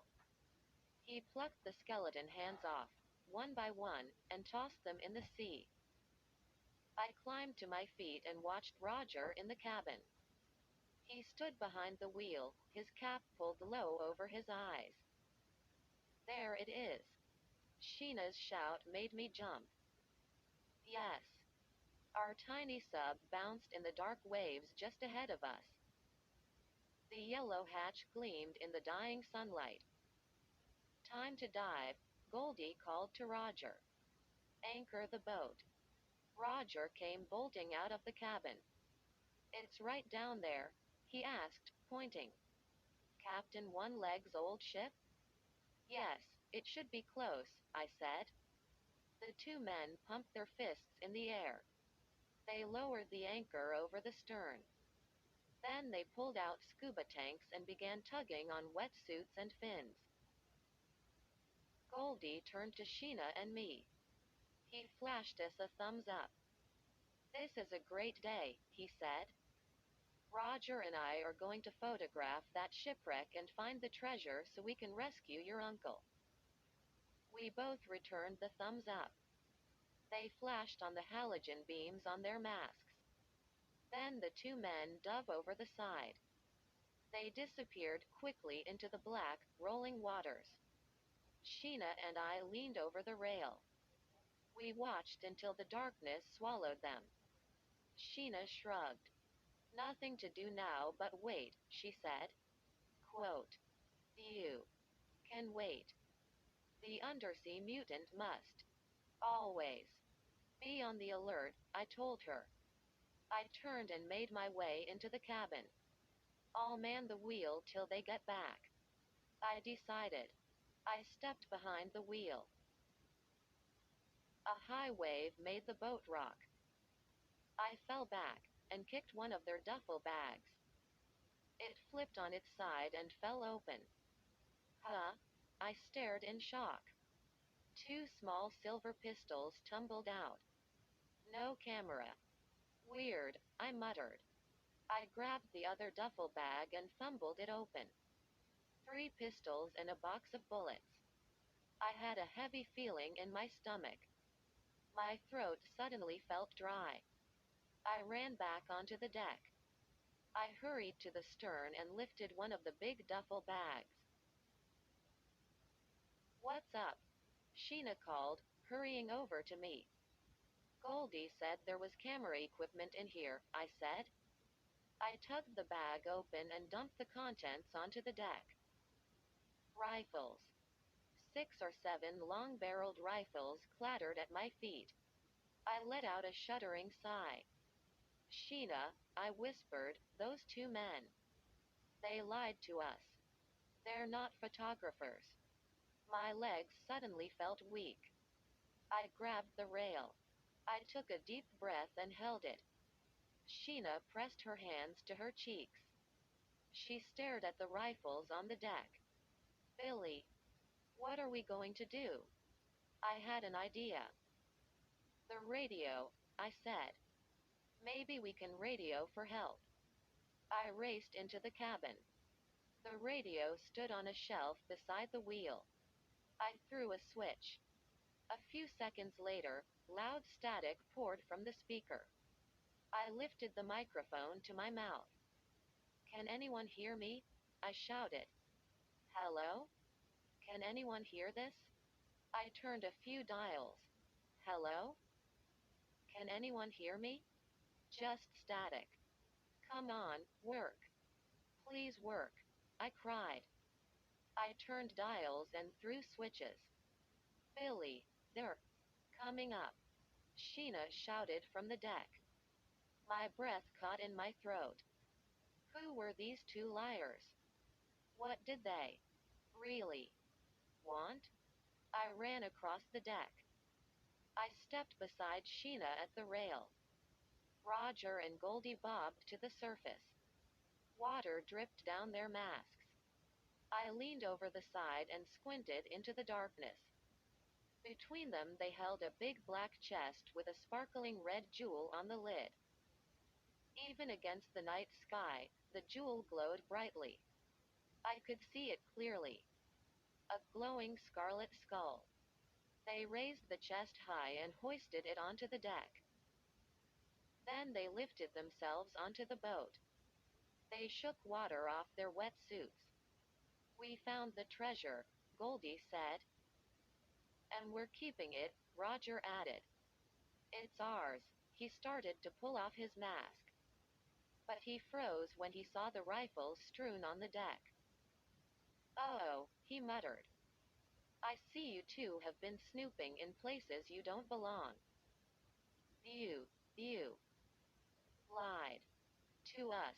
I cried. Goldie shrugged. It's a tough world, kid. He pulled up his diving mask. Sheena and I both let out cries. His face came off with the mask. We were staring at a grinning skull. A skull with a gold tooth hanging from its mouth. Roger pulled off his mask and tossed it onto the deck. His face didn't come off, but the skin came loose around his mouth. He tried to push it back into place. Who are you? I stammered. We were on the ship that watched the Scarlet Skull disappear in a black cloud, Goldie said. Disappear with our treasure. Captain Ben stole it from us, Roger said. We dove into the water to get it back. But we never made it to the Scarlet Skull. Dot. That black cloud carried us away, and we've been lost, till now, Roger said. We're rich, Goldie said. After over 200 years of searching for this, it's ours again. He tossed back his skull and uttered a dry laugh. These outfits came in handy, Roger said. Goldie and I were so cold in our bare bones all these years. We stole the clothes from a couple of fishermen, and we took their boat, too. A smile spread over his face. Then we took their skin. Quote. My stomach lurched. I had to force down my lunch. Sheena's mouth hung open. She tugged at her long hair. You're really going to keep the treasure? She asked in a tiny voice. Yes. And thank you from the bottom of our hearts, Goldie said. He gave us a two-fingered salute. We owe you our gratitude, Roger said. And now, sadly, we must say goodbye to you both. Goodbye? I cried. What do you mean? They didn't answer. Goldie just shrugged. Roger moved quickly. He lifted Sheena off the deck and tossed her overboard. I heard the splash as she hit the water. The sound sent chills down my back.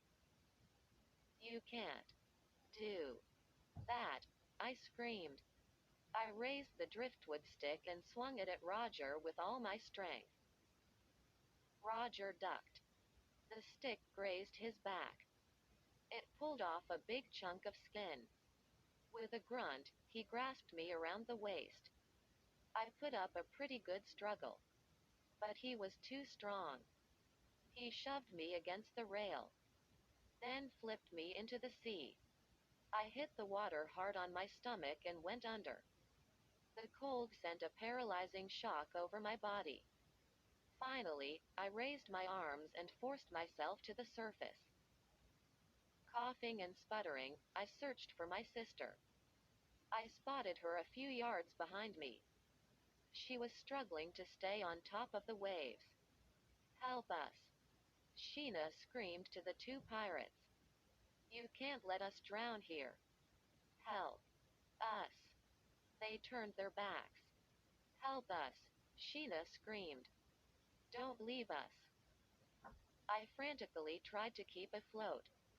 I watched the two men. They were leaning over the treasure chest. I could see the scarlet skull glowing against the night sky. Roger reached down to open the chest. He was about to grab the scarlet jewel. The red skull glowed so brightly, I could see everything clear as day. I saw Roger grab the skull. I heard Goldie scream, no. I saw Goldie try to tug Roger away. Too late. The red skull snapped open its jaws and bit Roger's hand. And as the jaws clamped down, a fireball of white light burst over the boat. So bright, the sea lit up all around us. And a powerful red current, like red lightning, blazed over both men. Beast. For a second, their bodies lit up. I could see the bones under their skin. Trapped inside the crackling current, Roger and Goldie did a terrifying dance. Their arms flew wildly over their heads. Their whole bodies shook and shimmied. And then, their heads flew off their bodies, high into the fiery sky. Both men crumpled to the deck, twin piles of bone and ash. The buzzing, crackling red current faded to black. Sheena and I were alone in the sea now, thrashing our arms and legs, shivering in the cold. Come on, I choked out. I swam to the boat, grabbed for the deck rail, and pulled myself on board.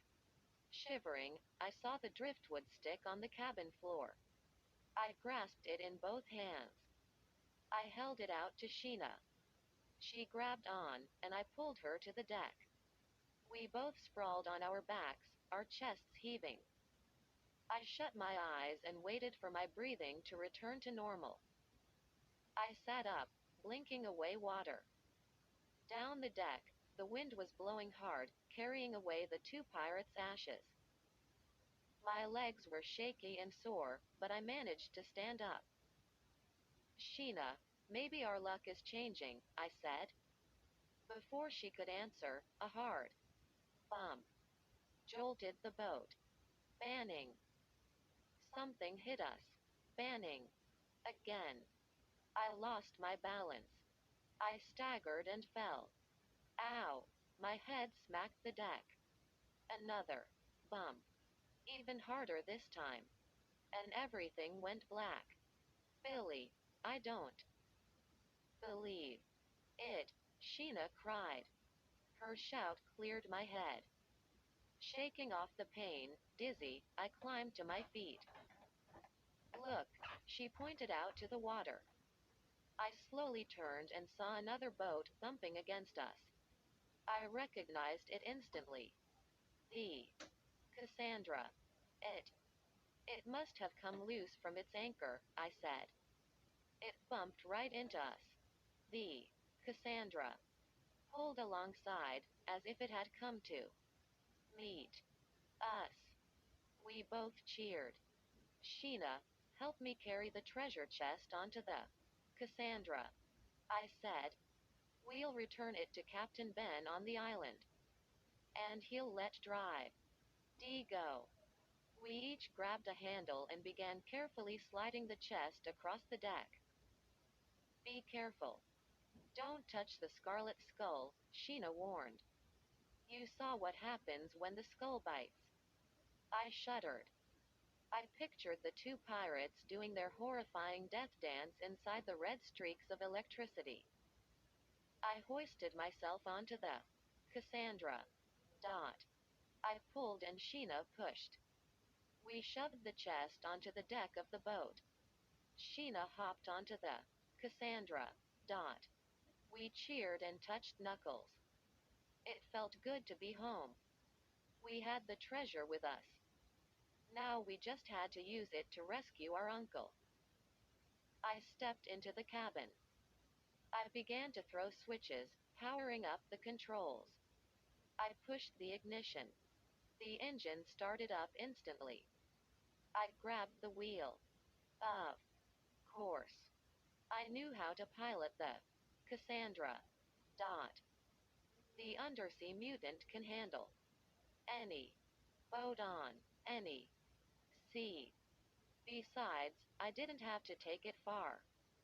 The island stood only a few minutes away. I eased the throttle forward. The boat began to move, cutting through the waves. I could see the island on the navigation screen. Piece of cake. Or was it? Suddenly, the boat began to rock. The wind. Sheena burst into the cabin. Billy, what's happening? She cried. I kept my hands on the wheel. The boat tilted up hard, then crashed back down into the heaving waves. Why is the sea going crazy? Sheena cried. I didn't have to answer. We both saw it at the same time. An enormous ship rising up from under the water. Its sails billowed and stretched against the wind. Its prow rose and fell as it bounced on the waves. The ship came sailing straight at us. Sheena's eyes bulged. Billy, it can't be. Do you recognize it? The ship, it's the Scarlet Skull! Exclamation mark quote. It's going to crash right into us, I screamed. I whipped the wheel to the right as far as it would go. Too late. The Scarlet Skull rose up like a skyscraper in front of us. And standing at the bow, I saw Captain Ben. His long black coat flapped behind him in the wind. Oh, wow. I don't believe it, I cried. The pirate captain had his arm wrapped around Drive. D. Doctor. D? Are you okay? I shouted. Don't ask questions. Captain Ben boomed down at us. Do ye want er uncle returned? I'll give ye scurvy dogs one more chance to give me what is mine. Okay, okay, I cried. I shoved the treasure chest to the edge of the deck. Here. Take your treasure. We don't want it. Above us, Captain Ben shook his head. Give me what is mine. He screamed. Take the treasure. Take it, I shouted. Captain Ben shook his head again. He raged his fists in the air. I don't want the treasure. I want my leg! Exclamation mark quote. Leg? He pointed furiously to the stick in my hand. Huh? I wasn't leaning on a long piece of driftwood. All this time, I'd been carrying around Captain Ben's leg. It was his leg. He wanted returned. I raised the leg bone high. I pulled my arm back to toss it up to him. But Sheena held me back.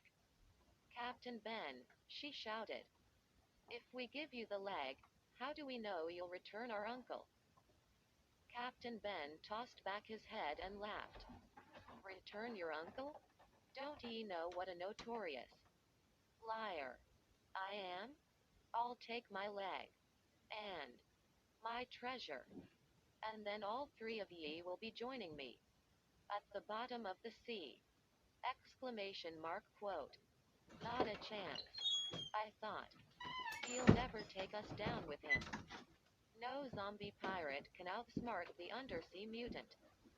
Suddenly, I knew what I had to do. The long leg bone trembled in my hand. I wrapped my fingers around it tightly. I remembered Drive D's spearfishing lesson. I shut my eyes and repeated in my mind what I had learned. Balance, aim, power. I took a deep breath. I pulled the bone back like a fishing spear. I aimed carefully.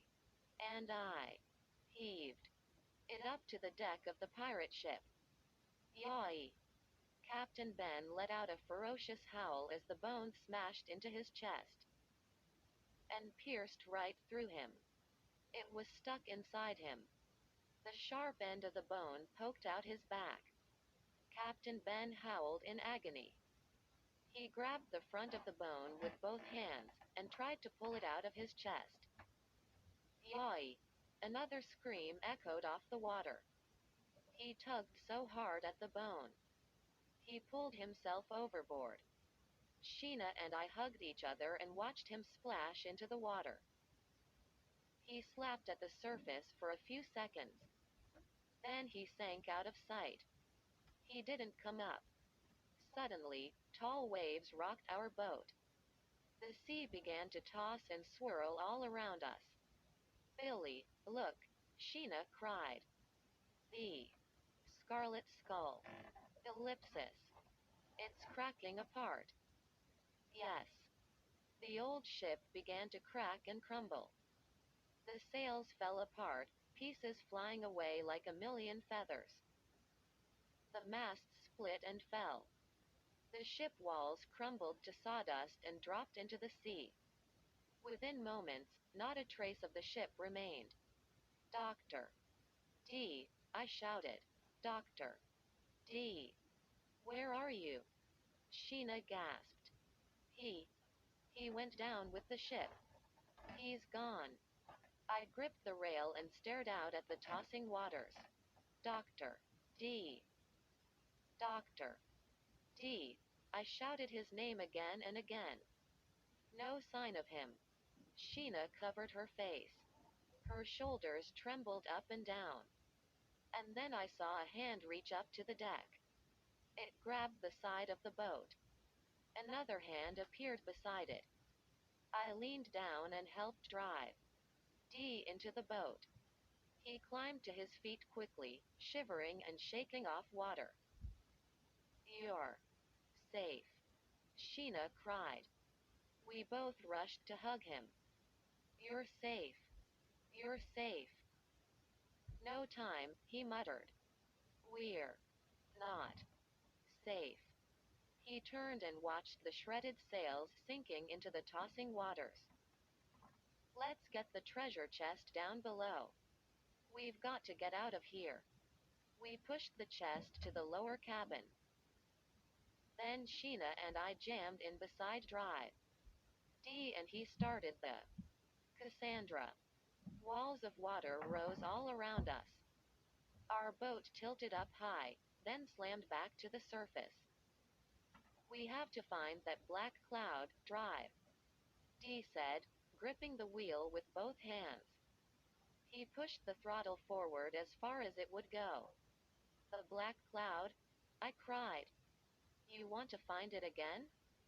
When we went through it, we entered a dead zone, Drive. D explained. That's what the old legends say. And I'm starting to believe them. We have to go through it again and get to the other side. This isn't our world. We're in the world of the dead. My mouth dropped open. A shiver shook my whole body. Doctor D is a scientist. I knew he never believed any of this stuff. But we had all seen it with our own eyes. That's why the pirates came to life. Sheena asked. Doctor D nodded. And that's why in over 200 years, no one has ever found the Scarlet Skull. Dot. It lies in the realm of the dead. And we will, too, unless we can travel back through that cloud. The Cassandra roared forward. Above us, a pale full moon drifted low over the ocean. Were we traveling in the right direction? Was there a way back to our world?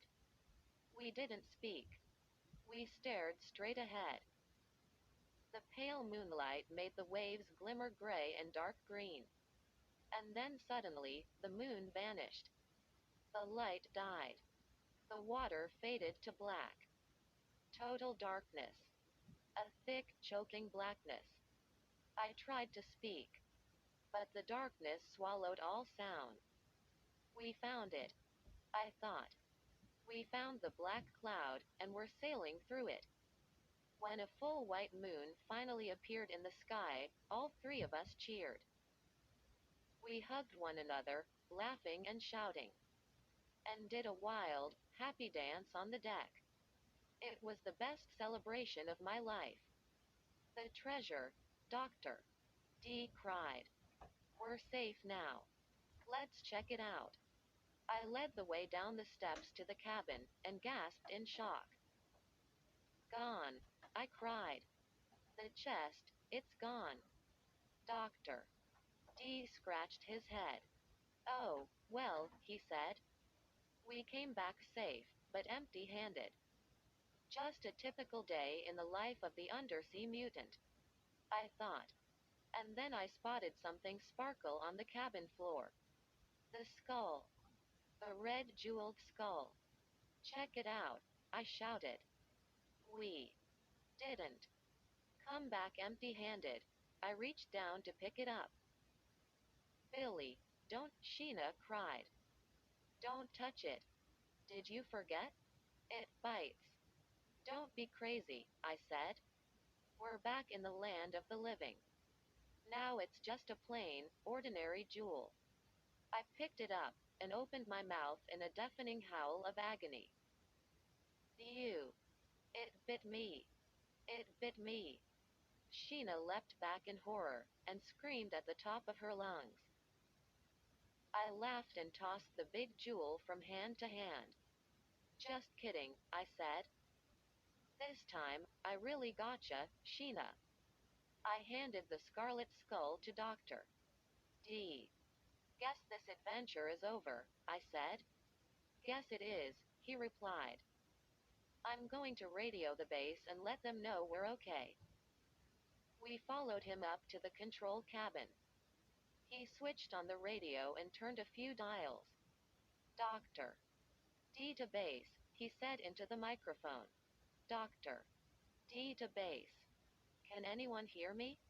We heard a crackling sound. And then from the speaker, we heard low voices. The bones, they crack. The bones, they creep. The men come alive in the briny deep. You ended our death, you ended our sleep. The men come alive in the briny deep. Dear Billy and Sheena deep. You are in deep trouble now. Don't scream, but you have won a free, week-long stay at Horrorland Theme Park, the scariest place on Earth. Bring your parents. Bring your swimsuits and your diving gear. And be sure to bring some shark food, like your hands and feet. We've enclosed free passes to our Hungry Crocs piggyback ride. We're having fun as a snap. And you'll enjoy a visit to the Bat Barn Cafe. Join our thirsty vampires there for a warm drink. You don't need a ticket for the 20-mile swim for your life ride. We know you'll find it breathtaking. Your luxury room at the Stagger Inn offers 24-hour tomb service. Oops. Of course, we mean room service. Come be our guest. We look forward to scaring you. Please RSVP to D quickly, guest relations. My sister, Sheena, and I were thrilled. Sheena was so excited about going to Horrorland, she was nice to me for a whole week. A lot of our friends had been there, and they told us all about it. They said it was the most awesome park on Earth. Sheena and I spent the morning just walking around the park, taking it all in. Believe it or not, the first thing I wanted to do was go on the bottomless canoe ride. I know. Sheena and I just had a horrifying time on the water. I guess that's one reason we were so happy to be in a place where the scares weren't real. But we never made it to the bottomless canoe. After lunch, we trotted through the hotel lobby and saw two very unhappy girls at the front desk. They were about our age. Both were tall and thin with coppery hair. One wore a pale green t-shirt over white tennis shorts. The other wore a short red and yellow sundress. But that's impossible. The girl in the sundress cried. She pounded her hand on the front desk. The horror behind the desk shrugged. Go figure. That's what you told us the last time, the girl cried. It has to be a mistake. Sheena and I stopped to watch. What was their problem? The girls stepped away from the desk. One of them was trembling. The other one tried to comfort her. Of course. It's a mistake, she said. Sheena can never resist trouble. She pulled me over to the two girls. What's wrong? She asked. They both jumped. I guess we startled them. My parents are missing, the one in the sundress said. No big deal, Sheena said. Our parents are missing, too. They both gasped. Yeah, I added. Who needs parents? I meant it as a joke. You know. Trying to get them to lighten up. But they didn't laugh. They told us their names. Brittany Crosby and Molly Malloy. Your parents are missing, too? For real? Brittany asked. Nothing is real here, I said. We led them farther away from the dude behind the front desk. Don't be upset, Sheena said. Our family checked in this morning. Outside my room, I heard some horrors talking in the hall. They said they always sneak the parents away. To a hotel of their own. They did it to us, I said. We went to our parents' room, and they were gone. Molly shook her head. You mean it's a joke? She asked. And then the horrors lie and say your parents checked out and went home without you? Sheena nodded. They do it to all the kids. It's one of their favorite scares. It's like everything else here. A big fake. Brittany let out a sigh. I knew. My parents wouldn't just leave, she said. You've never been here before? I asked. Brittany and Molly shook their heads. Brittany got a special invitation, Molly said. We were totally psyched. Quote. Us too, I said. I could see Brittany was still worrying about something. My dad left his new digital camera in their room, she said. She pulled it out of her bag. Can't you just return it when you see him? I asked. You don't understand, Brittany said. He left a picture in it. It was crazy. A picture of Slappy. Who? Sheena and I both asked at once. A ventriloquist's dummy, Molly said. From back home, Brittany added. Quote. No way. That picture could be in the camera. No way. Slappy could be here in Horrorland. I stared at them. Brittany was trembling. Molly looked really upset, too. A ventriloquist's dummy? What's the big deal? Can we see it? Sheena asked. Show us. Again, Brittany glanced at Molly. They were definitely stressed. I figured there was something about this dummy they weren't telling us. Brittany raised the camera and clicked it on. She pressed a button and squinted at the view screen. Weird, she muttered. Molly grabbed Brittany's arm. What's wrong? Brittany pressed the button again. Then again. The photo is gone, she said. No, wait. She let out a gasp. She held the camera up to her friend. I don't believe it, Molly. Look. Sheena and I edged up behind Molly so we could see the photo, too. I squinted at the little screen. And there we were in the photo. Brittany, Molly, and Sheena and me. And the dummy was standing right behind us. How did you take this picture of us? Sheena asked Brittany. The camera was in your bag. Sheena had her face all scrunched up, the way she does when she's puzzled. Brittany didn't answer. She stared at the screen. She was breathing really hard. She looked totally frightened. She glanced all around the lobby as if that dummy could be hiding in any corner. Imagine being afraid of an old ventriloquist's dummy. Finally, Molly took the camera from her.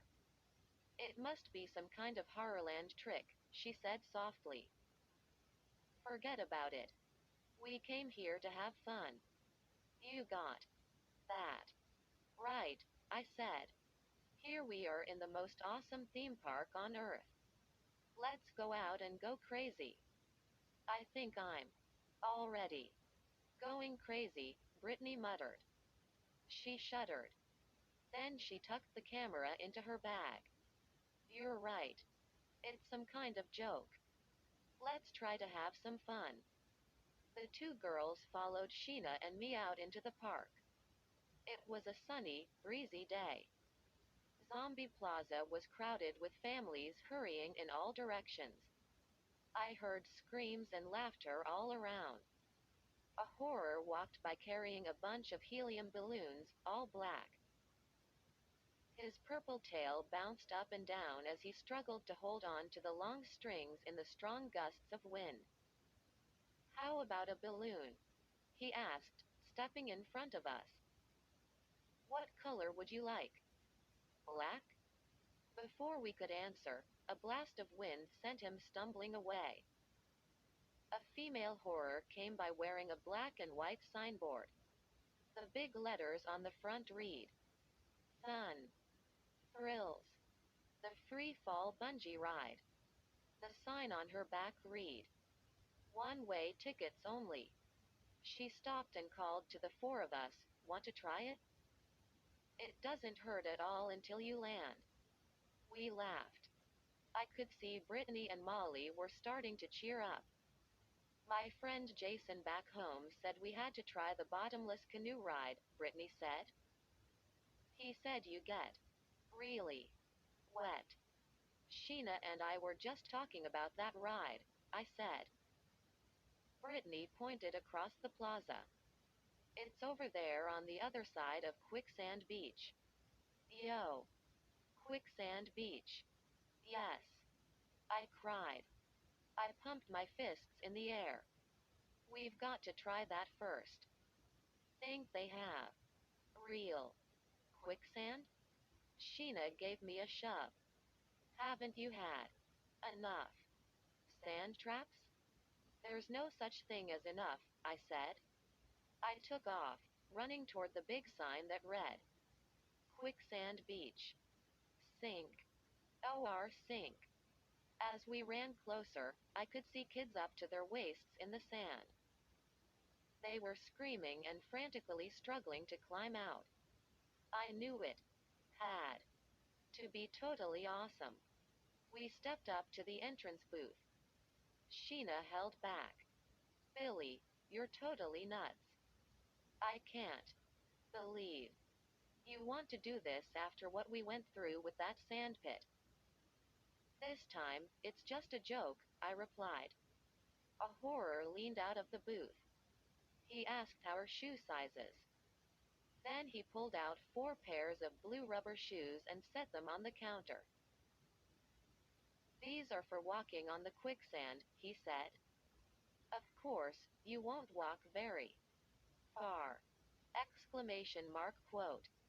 Molly tugged nervously at a strand of her hair. What happens when we sink? She asked him. He handed her a pair of shoes. If you go under, hold your breath as long as you can, he said. sometimes it helps. We stepped out onto the wet yellow sand. Molly grabbed my arm. He was joking, right? Everything is a joke here, remember? I said. I took 5 or 6 steps.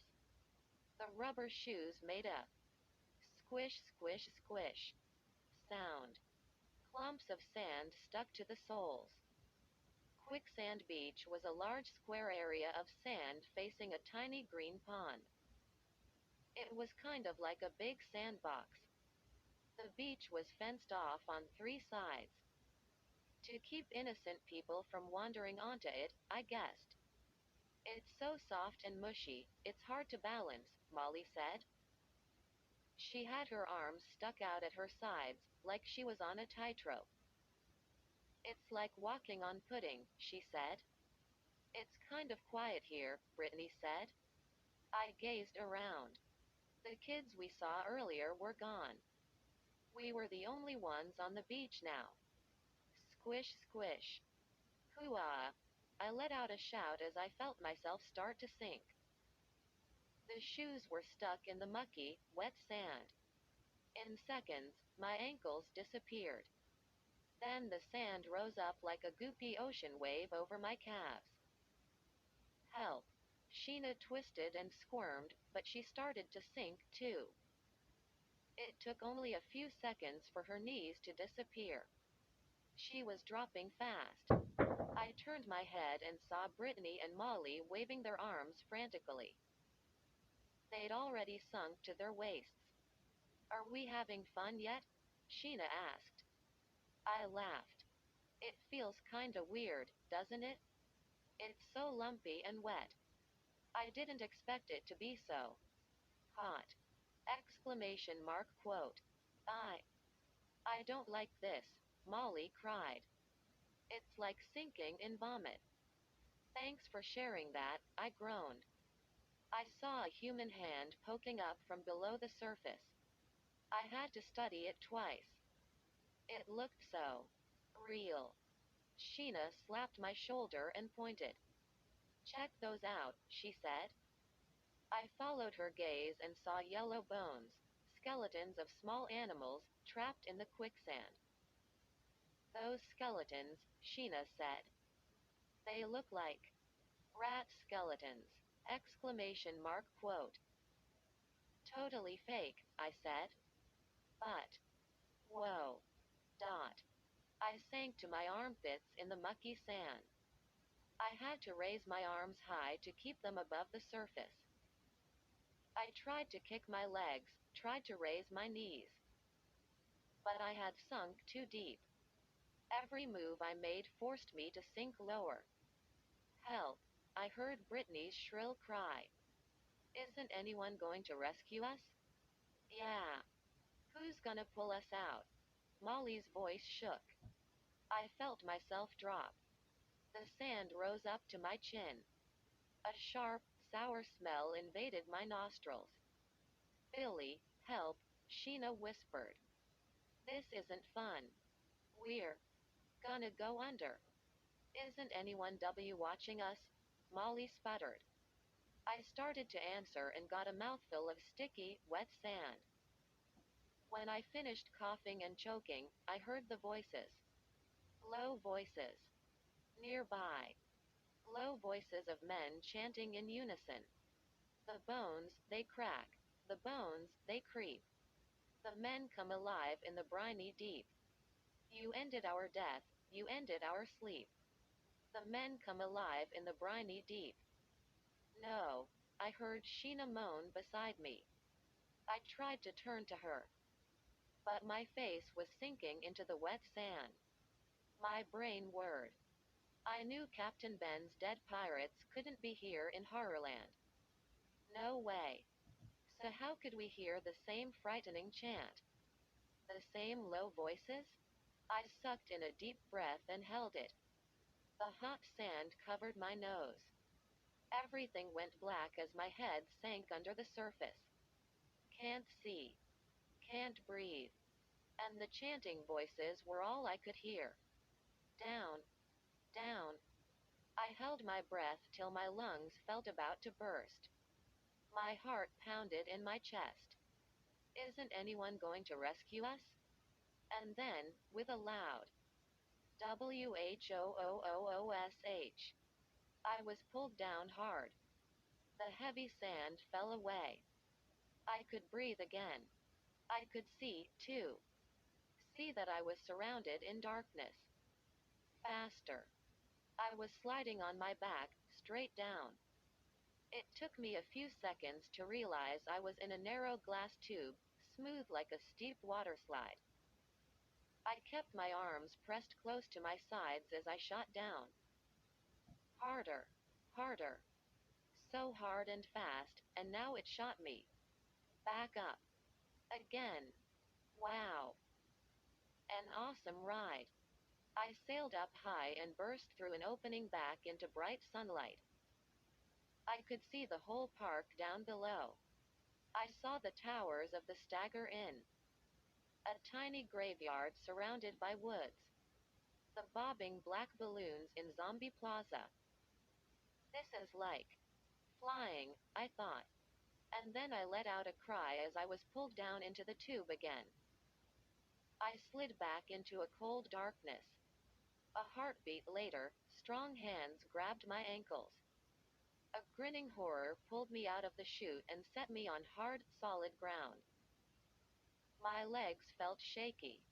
My heart was still racing. The horror raised an air blower, like a big electric hairdryer, and blew all the sand off me. 2 seconds later, Sheena came shooting out. Her hair stuck out wild around her head, as if she'd been struck by lightning. She had a huge grin on her face. Awesome, she shouted, pumping her fist in the air. First, it's terrifying. Then, awesome! Exclamation mark quote. The horror blew the sand off her. Then we both started laughing and dancing around. It was such an insane thing to be sinking in sand and then flying in the sky. Hey, after a few seconds, I stopped my crazy dance. I turned back to the chutes. Where are Brittany and Molly? Smoothing her hair down with both hands, Sheena stepped over to me. We both stared at the bottoms of the slides. Oh, no. They went under the same time we did, I cried. So where are they? Sheena asked. I had a sudden heavy feeling in my stomach. Something's gone terribly wrong, I said. They must be trapped under the quicksand. I ran to the horror. He was sitting on a low stool, hunched over a copy of Scary People magazine. Did you see our friends? I cried. The horror shook his head. He didn't look up from the magazine. But, I sputtered. They were with us. They sank in the quicksand with us. Didn't see them, the horror muttered. He flicked a bee off his purple sleeve and it fluttered to the ground. But they had to come out here, right? I asked. They couldn't disappear into thin air. He turned a page of the magazine. Finally, he looked up at me. Beats me, kid, he said. I only work here. But, I stammered again. He got a lopsided grin on his face. Why don't you try Lost and Found? He said. He chuckled to himself and lowered his face to the magazine. Big help, I muttered. I hurried back to Sheena. She was still staring at the slide. It's got to be just another Horrorland scare, she said. They both probably slid out somewhere else. That dude is just trying to scare us. I glanced all around Quicksand Beach. No sign of the two girls. Maybe you're right, I said. Maybe they're waiting for us at the exit. I turned and began to lead the way out. But I stopped when I heard a low voice. A raspy voice, faint but clear, so close to my ear, it gave me a chill. Ahoy, mate. Do you want to see your friends again? I turned to Sheena. Did you hear that? Her eyes were bulging, and her mouth had dropped open. Captain Ben? She whispered. Impossible. We both knew it was impossible. I whirled around in a circle. No one in sight. Where did the voice come from? And the pirates chanting, too? Were there hidden speakers in the sand? Sheena shuddered. Someone here knows what happened to us this summer, she said in a trembling voice. Someone is trying to scare us for real!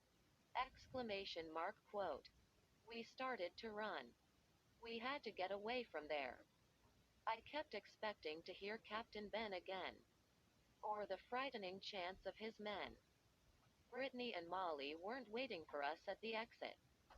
We gazed up and down Quicksand Beach. 4 or 5 kids were sinking in the sand, laughing as they struggled to climb out. I led the way onto Zombie Plaza. I shielded my eyes from the bright sunlight and searched for the 2 girls. No sign of them. Weird, Sheena muttered. Maybe they're back at the hotel? Maybe, I said. I didn't know what to believe. A horror in a black apron stood behind a little green and purple cart. She held up a sugar cone. You two look like you could use some ice cream, she said. She was right. My throat was dry. I had hot beads of sweat running down my forehead. What flavors do you have? I asked. She opened the lid and peered into the cart. I've got liver and onions, she said. That's my most popular. And, let me see. I've still got some calf's brain cookie dough left. Yuck. Do you have vanilla? I asked. She nodded. Yes. I have vanilla split pea onion dip. No thanks, I said. Sheena grinned at me. Dare you to try the liver? No way, I said. I started to walk away. But she blocked the way. Thought you're totally brave now. Go ahead. Try it. The horror scooped a big ball of ice cream onto the top of a cone. She handed it to me. Liver on a garlic cone. My stomach gurgled. The ice cream was sick. Green-brown. I saw big lumps in it. Hold your nose while you swallow it, the horror said. It helps a little. My hand trembled. I held the cone away from me. But Sheena pushed it up to my face. Go ahead, Billy, lick it. Be brave. Take a lick. I held my breath. Then I stuck my tongue out and took a tiny lick. Oh. My stomach gurgled again. Hey, I took another lick. Tasted it. Swallowed. Then I burst out laughing. It's chocolate. The horror began to laugh, too. Welcome to Horrorland, she said. Sheena and I shared the cone. Then we started to the hotel to find Brittany and Molly. I saw a banner strung across the plaza. The Playpen. That's the game's arcade, I said. You know. All those carnival games. It's on the way. Let's check it out. But what about the 2 girls? Sheena asked. They'll be at the hotel. For sure, I said. I just want to see what games they have here. A sign over the gate read. It's not whether you win or lose, but how much you scream your head off. I saw 2 long rows of game booths with a wide aisle in between. The aisle was jammed with people eager to play. They all seemed to be having a lot of fun. These games look awesome, I said. Check that one out. Tarantula races. We jogged closer. 4 kids lined up in front of the booth. A horror placed a live tarantula on each kid's head. Don't let it fall off, the horror said. Last kid to get bitten wins. Sheena rolled her eyes. Not my idea of a fun time, she said. We have a winner, a horror shouted from a game booth down the aisle. You win a live rattlesnake, people laughed and cheered. Across the aisle stood a game called head toss. Two girls held real-looking human heads in their hands. The idea was to toss the head onto a tall metal spike. If it stuck on the spike, you won a prize. We watched them toss their heads one at a time. The heads bounced off the spikes and rolled away. The girls walked off, shrugging their shoulders. A boy about our age stepped up to the booth. The horror handed him a head with short blonde hair. Do we know that boy?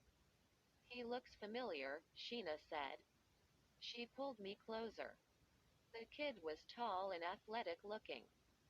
He had wavy brown hair and brown eyes. He had a sleeveless black t-shirt pulled down over faded jeans. I snickered. You just think he's cute. He is cute, Sheena said. Look. Is he smiling at me? He has a great smile. He isn't smiling at you. The ugly head is smiling at you, I said. Why don't you go give it a big kiss? Sheena slapped my arm. How funny are you?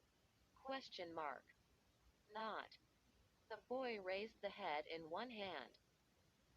But before he tossed it, he reached into his jeans pocket. I thought he was reaching for a token. The games all required copper-colored Horrorland tokens. But no. He pulled out a small gray card. He tapped the card twice on the side of the booth. What's that about? I whispered. Sheena shrugged. Maybe it's some kind of good luck charm, she said. The boy tossed the head. It slid onto a spike, spun a few times, and stayed on. A winner, the horror shouted. Hey, everybody, we have a winner. Sheena and I followed the boy down the row of carnival booths. He stopped at one with a red sign. Spin the wheel of misfortune. The big wheel was covered with bad things that could happen to a person: headache, itchy where you can't scratch, spider on your tongue, beheading. Only two squares on the wheel read. Winner. No way he can win this one, I muttered. Why does he even want to try it? You can only lose. The kid stepped up to the wheel. But again, he didn't put in a token. Instead, he pulled out that gray card. He tapped it twice on the side of the booth. Then he slid it back in his pocket. He spun the wheel hard. Click, click, click. Dot. It went around and around for at least a minute. And it stopped on. Winner. The horror scratched his head. I don't believe it, he murmured. Our first winner. This dude can't lose, I said to Sheena. And did I mention ease? Cute. Too, she said, grinning. We followed him to a game called Vampire Darts. The sign read, Send a silver dart into the vampire. Single quote. StHeart. The horror handed the kid a long silver dart. The target was a tiny red heart on the back wall of the booth. The kid tapped the little gray card twice on the side of the booth. Then he aimed and tossed the dart. And three guesses what happened. Yes. Winner again. This is too good to be true, I said. And maybe it was. Because everything changed all at once. The horror in the dart booth didn't hand him a prize. Instead, he signaled to two horrors across the aisle. The horrors wore black and orange monster police uniforms with big silver badges on their chests. They turned instantly and began moving toward him. The boy took off running. Stop right there, one of the horrors shouted. Stop. Now! Exclamation mark quote. They pushed past a group of kids and hurtled after the boy. The boy ran toward us. His brown hair was flying up behind him. I could see the look of panic on his face. Hey! I cried out as he bumped up against me. He shoved something into my hand. Hide it, he gasped. Quick! Hide it. He didn't stop. He zigzagged through the crowd, down the long carnival aisle. The two monster police tromped past Sheena and me, running hard. People screamed and jumped out of their way. I opened my hand and studied the object the boy gave me. It was a gray plastic card. A room key card. I shoved it into my jeans pocket and kept my hand around it. Oh, no, Sheena cried out as the two monster police caught up to the boy. One held him. The other one searched his pockets. This is sick! Exclamation mark.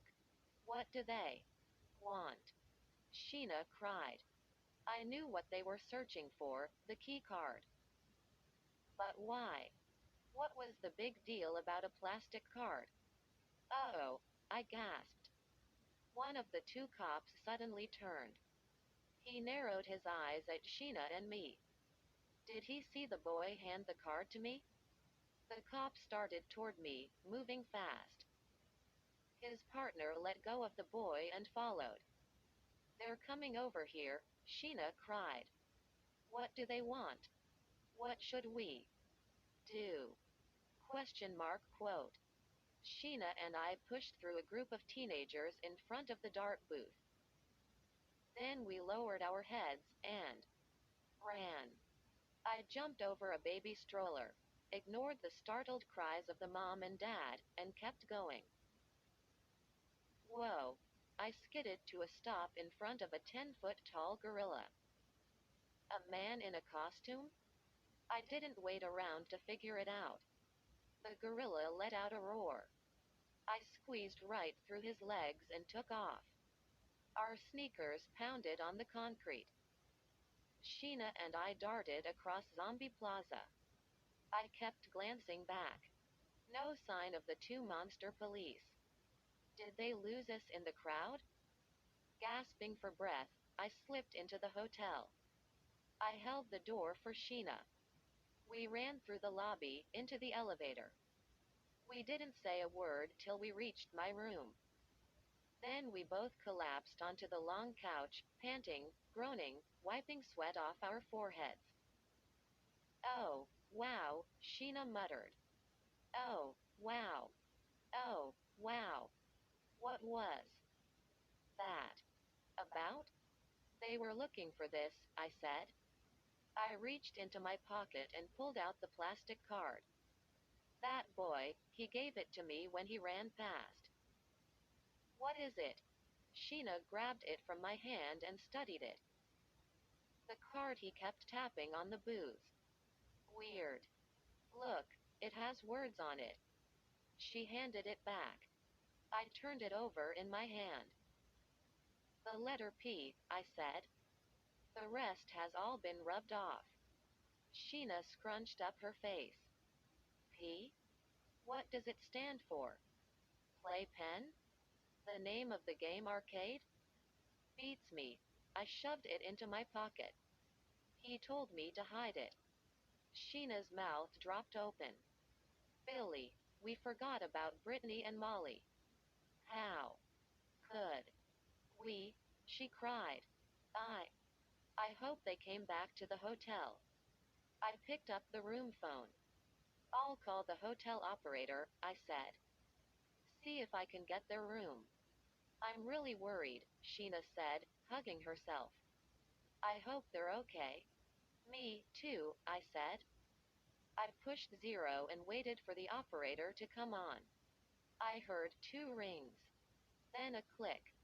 Then, ha ha ha ha ha ha ha ha ha. I pulled the phone away from my ear. It's just a man laughing, I told Sheena. Listen. I shoved the phone to her ear. Ha ha ha ha ha ha ha ha ha. What a totally nasty, evil laugh, Sheena exclaimed. She slammed the receiver down. Then she picked it up again. Let's try another number. She pushed the number for room service. Ha ha ha ha ha ha ha ha ha. I felt a chill run down my back. Do you remember that laugh? I asked. Sheena gasped. It sounds like Captain Ben. She pushed zero again, and we both listened. Ha ha ha ha ha ha ha ha ha. The phone fell out of Sheena's hand. She started to tremble. She grabbed my arm.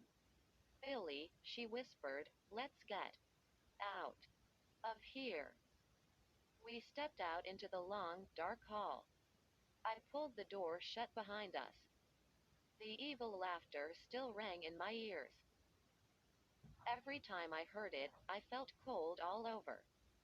Where are we going? I asked. To the front desk, Sheena said.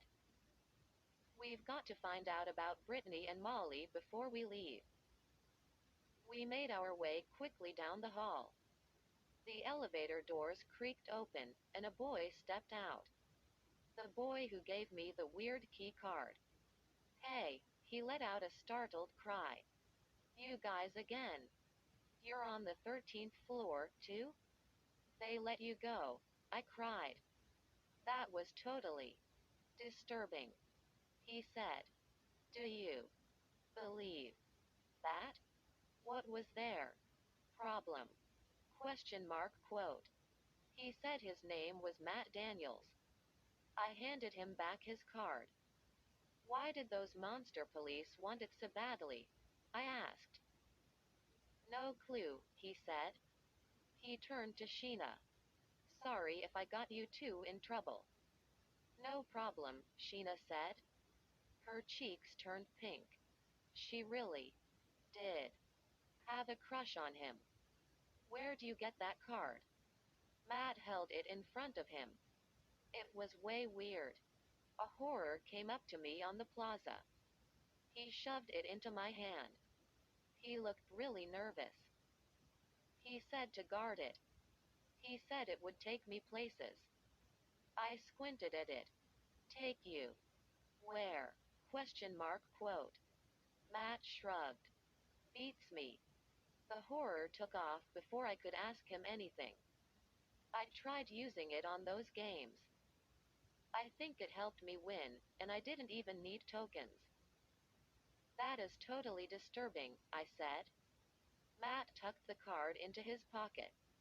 I didn't want to give it to those cops. The horror told me to guard it. And I want to see what else it can do. We're going to the front desk, Sheena told him. Two girls we met, Brittany and Molly. They went with us to Quicksand Beach. But they didn't come out. We want to see if they came back here. She flashed Matt a smile. Want to come with us? Matt shrugged. Sure, he said. Creaking and groaning, the elevator carried us down to the first floor. My room is awesome, Matt said as we waited for the doors to open. And it's free. Believe that? I got some kind of free invitation. I don't know why. So did we, I said. It's like a big mystery. How did we get picked? Brittany and Molly, too, Sheena said. I guess we won some kind of contest. But Billy and I don't remember entering any contest. Me, either, Matt muttered. Weird. On the first floor, we stepped out into a long hall. The walls were covered in fake cobwebs. And giant spiders bobbed and spun from webs dangling from the ceiling lights. We passed a row of rooms, then turned a corner. I think the front desk is that way, I said, pointing. But Sheena and Matt weren't listening to me. They were staring into a wide glass window. I saw the word, cafe, in big red letters on a sign above the window. Oh, wow, Sheena cried. She pulled me to the window. I peered into the cafe. It's Brittany and Molly, I cried. The two girls sat across from each other. They were at a little round table in front of a huge mirror that hung on the wall. They had tall ice cream sodas in front of them. But neither girl had taken a sip. Why do they look so sad? I asked. Sheena pounded on the glass and shouted, "Hey, Brittany." Molly. The two girls stared at each other. They didn't move. Sheena pounded harder on the window. "They can't hear us," she said. "Let's go in." I grabbed the door and tried to pull it open. It didn't budge. I tried pushing it. No way. I shoved harder. No. I pressed my face against the glass to get a better look inside. No other entrance. No other windows. "Why can't they hear us?" Sheena cried. She pounded on the window with her fists. She cupped her hands around her mouth and screamed their names. The two girls didn't move. I pounded on the door. Then I kicked the door. It made a thunderous bang. The girls sat staring at their ice cream sodas. "What's going on?" I cried. "Why can't they hear us?" Sheena didn't give up. My sister never gives up. She pounded on the window and shouted their names. "What's that?" Matt asked. He pointed to a metal box next to the door. "Check it out. It has a slot in it. Maybe our room keys open the door." I pulled my purple and green keycard from my wallet. I shoved it into the slot and tried the door. No. It didn't budge. I had an idea. "Matt," I said, "try the secret card. Maybe you need that weird card to get into this restaurant." "Worth a try," Matt said. He pushed the gray card into the slot. A green light flashed on. The door buzzed. He pushed it open. "Yes," he cried. "We're in." We. I followed him into the cafe and stopped short. I let out a startled cry. "Hey!" We were standing in an empty room. "Where'd they go?" I cried. "The place is totally empty," Matt said. I walked over to Brittany and Molly's table. No ice cream sodas. The napkins were neatly folded. The silverware hadn't been used. "Weird," I muttered. I turned and gazed into the mirror. It covered the entire back wall. My reflection and Matt's reflection stared back at us. One reflection was missing. "Sheena," I called. "Where are you? Where did you go?" "Don't be funny," Sheena said. "I'm standing right next to you." I spun around. My breath caught in my throat. "But I can't see you," I cried. "Don't be stupid," Sheena said. "This is no time for dumb jokes." "I can't see you, either, Sheena," Matt said. "It's not a joke. Look." He pointed to the mirror. I turned and looked again. And saw the two of us in the mirror. My reflection stood next to Matt's reflection. Beside me, I heard Sheena gasp. "Oh. No. Dot. I'm invisible."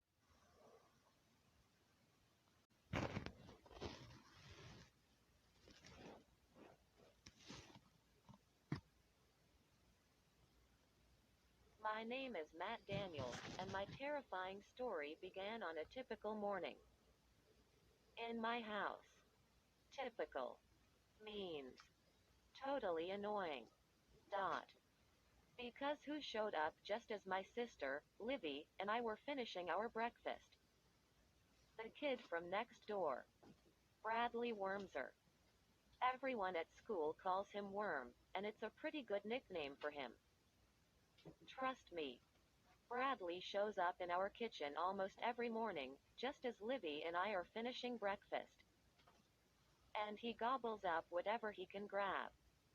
He's so skinny, it's hard to believe he could eat everything on the kitchen table if we let him. He really does look like a long, lanky worm with glasses.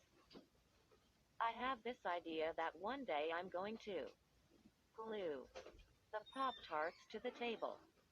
Then I'm going to enjoy the look on Bradley's face as he struggles to pull them up. I'm great at inventing stuff. And I'm really interested in science. And I'm a pretty good athlete. But none of that helps me against Wormwormser. He drives me nuts. This morning, Bradley waited till my mom's back was turned. Then he dropped a fat, dead horsefly into my cereal. I stared down at the fly floating on top of the milk. Yucko, Bradley said. You don't want that, do you, Matt? There's a dead fly in it. He pulled the bowl away from me, tilted it to his face, and drank the cereal down. Then he spit the fly onto the floor. Not bad, he said, using Livy's sleeve to wipe his mouth. A little soggy. Let go of me, Livy cried. He snapped his fingers an inch from her nose. He thinks that's totally funny. Livy hates it. Mom has no idea what a pain Bradley is. She was cleaning something at the sink. Mom, can I have another bowl of cereal? One asked. No seconds, Matt, she replied without turning around. You've got to watch your weight. Your big swim meet is coming up soon, remember? My stomach growled. Angrily, I grabbed a wet glob of cornflakes from Livy's bowl with my fingers, and stuck it onto Bradley's nose. Mom turned around. Matt, she shouted, glaring at me. Don't play with your food. Yeah, Matt. Don't play with your food, Bradley said, grinning.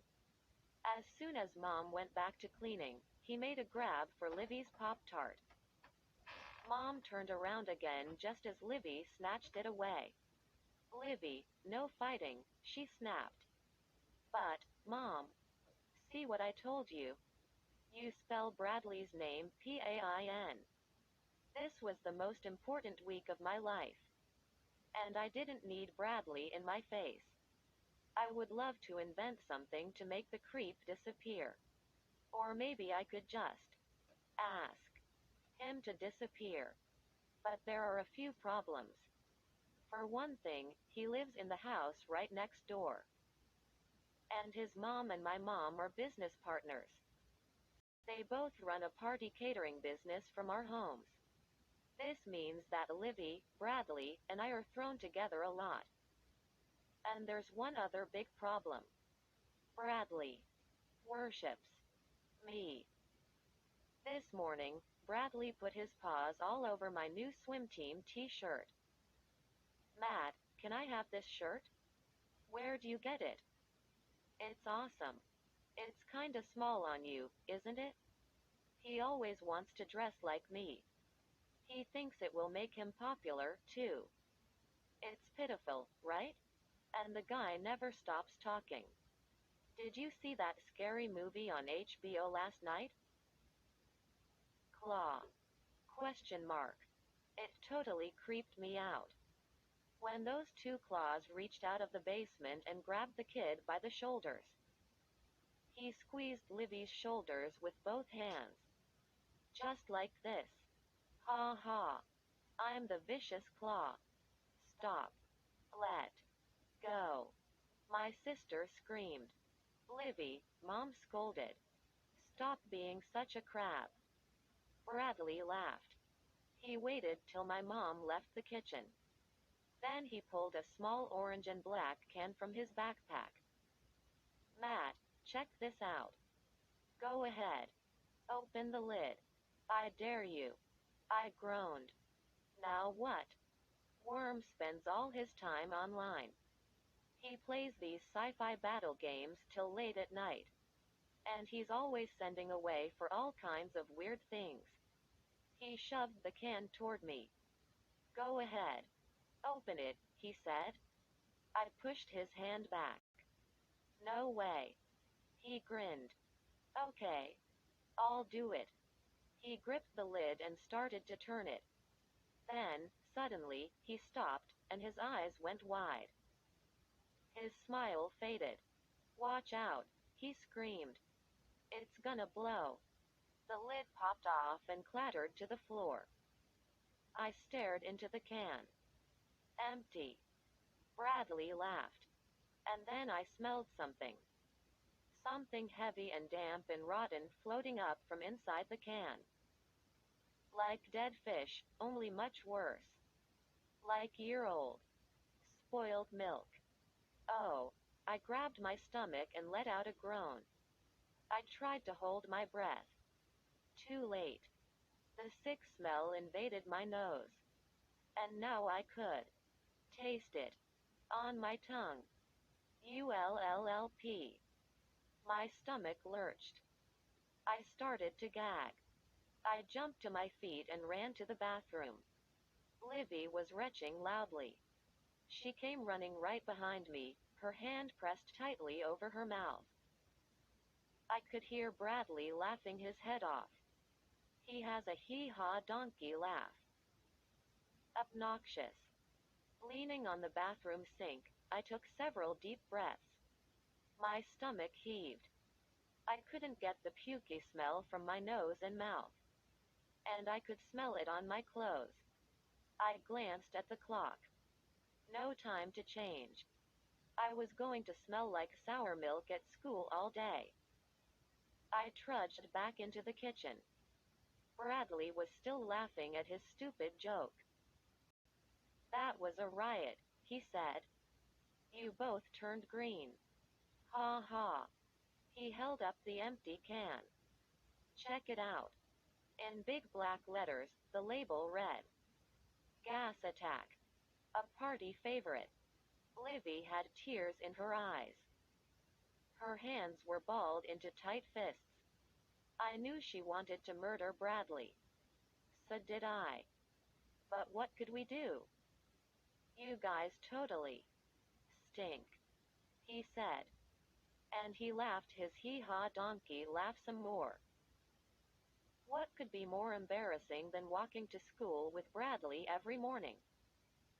Livy took off and ran, her red ponytail flying over her backpack. So long, suckers, she shouted. I was stuck with him. No way to escape. It's only 3 blocks to Shandy Hills Middle School. But with Worm beside me, it always seems like 3 miles. I have those same sneakers, Bradley told me. He stomped down hard on my foot. But mine aren't scuffed up like that, he said. Give me a break, I muttered. He ran ahead a few steps, then pushed a hand against my chest to stop me. Then he opened his backpack and fumbled around inside it. Swear you won't tell anyone about this, he whispered. I've got something here I bought online that will totally impress Mr. Scoto. No way, I said, jumping away from him. If it's another stink can, keep it to yourself. No. This is serious, he said. He swatted a fly off his stringy brown hair. Then he pulled a tiny jar from his backpack. This is no joke. This is a big deal. A school bus rumbled past and turned onto Willis Street. I glanced around. We were the only kids in sight. Bradley, we're going to be late, I said. I hate to be late. I'm a competitive swimmer, remember. I like to be first, not last. Bradley spun the lid off the tiny glass jar. Inside, I saw a jagged piece of white rock. Know what it is? Bradley asked. His brown eyes flashed. Don't try to guess. It's a piece of rock from the planet Venus. Huh? I cried. Are you kidding me? Bradley, how could you fall for such a stupid quote? You're stupid, Matt, he shouted. It's real. One of our space probes brought it back. There are only 10 rocks like this on Earth. And I won an auction for it. Would you believe it only cost me $20? I just shook my head. I didn't know what to say. Bradley and I are both 12 years old. Old enough to know you can't buy a rock from Venus for $20. He pulled it out of the jar and placed it carefully in my hand. Is this going to score points with Mr. Scoto or not? He asked. Don't be too jealous, Matt. But this could win me the science prize. The science prize was a big deal. I'd been working on my project for weeks. Mr. Scoto is our math and science teacher. But he's also a celebrity in Shandy Hills. He used to be an astronaut. This year, he started a contest in our school. He said he'd award $500 and a free month at NASA Space Camp in Florida to the kid in his class who created the most original science project. Cool, right? And since I'm the science freak in school, everyone expects me to come up with something great. And I think I have a really good idea. But how could I compete with a rock from the planet Venus? This couldn't be real, could it? I turned the rock over in my hand and studied it carefully. It was solid white, kinda chalky, and very cool to the touch. Whoa, wait. I held it up close to my face. I struggled to read the tiny type engraved in the stone. What's your problem? Bradley said. Give it back. Bradley, bad news, I said. Didn't you read the tiny type? He blinked. Tiny type? I nodded. Yeah. It says, made in China. Not funny, he cried. You are.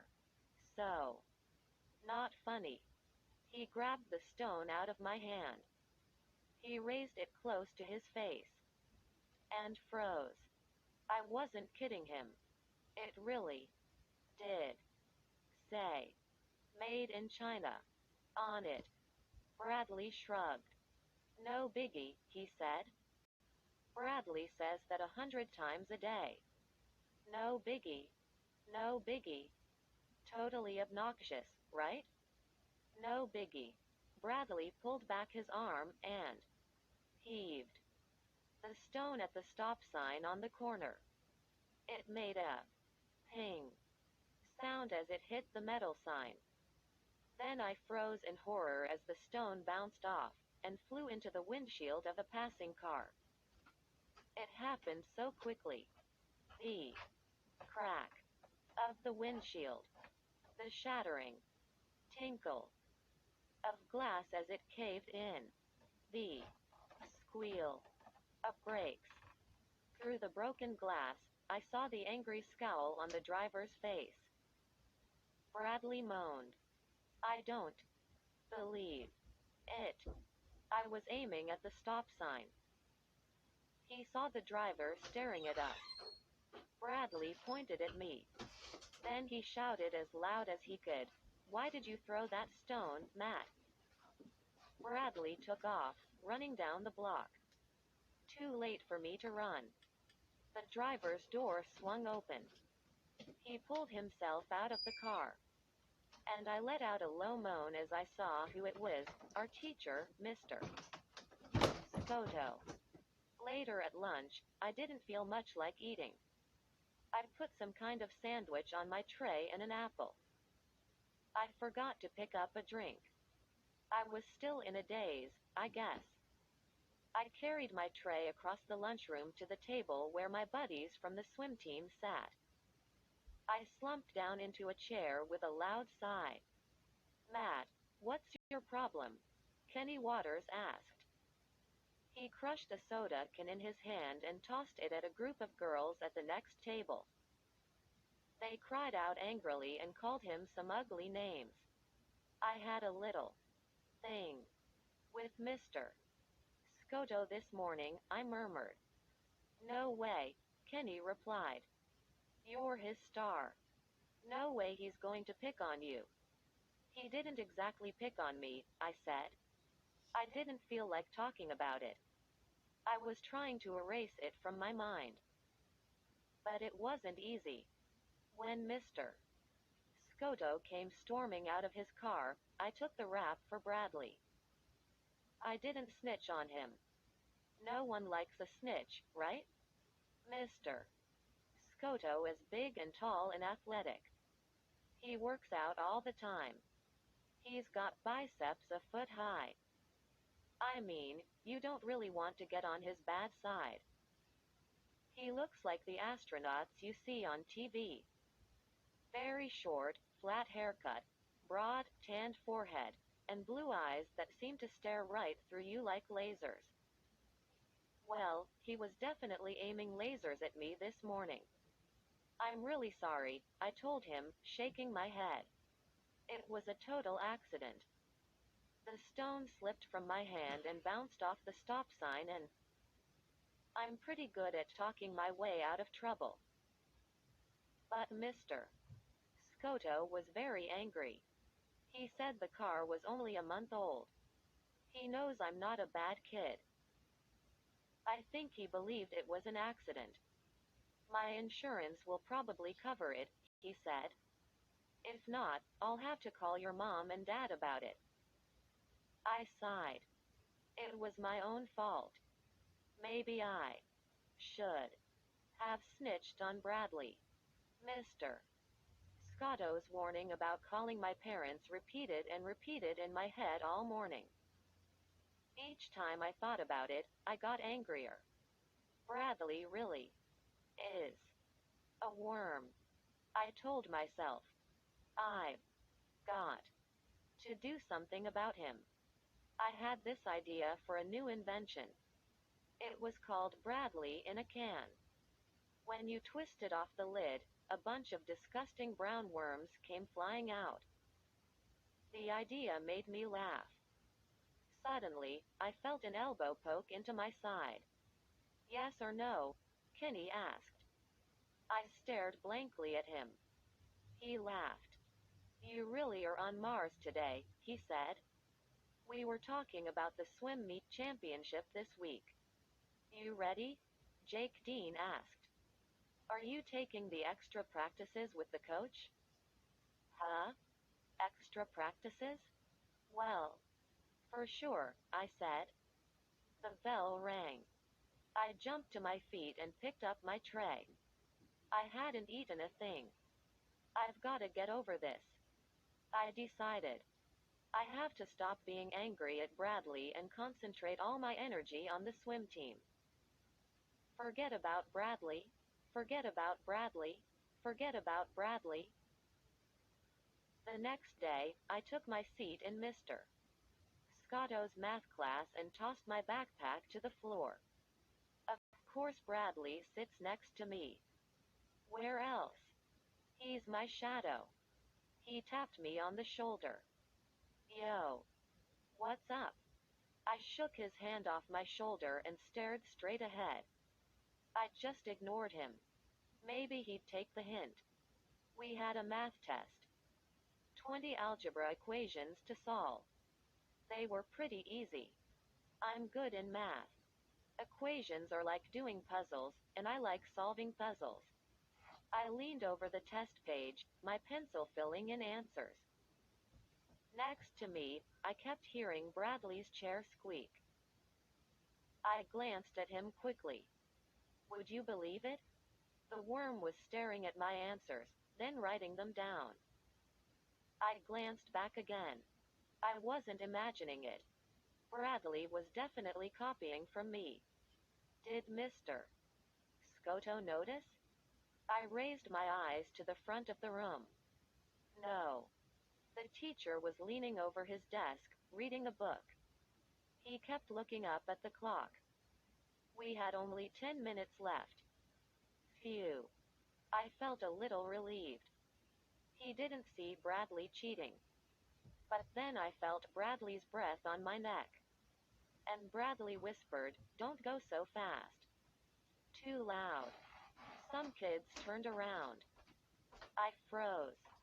The pencil fell from my hand. Mr. Scotto jumped to his feet. "What's going on?" he boomed. He narrowed his eyes on Bradley and me. "Are you two comparing answers?"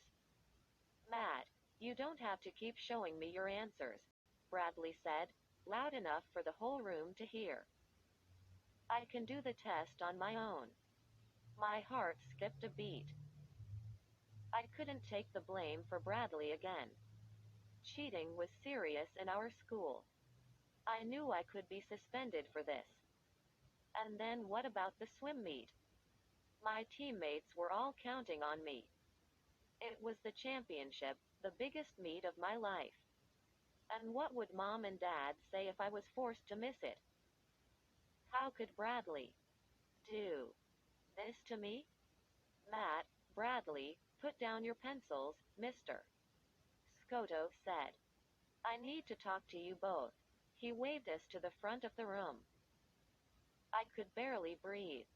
I didn't believe this was happening. "No biggie," Bradley whispered, following me to the front of the room. "He loves you. You can talk us out of this." Mr. Scotto rubbed a hand over his short hair. He eyed us both, shaking his head. "I do not allow cheaters in my class," he said sharply. "I'd like you both to go stand in the hall till the test is over. You both get zeros." But, I sputtered. "It's not my fault. I didn't do anything. It was Bradley. He." Mr. Scotto raised a hand to silence me. "Not another word," he said. "You know how I feel about taking responsibility." He wouldn't listen to me. "Are you going to suspend us?" I asked in a trembling voice. "I haven't decided," he replied. I glared furiously at Bradley. He stood there with a stupid grin on his face. Bradley will probably say, "No biggie," when we get out in the hall. I thought. And I'll have no choice. I'll have to punch his lights out. And then I really will be suspended, for good. And then I'll have to punch his lights out. Again. Mr. Scotto held the classroom door open. Still grinning, Bradley stepped out into the hall. I started through the door. Mr. Scotto followed me. "Listen, Matt," he whispered. "It's nice of you to try to help Bradley. But don't take it too far."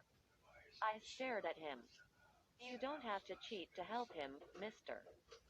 Scotto continued. "This is strike two, Matt. I don't understand what's gotten into you. I know you must be tense about the swim meet. But one more strike, and I'll have no choice. I'll have to suspend you from school." "But, Mr. Scotto, He closed the classroom door behind me. I glanced up and down the hall. Empty. I heard voices and laughter from the next classroom. Bradley leaned against a locker. I stomped over to him and grabbed him by the front of his t-shirt. "Why did you do it?" I growled. "Why did you copy my answers?" He still had that sick grin on his face. "You're the math king, right?" he said. "Who else am I going to copy?" After school, I picked up Livy from Shandy Hills Elementary, and we walked home. She began kidding around, bumping me with her backpack, trying to trip me. Livy is 8. She thinks that stuff is funny. But I was in no mood. I started walking faster to get away from her. "I heard you got in trouble today," she called. "Huh?" I swung around and stared at her. "How did you hear about it? You're not even in the same school." Some kids were talking, she said. Oh, great. The big news was spreading all over town. Perfect honor roll student Matt Daniels as a big cheater. Thank you, Bradley. I lowered my head and started to cross the street. Mr. Scotto's words echoed in my mind. This is strike two, Matt. But one more strike, and I'll have no choice. I'll have to suspend you from school. Mom wasn't home, so I used my key. I climbed the stairs and opened the door to my room. Oh, no, I moaned. What are you doing here? Bradley sat in front of my laptop. He kept typing for a bit, then spun around. Your computer is faster than mine, he said. You don't mind if I use it, do you? A growl escaped my throat. I realized my hands were balled into tight fists. Also, I borrowed this t-shirt from your dresser. Mine got a stain on it, Bradley said. It looks better on me, don't you think? Okay, if I keep it? The tie-dyed shirt said. Peace, love, rock and roll forever. On the front. It belonged to my dad. He gave it to me last Christmas. It's my favorite shirt. I stepped up behind Bradley and wrapped my hands around his neck. Should I kill you now or wait till after dinner? I said. He grinned at me. He thought I was joking. What's your problem, Matt? He said. I backed away. I'm not a violent dude. I couldn't let Bradley turn me into one. Hello. You got me in a mess of trouble today, I said. He shrugged his skinny shoulders. No biggie, he said. Huh? I couldn't help it. I reached for his neck again. But he rolled out of my reach on the desk chair. You're Mr. Scotto's pet, Bradley said. He thinks you're a future astronaut or rocket scientist or something. You know he won't do anything to you. But, I was so angry, I started to sputter. Do you know how important this week is to me? You're dead meat. If you ruin it for me. I mean it. Bradley began snooping through the papers on my desk. He picked up a red notebook. Are these the plans for your science project? He asked. What is it? Some kind of birdhouse? I grabbed the notebook out of his hand. Yeah. If you really want to know, I said. It's a birdhouse with a computer chip in it. He giggled. A computer chip in a birdhouse? Weird. It's not weird, I said. The chip controls the lights and the air temperature inside. And it controls an automatic seed feeder. Bradley thought about it for a moment. Way cool, he said. You're gonna be a great scientist. Maybe if I stick close enough I will, too. Yucko. Give me a break. He stood up and gave me a salute. Then he walked out of my room and clomped down the stairs. I let out a sigh of relief when I heard the front door close behind him. Good riddance, I muttered. He really gets my stomach churning. I knew I had to calm down. So I filled my big yellow watering can with water. And I carefully watered my ivy plants. I have two of them in clay pots next to my dresser. Their shiny leaves trickle down the wall, almost to the floor. I spend a lot of time watering them, and cleaning their leaves, and fixing their soil. Here's a secret. Sometimes I even talk to them. Caring for my two ivy plants always calms me down. They started out as a science project. I wanted to see how they grew under different amounts of light. But now I just like to have them and take care of them. I watered them carefully. Then I straightened some of the leaves. Turning back to my desk, I glimpsed my laptop. What did Bradley leave on the screen? I studied the monitor. Two bloodshot eyes stared back at me, and under them, in big green letters, the words Monster Blood. What is Monster Blood? Question mark. One of Bradley's weird online games? I looked for an X in the upper right corner to get rid of it. No X. I hit the escape key. The eyes still stared out at me. The words Monster Blood oozed down the screen like thick clots of green slime. I hit the delete key again and again. I tried several other keys. I couldn't exit.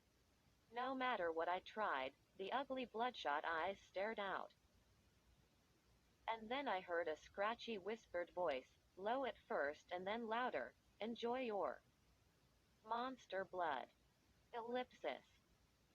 Enjoy your Monster Blood. Ellipsis. Enjoy your Monster Blood. Ellipsis quote. The cold, raspy voice gave me the creeps. I pushed the mute button on the front of the laptop. Silence now? No. The whispered words still poured out. Enjoy your Monster Blood. Ellipsis. Enjoy your Monster Blood. Ellipsis quote. I pushed the mute button again. Again. Enjoy your Monster Blood. Ellipsis quote. What was going on? Why couldn't I get it to stop? My heart started to race. What did Bradley do to my computer? I slammed the laptop closed. Then I waited a minute or two for it to shut down. When I raised the lid, the eyes stared out at me. Stared out as if they could see me. The words Monster Blood oozed down the screen. And the voice whispered again and again. Enjoy your Monster Blood. Ellipsis. Enjoy your Monster Blood. Ellipsis quote. No, I cried. I yanked the power cord from the back of the laptop, then I flipped it over. Fumbled with the battery lid. Finally, pulled the battery out. Breathing hard, I gaped at the screen. The laptop had no power. No power of any kind. But still the red eyes glared out at me. And the raspy voice continued to whisper its message. Enjoy your Monster Blood. Ellipsis. Enjoy your Monster Blood. Quote. Yaoi. I couldn't help it. I let out an angry scream. I slammed the laptop shut again. Livy came running in from the bathroom in her bathrobe. She had a towel wrapped around her wet hair. A few shampoo bubbles clung to her forehead. Matt, what's wrong? She cried. Are you hurt? Bradley, I shouted. I shook my fists in the air. Her blue eyes went wide. She knows I'm always the calm one in the family.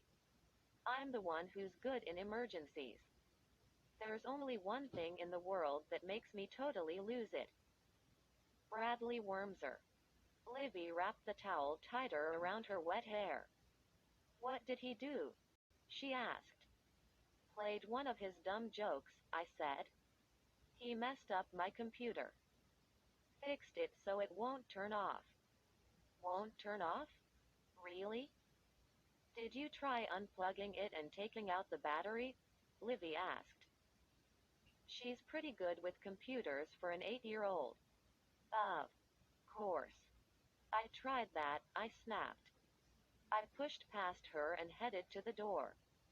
Matt, where are you going? Livy called after me. To Bradley's, I said. Are you going to hurt him? Can I watch? I didn't answer. I stomped down the stairs and crossed the backyard and walked through Bradley's kitchen door. The kitchen was bright and warm and smelled of cinnamon. Mom and Mrs.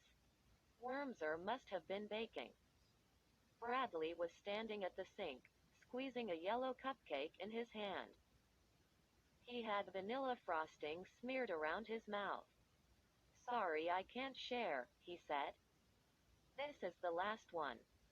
I stared at my tie-dyed shirt. I saw a spot on the pocket. Give me my shirt, I shouted.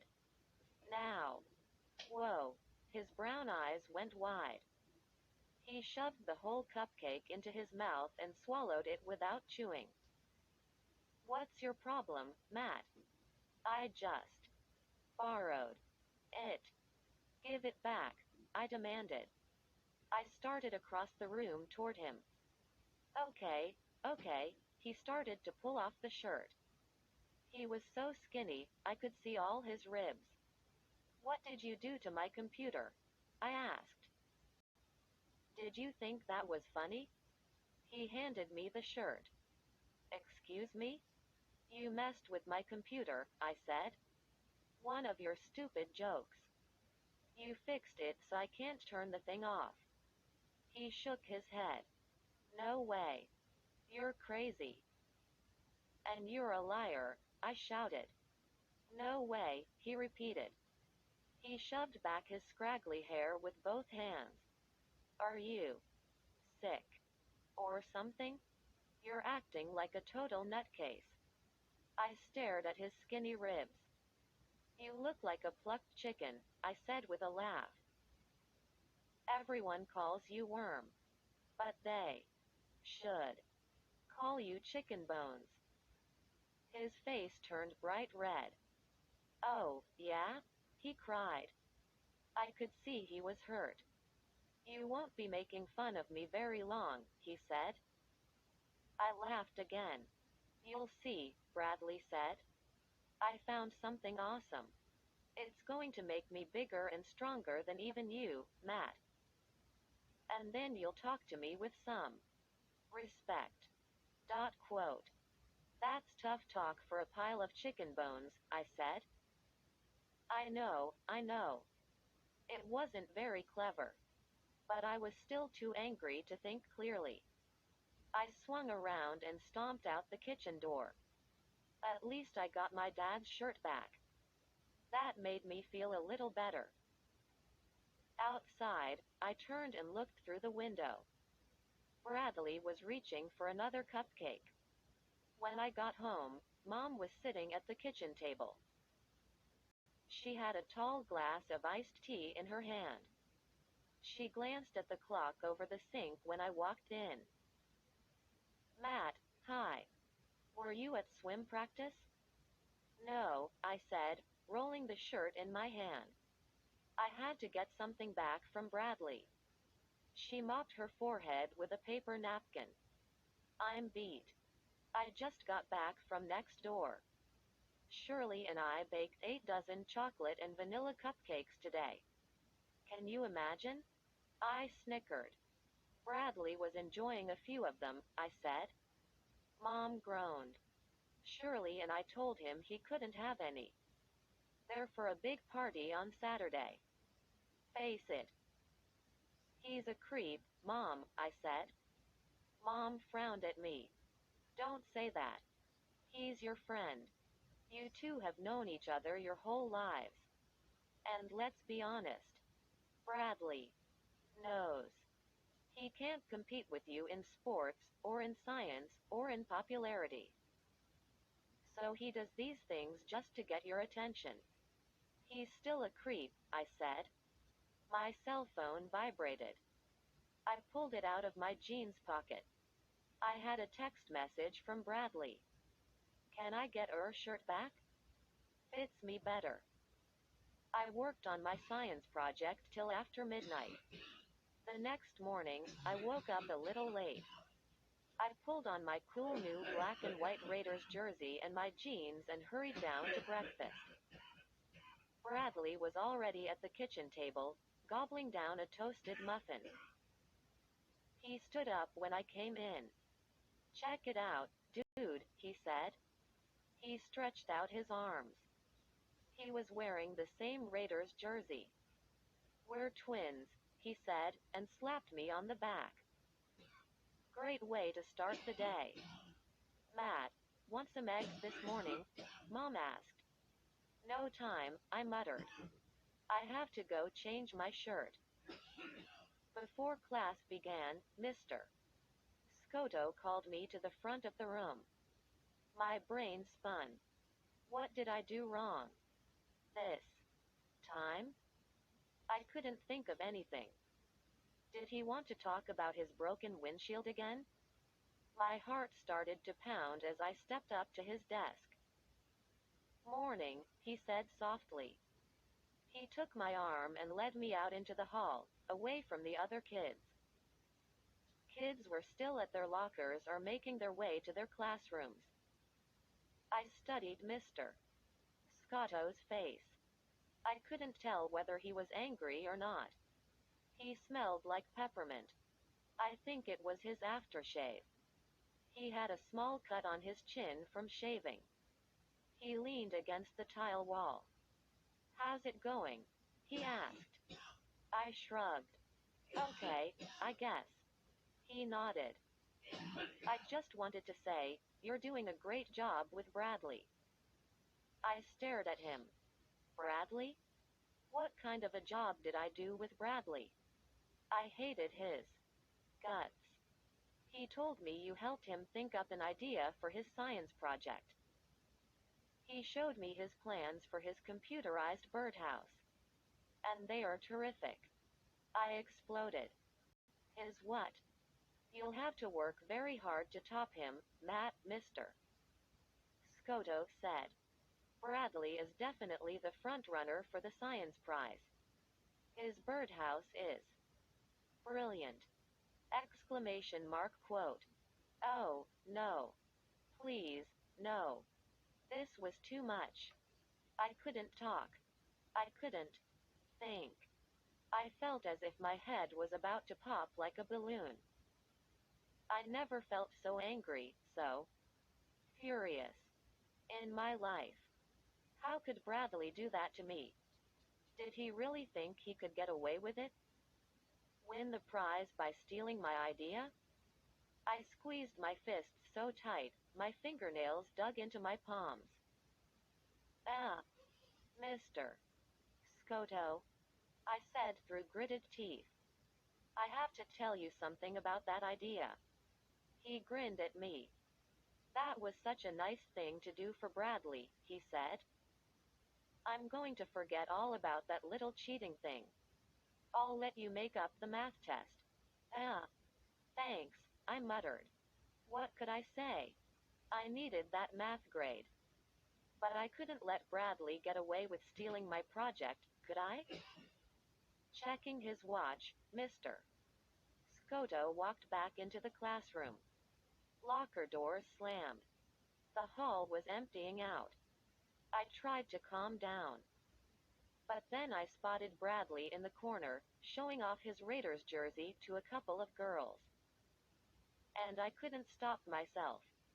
I hurtled myself at him, grabbed him hard with both hands, and slammed him against a locker. He stumbled back, his eyes wide with surprise. His eyeglasses fell off and hit the floor. Behind me, a crowd had gathered. Where did they all come from? Fight! Fight! Fight! They began to chant. Fight! Fight! Fight! Fight! Their voices rang in my ears. I saw red. I knew I was out of control. But I couldn't help it. I pressed Bradley against the locker with both hands, and heard an angry woman's voice from down the hall. What's going on here? Mrs. Grant. The principal. The chanting stopped. The kids behind me didn't move. Mrs. Grant pushed through the crowd. She's a tiny woman, frail and old. She wears gray skirts and gray sweaters. She looks like a sparrow, with short, shiny white hair. Stop it! Stop it! She screamed. She grabbed my arm and pulled me off Bradley. Matt, are you fighting? She asked, still holding my arm. Oh, no. Oh, no. Oh, no. I realized instantly that I was in huge trouble. Strike three. Dot. The words flashed into my mind. Mrs. Grant slowly let go of my arm. She stared hard at me with her sharp black sparrow eyes. Strike three and you're out, I thought. Bradley slid to the side, smoothing out the front of his Raiders shirt. His face was very pale. He bent to pick up his glasses. You know I have no choice, Mrs. Grant said. The school rules say no fighting of any kind. I have to suspend you, Matt. I wanted to explain. But what could I say? Mrs. Grant shook her head. I don't understand, she said softly. Why would you do this on the day before the swim championship? You know how much our team is counting on you. This isn't happening, I thought. This can't be happening to a nice guy like me. Mrs. Grant pointed down the hall. Go clean out your locker, she said. I'm really sorry, Matt. But rules are rules. I'll call your mother right now to let her know. You're suspended from school for a week. My legs felt weak. My mouth hung open in disbelief. I felt drops of sweat running down my forehead. Go, Mrs. Grant said, pointing again toward my locker. Suddenly, Bradley spoke up. But we weren't fighting, he said. Mrs. Grant squinted at him. Bradley hung an arm around my shoulder. Matt and I are best friends, he told her. We were just goofing on each other. The principal frowned. I could tell she didn't believe Bradley. It wasn't a fight at all, Bradley said. We were acting out this scene we saw on TV last night. Yeah, that's right, I chimed in. It was an awesome fight scene. These two guys totally wrecked each other. Bradley and I thought it was funny. We were just pretending to be those crazy guys. That's the truth, Bradley lied. He still had his arm around my shoulder like we were best buddies. I wiped the sweat off my forehead with the back of my hand. My legs still felt shaky and weak. Was Mrs. Grant buying our story? She had to, or I was doomed. She studied us both, rubbing her tiny pointed chin. The hall was silent. I never heard such a deep silence in my life. Okay, she said finally. Go back to class, you two. She turned to me. I didn't think you'd fight in school, Matt. You're too smart for that. Thanks, I stammered. She started back toward her office. No more violent TV shows, she called back. You guys should watch the National Geographic Channel instead. Keep you out of trouble. Bradley had a huge grin on his face. His brown eyes were practically twirling with excitement. He slapped me a high five. Dude, I saved your life, he whispered. I waited till Mrs. Grant turned the corner. Then I gave Bradley an angry shove. I should pound you, I said. Huh? He backed away. You wrecked my laptop with some dumb monster blood thing, I screamed. And after everything else, you stole my science project. I'm warning you. After the swim meet, you'd better hide.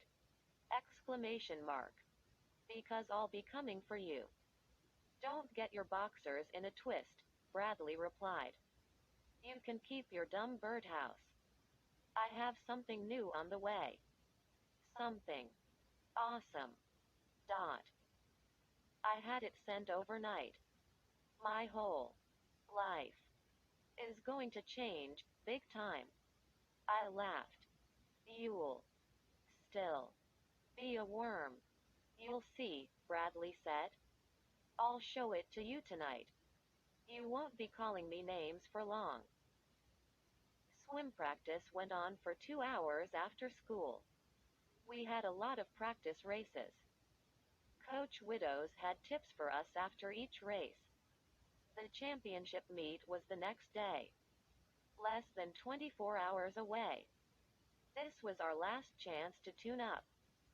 My three events are the 100-meter freestyle, the 500-meter freestyle, and the 200-meter butterfly. No one can touch me in these races. I always blow everyone out of the water. But this afternoon, Kenny Waters and Jake Dean tied with me on both events. After the second tie in the butterfly, we were holding on to the pool wall, trying to catch our breath. Shaking off water, they both stared at me in surprise. Jake laughed. Did I get faster, or did you slow down? He asked. I spit a mouthful of water on him. I let you two tie, I joked. I just wanted to give you a thrill. Coach Widows leaned over the pool. He's tall and lean, with spiky black hair and the hairiest arms I've ever seen. We all call him Wolf, but not to his face. Concentration, Matt, he said to me. He tapped his temple. It isn't the physical. It's the concentration. Know what I'm saying? I nodded. I tapped my temple, too. Widows is a pretty smart guy. I guess he could tell my mind kept slipping to other things. Like this morning. Like coming. So close. To being kicked out of school. I got changed quickly and began walking home. The sun was already dropping behind the trees. The air grew cool, and deep shadows shifted over the sidewalks. I was half a block from my house when two men stepped out from behind a car and blocked my path. Hey, I cried out. They were both dressed in black pants and black hoodies. Their hoods were pulled down low over their heads. Their faces were hidden in the evening shadows. I tried to sidestep them, but they closed in tight on me. Don't move, kid, one of them said in a deep, low voice. Let me go, I screamed. What do you want? Question mark quote. They were both big and solid, built like tree trunks. Their dark eyes glowed from under their black hoods. A chill ran down my back. I wanted to run, but my legs were shaking so hard, I could barely stand. Dot. I could see my house. So close. So close. One of them stuck out a big hand. He had jeweled rings on every finger. No trouble, Sonny, he said. That's right, his partner spoke up. He stuck out his hand, too. I saw a tattoo of a spider on his palm. If you just hand it over to us, there won't be any trouble, he said. I tried to swallow. My mouth was suddenly as dry as cotton. Huh? Hand. What? Over? I choked out. Who are you? We're your friends, Spider Tattoo replied. We only want to help you. He glanced behind him, as if to see if anyone was watching. But, I sputtered. Don't act scared, Ringfinger snarled. You ordered it. But we need it back. I glanced around. Why wasn't there anyone on the street? Anyone who could rescue me? Ordered, I said. My voice came out shrill and high. I didn't order anything. Come on, kid, Spider Tattoo said. Don't make it hard for us. A terrible mistake was made. Truth, his partner chimed in. The stuff is dangerous. I mean, very dangerous. No joke. We can't let you keep it. His eyes kept darting all around. We never should have sent it, Spider Tattoo said. We'll get in big trouble if anyone finds out. Do you have it on you? His partner asked. Is it in your backpack there? Just hand it to me, okay? No problem. No, I started. I told you. I don't. Ring fingers pointed toward my house. You have it at home? You can give it to us there. We'll come with you. What were they after? What could be so dangerous? Why were they so desperate to get it back? I didn't know how to answer them. I only knew I didn't have it. You've made a mistake, I stammered. Bright white lights rolled over us. I glimpsed the men's faces. Hard. Tough looking. I turned and saw a green car pull up to the curb. The passenger window rolled down. Mr. Scotto poked his head out. Matt, how's it going? How was practice? I dove to the car and grabbed the door handle. I leaned down close to Mr. Scotto. Those two men, I whispered. They're really scary. I don't know what they want. His eyes went wide. He gazed past me. Men? He said. I don't see any men. I swung around. They had vanished into thin air. After dinner, I was up in my room, bending over my ivy plants. I was using plant shears to cut them back. I gasped as I felt cold, hard fingers wrap around my neck. Hey! Livy laughed. She pulled her hands away. Why do you love sneaking up on me like that? I asked. She shrugged. Because it's fun? Get me a garbage bag for the clippings, I said. Like I'm your servant, she gave me a push and danced away. Those plants are creeping along the floor, she said.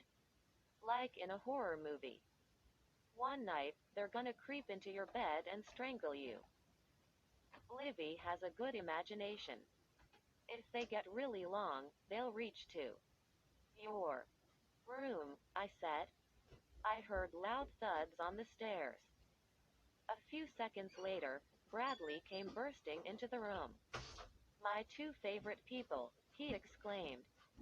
Bye, Livy said, rolling her eyes. She hurried out as fast as she could. Bradley strode up to me, an excited grin on his face. He was wearing baggy khakis and my Shandy Hills swim team sweatshirt. I never gave it to him. He must have stolen it from my closet. Check this out, dude, he said breathlessly. I could smell spaghetti sauce on his breath. I tried to back away, but he had me cornered. He held up a small green plastic egg. I already took it out of the box. I couldn't wait. This is gonna change everything, he said. He was so excited, his hands were trembling as he held up the egg. I ordered this online from a secret site, he said. I am so psyched! Exclamation mark quote. I gazed at the plastic egg. The same size as a real egg. What kind of secret site? I asked. You can't get on it unless you know. 3. Secret passwords, Bradley said. He waved the green egg in front of my face. Know what this stuff does? He asked. Makes an omelet, I joked. It grows, Bradley said. Once you open the egg, it grows and grows. And if you eat it, you grow, too. Bigger and stronger. I rolled my eyes. Hello. Bradley, you are a total sucker. Do you really believe the stuff in this egg will make you grow? How can you be so dumb? How could you fall for another fake? No. No, Bradley said, breathing hard. No way this is a fake. This stuff is for real, Matt. Know what I'm going to do? I shrugged. I can't guess. Bradley rolled the plastic egg in his hand. I'm gonna eat just a tiny chunk, he said. Just enough to make me gain weight and grow big muscles. Then I won't be a skinny worm anymore. I laughed. Give me a break, I said. I can't believe you're serious. I'm totally serious, Bradley said. After I eat this, I'll be a different person. I'll be strong and athletic. I won't have to copy you. I'll be better than you. But, Bradley, kids will invite me to parties and choose me to be on their soccer teams and want to hang out with me, Bradley went on. And you'll stay home by yourself talking to your ivy plants. Let me see it, I said. He dropped the egg into my palm. It was warm and damp from his sweaty hand. I raised it close to read the words engraved in the green plastic. Monster blood. Whoa. Wait, I said. Suddenly, it all came clear to me. Bradley, did you send for this last night when you were using my laptop? Bradley nodded. Yeah. So? The two men in black flashed into my mind. I pictured their hard faces, their dark, angry eyes. This monster blood had to be what they were after. Bradley ordered it on my computer. So they think I have it. And they're desperate to get it back. Because. Because it's so dangerous. I stared at the innocent little egg. I used to have silly putty that came in an egg like this. So, why were those two men so eager to get it back? What's wrong with this stuff? The plastic egg suddenly felt hot in my hand. I set the monster blood egg down on my desk. Give it to me, Bradley said. I'm not going to wait. I'm going to take a taste right now. I'm serious. This is going to change my life. He shoved my shoulder. And guess what, dude? This monster blood is going to win me Mr. Scotto's Science Prize, too. Know what the science experiment is? Me. Bradley did a wild dance around my room, tossing his arms in the air and cheering for himself. I had a heavy feeling in my stomach. I gazed at the green egg. Bradley, I have to tell you about these two men, I started. They. Bradley stopped his crazy dance. Don't try to talk me out of it, he said. My mind is made up, Matt. This is the biggest thing I've ever done, and I know it's going to be awesome. But, Bradley, let me tell you, I tried again. No. No way, he said. He clamped a hand over my mouth to silence me. I'm going to eat just enough monster blood to make me as big and strong as you. Read my lips. No one will ever call me worm again. I pulled his hand off my face. I should stop him. I told myself. Those two men in black said this stuff was really dangerous. Bradley is a creep. But I can't let him eat something that might make him sick. Yes, Bradley is a creep. A creep. Suddenly, my mind returned to the past few days. All the close calls. Mr. Scotto's broken windshield. Bradley getting us caught cheating on the math test. My wrecked laptop. Almost being suspended from school. All because of Bradley. A creep. A total creep. I couldn't help it. My anger came sweeping back. It flooded over me. Payback time. I told myself. Bradley deserves it. I grabbed the egg off my desk. I pulled off the top. And gazed at the bubbling green gook inside. Then I raised the monster blood to Bradley. Go ahead, I said. Slurp it up. Bradley's face turned serious as he took the egg from me. He held it in one hand and raised it close to his face. It's bubbling a lot, he murmured. Ha ha. Listen. Hear that? Plop plop. Sound? Weird? Let's see what it tastes like. He dipped his little finger into the green goo. Hey, it's hot, he said. And real sticky. Look how it sticks to my finger. Go crazy, I said. Taste it. Say goodbye to the old Bradley, he said. And he lifted his little finger to his mouth. Bradley stuck out his tongue. He raised the little glob of monster blood to his mouth. And I grabbed his arm and pulled it down. No, I cried. What are you doing? Bradley said angrily. Let go. What's your problem, Matt? He tried to lift the monster blood to his mouth, but I held his arm away. I can't let you do it, I said. I changed my mind. I guess I have a conscience. I couldn't do something that evil, even to Bradley. Let go of me. Bradley screamed. You're not the boss of me. That made me laugh. Big baby, I said. I grabbed his little finger and wiped the glob of monster blood off on his jeans. Then I grabbed the bottom part of the egg and clamped the top down on top of it. I had to squeeze the lid on. The monster blood was rising up out of the egg. Give it to me. Bradley swiped at the egg. But I swung it out of his reach. It's mine. Dot. I can do what I want with it, he whined. Just shut up and listen to me, I said. Two men stopped me on the street. They said it was dangerous. They wanted it back. Bradley rolled his eyes. Two men? Ha ha, he said. Tell me another one. I'm serious, I said.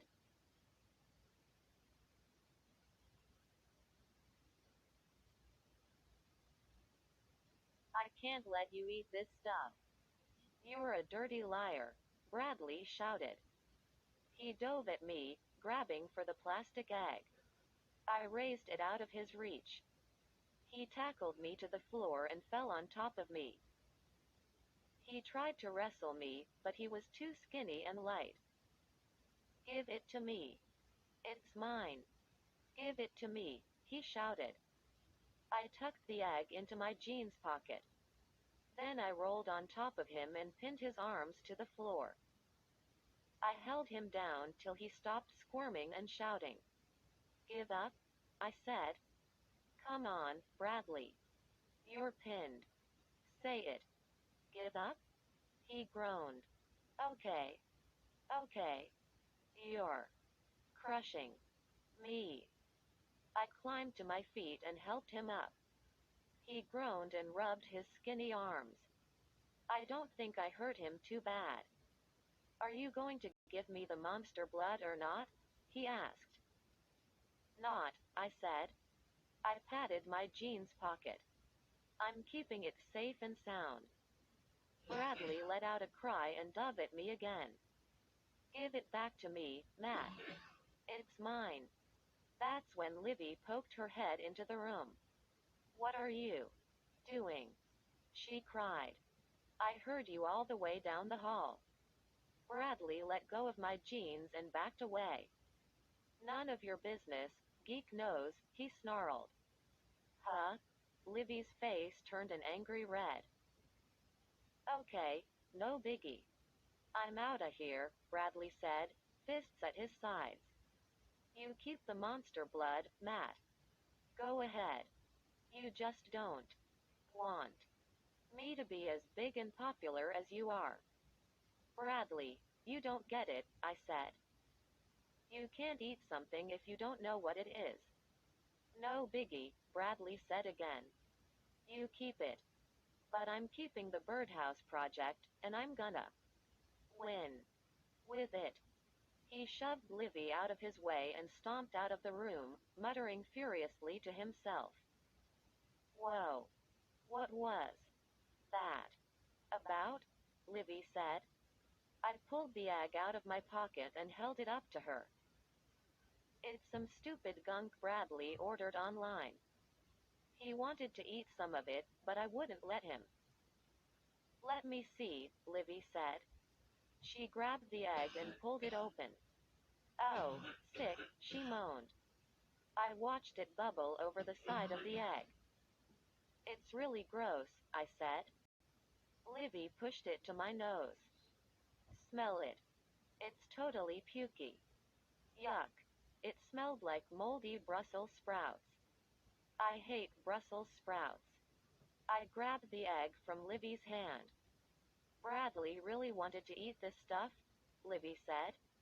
I nodded. He's one sick dude.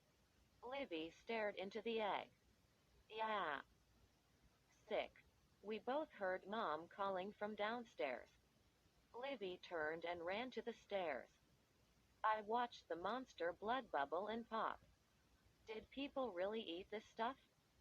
Or was this one of Bradley's crazy ideas? I carried the egg to the window and peered down to the street. I thought maybe the two men in black might be hanging around outside. I could run out and hand them the monster blood. But no. Two rabbits stood on the front lawn, up on their hind legs, frozen in headlights as a van rumbled past. No sign of the men in black. Whoa. I felt the monster blood drip onto my hand. I looked down. The green goo had bubbled up over the side of the egg. It poured onto my palm and began spreading to my fingers. I dropped the egg onto my dresser. But a big blob of monster blood clung to my hand. It oozed over my fingers, hot and sticky. I struggled to pull it off, but it clung tightly. The putrid smell was making me sick. What if I can't pry it off? I thought. What if it just keeps growing on me? Finally, I pried the sticky stuff up and rolled it into a bubbling ball.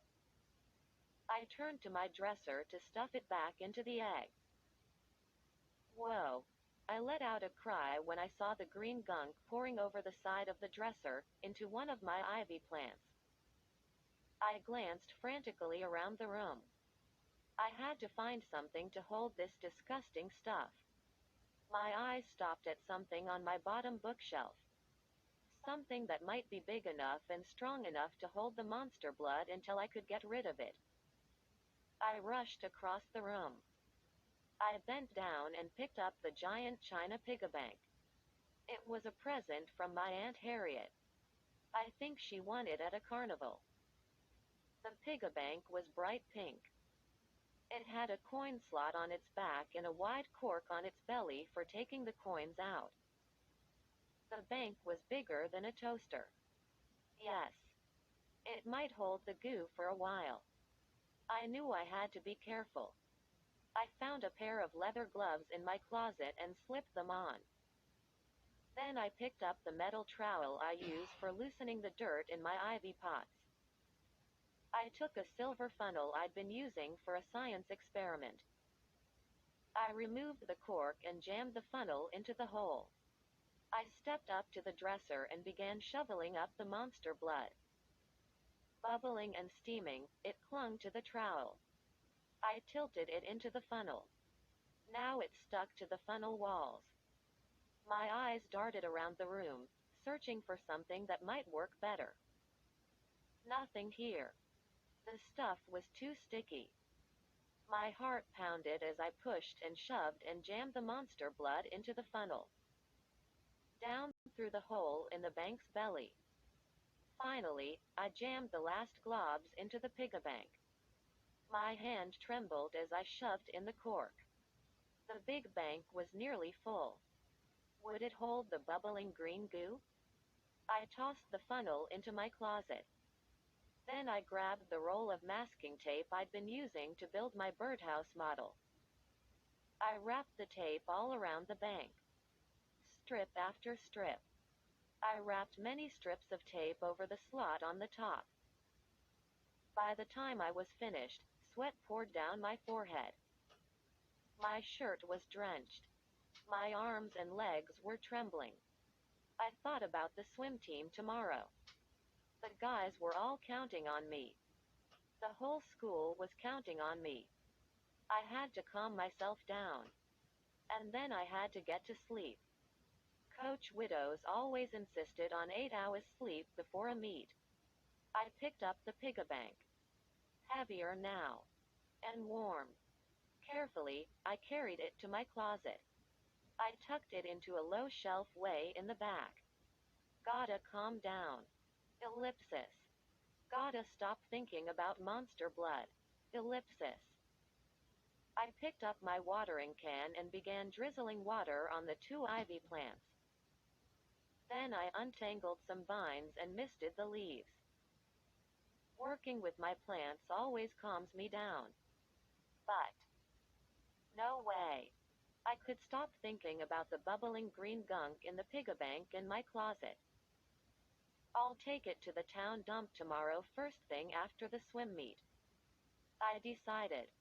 The dump was only 2 blocks away. I could bury it there. No problem. It took me a long time to fall asleep that night. I had a bunch of disturbing dreams. I dreamed I heard strange bubbling sounds nearby. Glug glug pop glug glug. I woke up slowly, feeling groggy, my head heavy as a rock. Glug glug pop glug glug. The sounds from my dream. I was awake now. But I could still hear them. Wet, smacking noises. Gurgles and pops. It took me a long while to realize the sounds were real. Not a dream. I jerked straight up in bed. My heart skipped a beat. Gluugg glug gluugg. From the closet. I let out a long, worried sigh and climbed out of bed. The sick sounds grew louder as I crept across the room. Had the monster blood escaped? Would it come sweeping over me in a tidal wave of hot goo? I was 2 feet from the closet when I heard a scratching sound behind me. I spun around. Ellipsis. And opened my mouth in a scream of horror. A man. A giant. 8 feet tall. He stood in my room, in front of the window, waving his outstretched arms at me. Who are you? What do you want? I cried. And then I gasped. Moonlight flooded the window, and I saw that I wasn't staring at a giant man. I was staring at one of my ivy plants. The one closest to the dresser. It had grown to the ceiling. Its giant tendrils were waving in the breeze from the open window. I clicked on the ceiling light. The plant was huge. Dot. It creaked and groaned, bending, stretching. Some of the vines brushed against the ceiling. The monster blood. I remembered it. Dripping off the dresser into my ivy plant. Bradley was right about one thing. The green goo really made things grow. This isn't fair. I thought. It just isn't fair. I had practiced and worked so hard for the championship meet tomorrow. And now I was getting no sleep. And I felt totally stressed and frightened. How big would the ivy plant grow? Glug glug glug glug. I had no choice. I had to check out the closet. I had to make sure the monster blood was still safe inside the piggybank. I stepped up to the closet. I took a deep breath, turned the knob, and pulled open the door. No! I screamed as a tall, hot wave of goo washed onto me. It bounced off my chest, then oozed into my hands. Oh, no, I groaned. This isn't happening. Dot. The monster blood spread over my hands and tightened itself like a pair of gloves. I staggered back. My hands started to itch like crazy. The green goo tightened itself. Tighter, tighter. I shook my hands frantically, but the hot gunk clung to my skin. As I struggled, the monster blood bulged bigger and oozed onto my chest. I swiped at it with both hands, but they were slippery, covered in green goo. I couldn't grab hold. The hot, syrupy monster blood wrapped itself around my chest. Tighter. Like a warm, tight sweater. Gasping for breath, I squirmed and struggled. I dropped to the rug and tried to roll it off, but it clung tight to me and climbed higher over my body, spreading so fast. Now I could feel the sticky, warm ooze spreading onto my neck, tightening around my throat, like fingers trying to strangle me.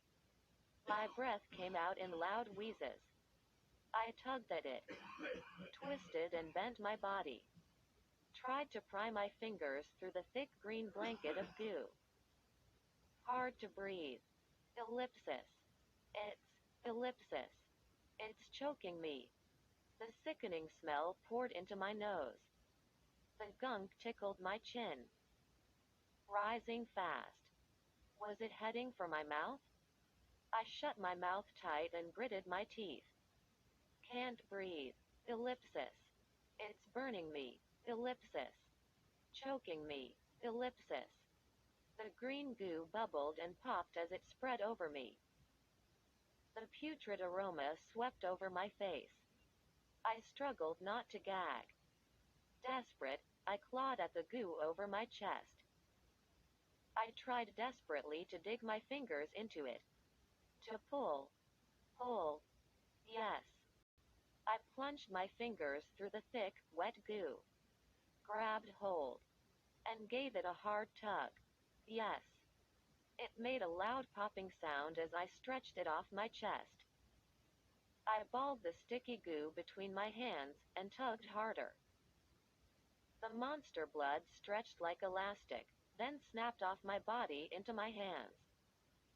I kept rolling it into a tight ball, tugging it off and rolling it.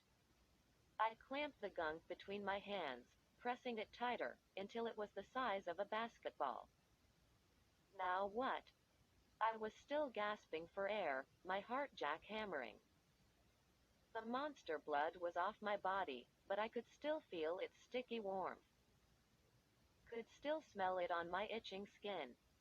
It bubbled and popped between my hands.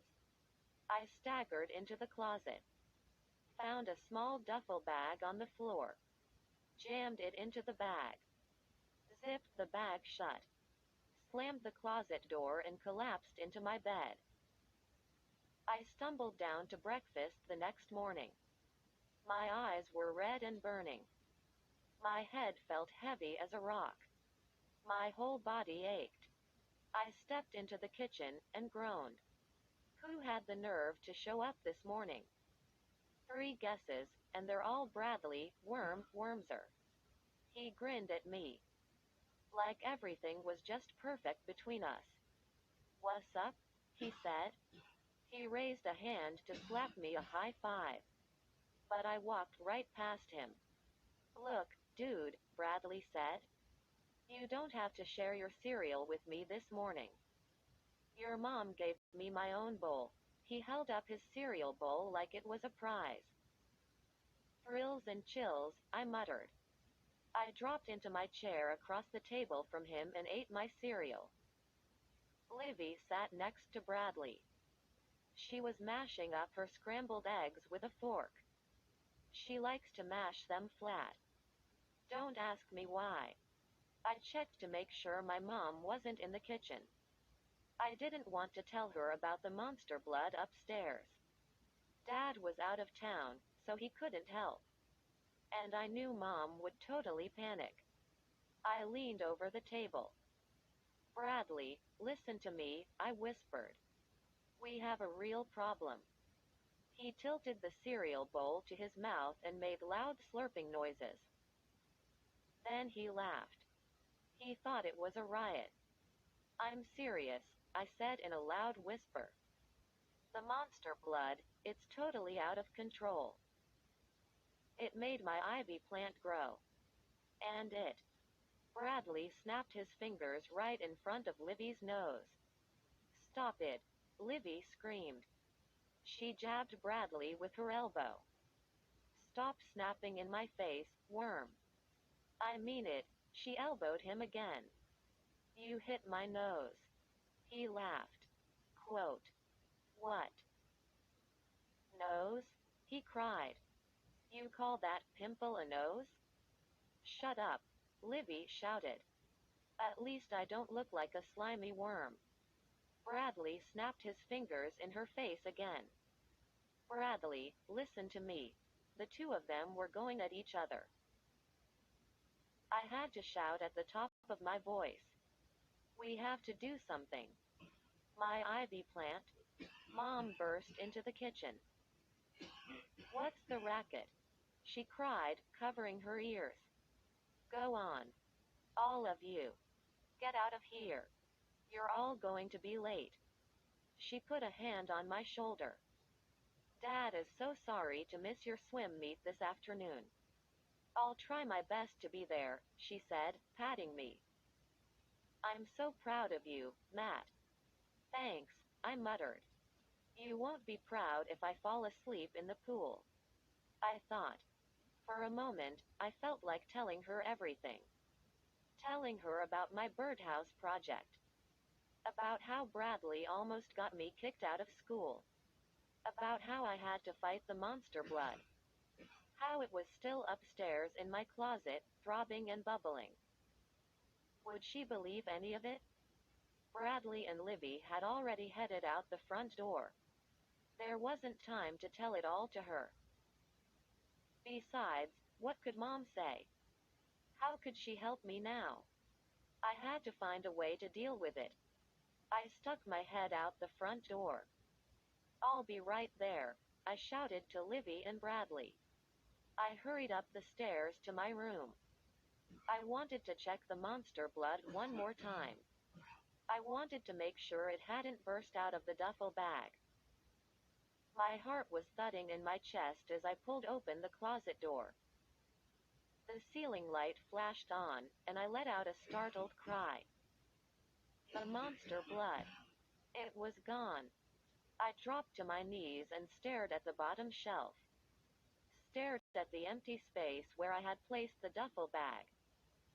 I shut my eyes. How could this happen? How could it disappear? Finally, I climbed to my feet. I didn't want to be late on the day of the swim meet. I shut the closet door behind me. The giant ivy plant cast a long, quivering shadow over my bed. The leaves were as big as my hand. The vines were as thick as my arms. Deal with it later, I told myself. Just get yourself to school. Concentrate on the swim meet. Shut this out of your mind. I forced my legs to move. I found Livy waiting for me at the curb. Bradley was already jogging across the street on his way to school. Livy flashed me a devilish grin. She grabbed my arm and pulled me close to whisper in my ear. Matt, know what I did? Huh? I stared at her. What are you talking about? She pulled me to the corner. Her grin hadn't faded. I snuck into your room last night, she said. I took that duffel bag out of the closet. My mouth dropped open. How did you know about it? You were spying on me? She slapped my arm. Listen. Let me tell you what I did. This morning, I took a gob of that gooey stuff out of the bag. And guess what? I put it in Bradley's cereal. She tossed her head back and burst out laughing. I almost choked. My breath caught in my throat. How could you? I cried. She shrugged. He deserves it, she said. But, Livy, you don't understand. That stuff. I know. It tastes like yuck, Livy said. She giggled. But Bradley didn't even notice. Did you see him? He gobbled down the whole bowl. She went skipping across the street to her school. I watched her meet up with 3 or 4 other girls. They were all talking at once. I wondered if Livy would tell them about the really awesome joke she pulled. Some joke. My head was spinning. Without knowing it, Bradley ate a gob of monster blood. Had Livy poisoned Bradley? Was he going to get horribly sick? Or worse? I pictured the ivy plant spreading its enormous vines and leaves over my room. Was Bradley already ballooning up into a giant? I gulped a deep breath of the warm morning air. Then I took off, racing to school. Kenny and Jake, my buddies on the swim team, called to me from the corner. I gave them a quick wave, lowered my head, and kept running. A few minutes later, I dodged through groups of kids in the halls and burst into Mr. Scotto's room. Bradley? Bradley? My eyes darted frantically around the classroom. I spotted Bradley in his seat, leaning over to open his backpack. He raised his head when he heard me shouting his name. Struggling to catch my breath, I stared at him. He looked the same. He hadn't started to grow. I grabbed Bradley by the shoulders and began to pull him from his chair. Hurry, I choked out. You've got to see the nurse. He laughed. Have you gone wacko? I'm not sick. I held on to his shirt. It's no joke, I said. I swear. You have to go see the nurse, right now. He pushed my hands away. No way, he said. You're crazy. Kids were staring at us. Are they fighting again? I heard a girl ask. I glanced to the front of the room. Mr. Scotto wasn't there yet. I turned back to Bradley. Please, I said. I'm your friend, right? Get up. Please. I'll take you to the nurse. Bradley didn't budge. He grinned at me. Hey, guess what? He said. I stared at him. What? I saw your sister put something in my cereal bowl at breakfast, Bradley said. So, know what I did? I switched bowls with you, Matt. Ha ha. You ate my cereal. Have you ever been on one of those amusement park rides that whirls around and around, and then the floor drops out from beneath you and you're left spinning in midair? That's how I felt. The whole room spun. The floor tilted up, then down. Bradley snickered.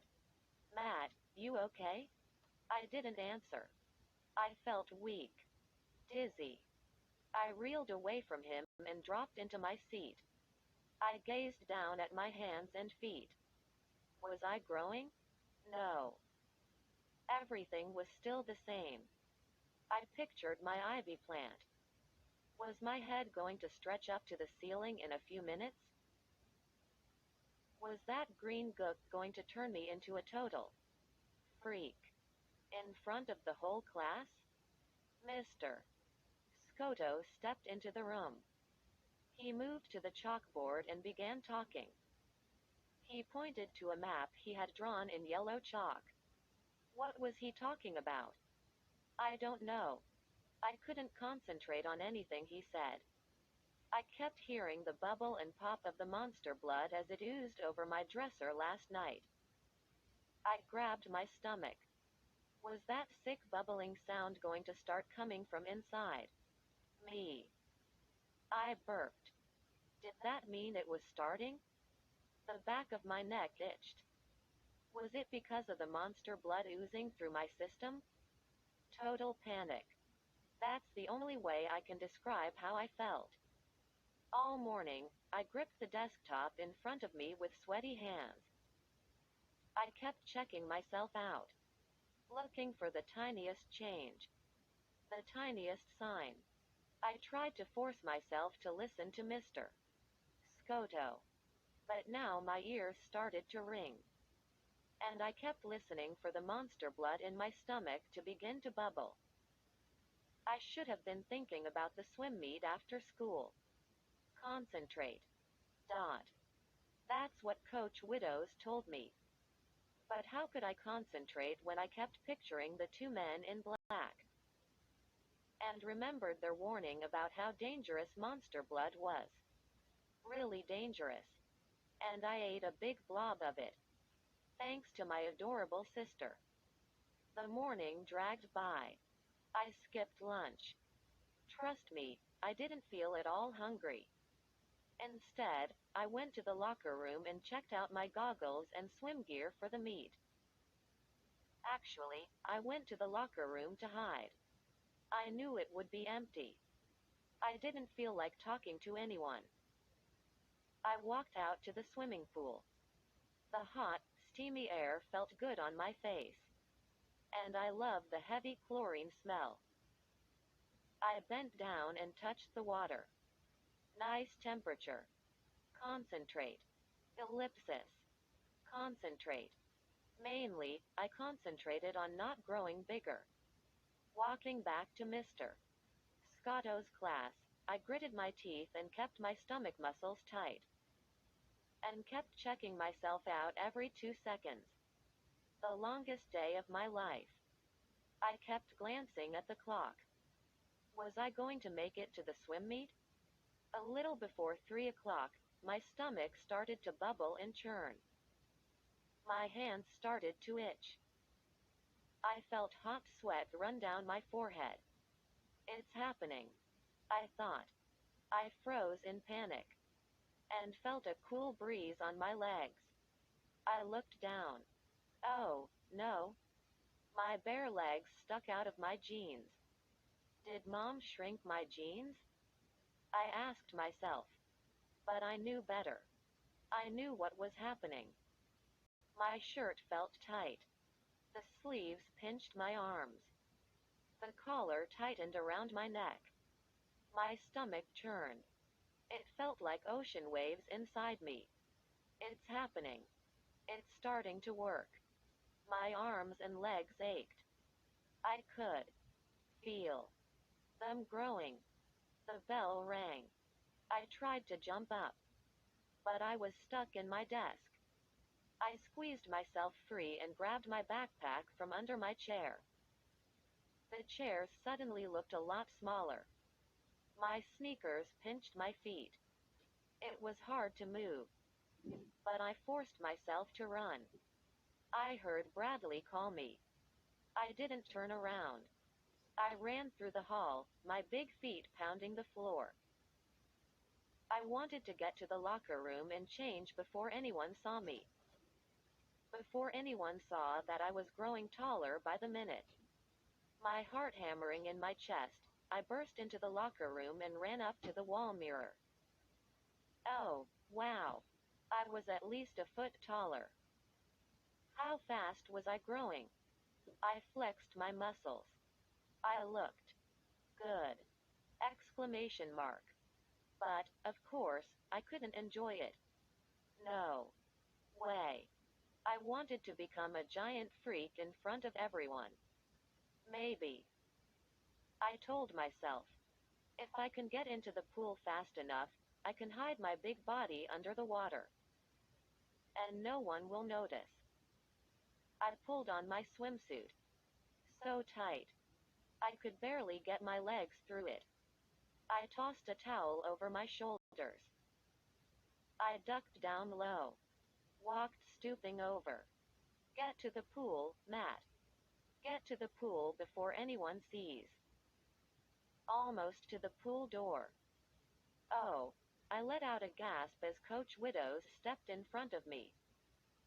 Hey, Matt, stop right there, he said. You can't go in the pool. I froze. I stared at the coach. I heard my shoulders pop. They were growing. Did he hear it too? A smile spread over Coach Widow's face. You can't go in the pool without me wishing you good luck, he said. He slapped me a high five. We're all counting on you, fella. I breathed a sigh of relief. I started past him, but he put out a hand to stop me. Hey, have you grown? He asked. I had to think fast. Yeah, I said. I've been trying to bulk up. Guess it's working. I hurried out to the pool. The hot, steamy air greeted me along with loud voices and shouts.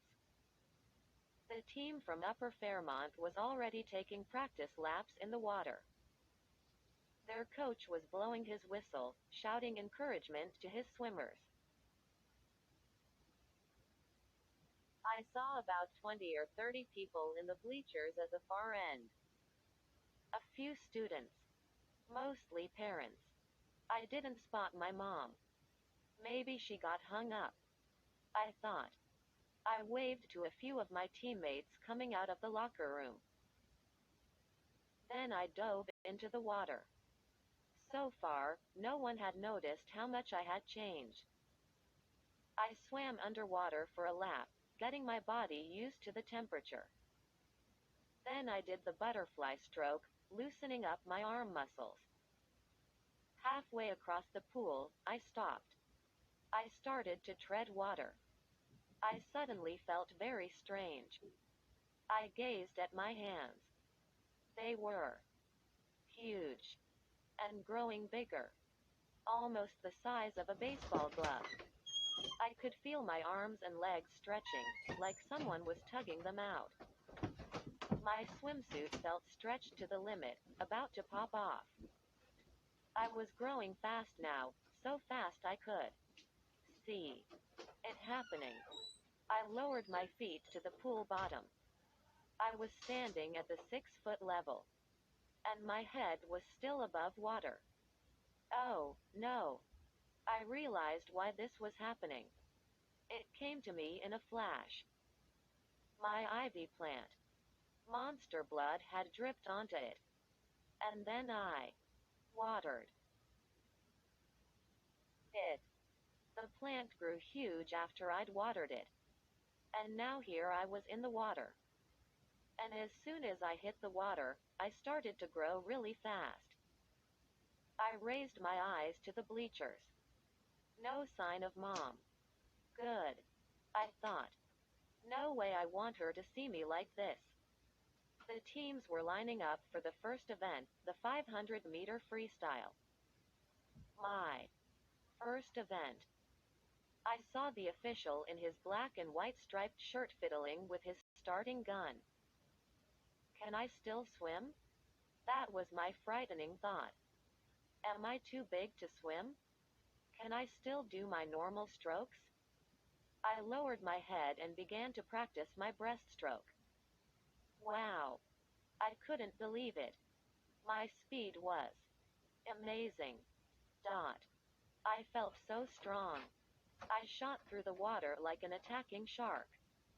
No human can swim this fast, I told myself. The pool suddenly appeared so tiny. I realized I could swim the length of the pool in 4 or 5 strokes. No way. I could lose.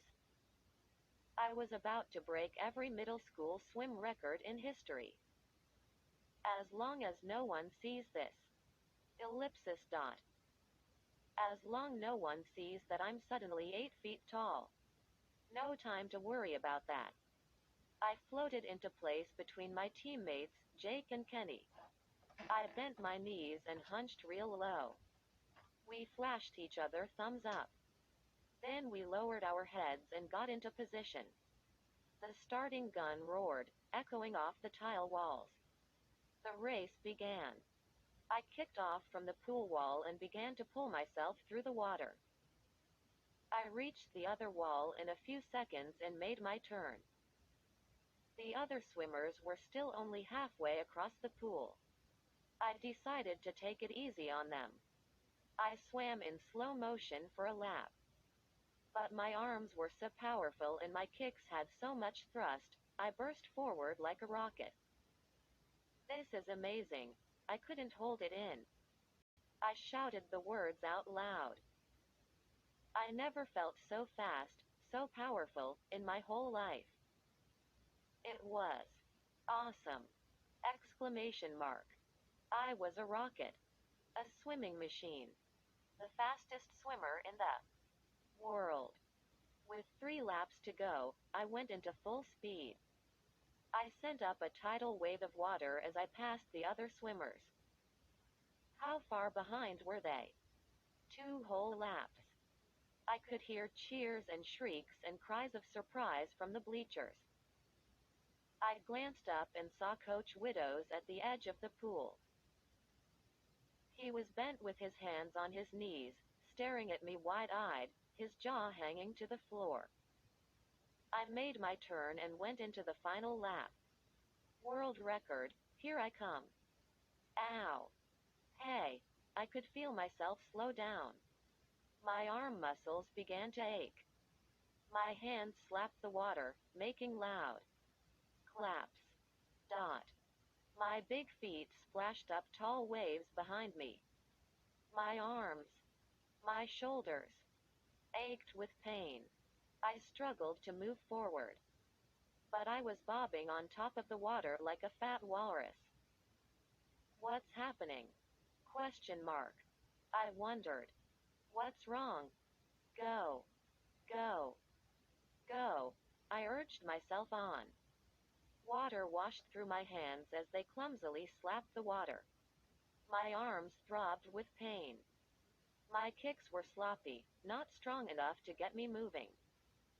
The other swimmers glided past me. I struggled to heave myself forward. But I was too heavy. Too heavy to pull myself any farther.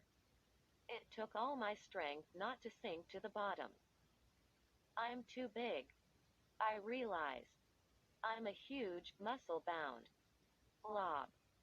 Swimmers passed me in a blur. Kenny raised his head and flashed me a confused glance as he swam past.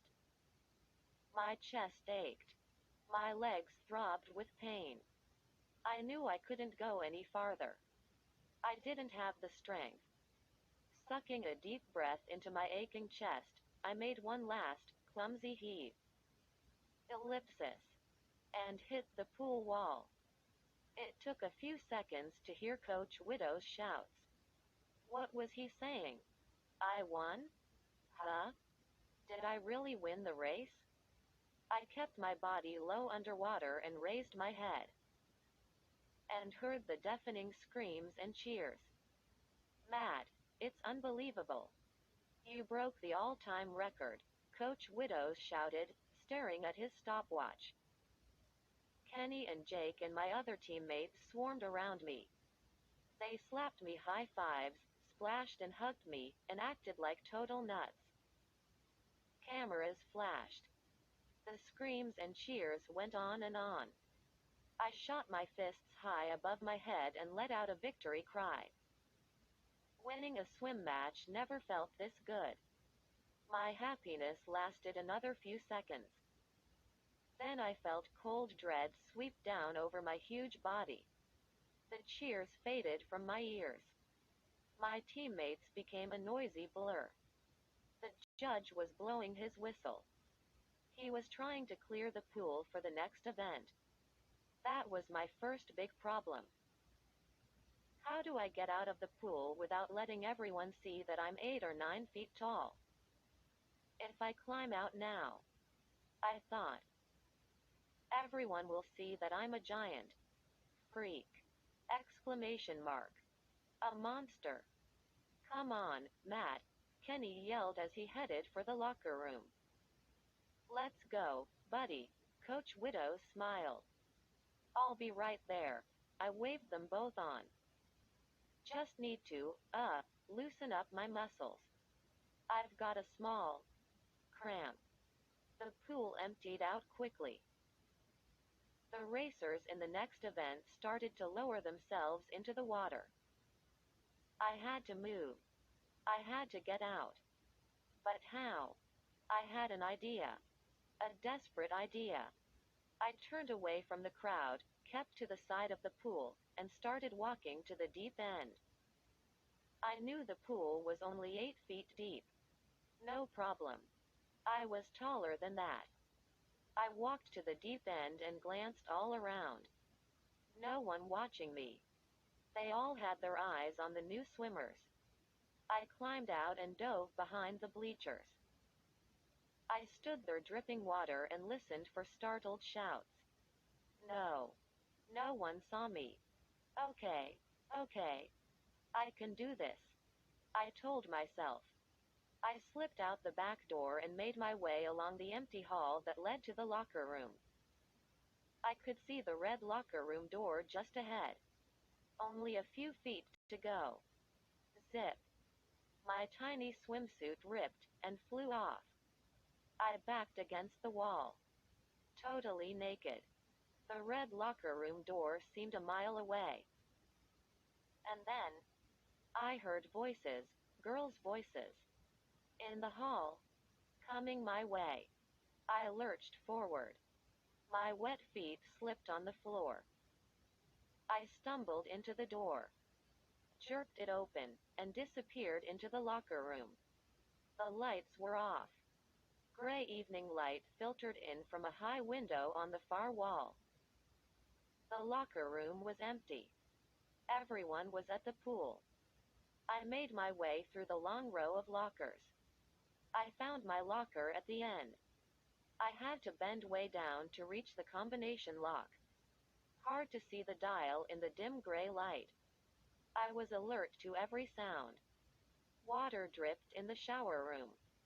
A tree branch tapped at the window above my head. Kids were cheering another victory at the pool. I opened my locker and snatched out my clothes. I raised my boxers and... Too small. They wouldn't fit around one leg. Trembling, still dripping water, I held up my jeans and t-shirt. They looked like doll clothes. How can I get home? I asked myself out loud. The words seemed to hang in the damp locker room air. I'm totally naked. How can I get home? My eyes landed on a stack of towels on a bench outside the shower room. I picked up 2 of them, tied them together, and wrapped them around my waist. Okay. Okay. At least I'm covered. But I still can't walk home like this. My mind raced. I felt so heavy and slow, as if I were still in the water. I stepped up to the mirror. I was too tall to see my head without bending down. And was I still growing? The thought sent a shiver down my body. And then, I had an idea. Sometimes my scientific brain amazes even me. Okay. This idea was desperate, maybe. Crazy. Dot. But once again, I pictured my ivy plant. I was pretty sure it was water. That made the monster blood work. When I watered the plant, it started to grow.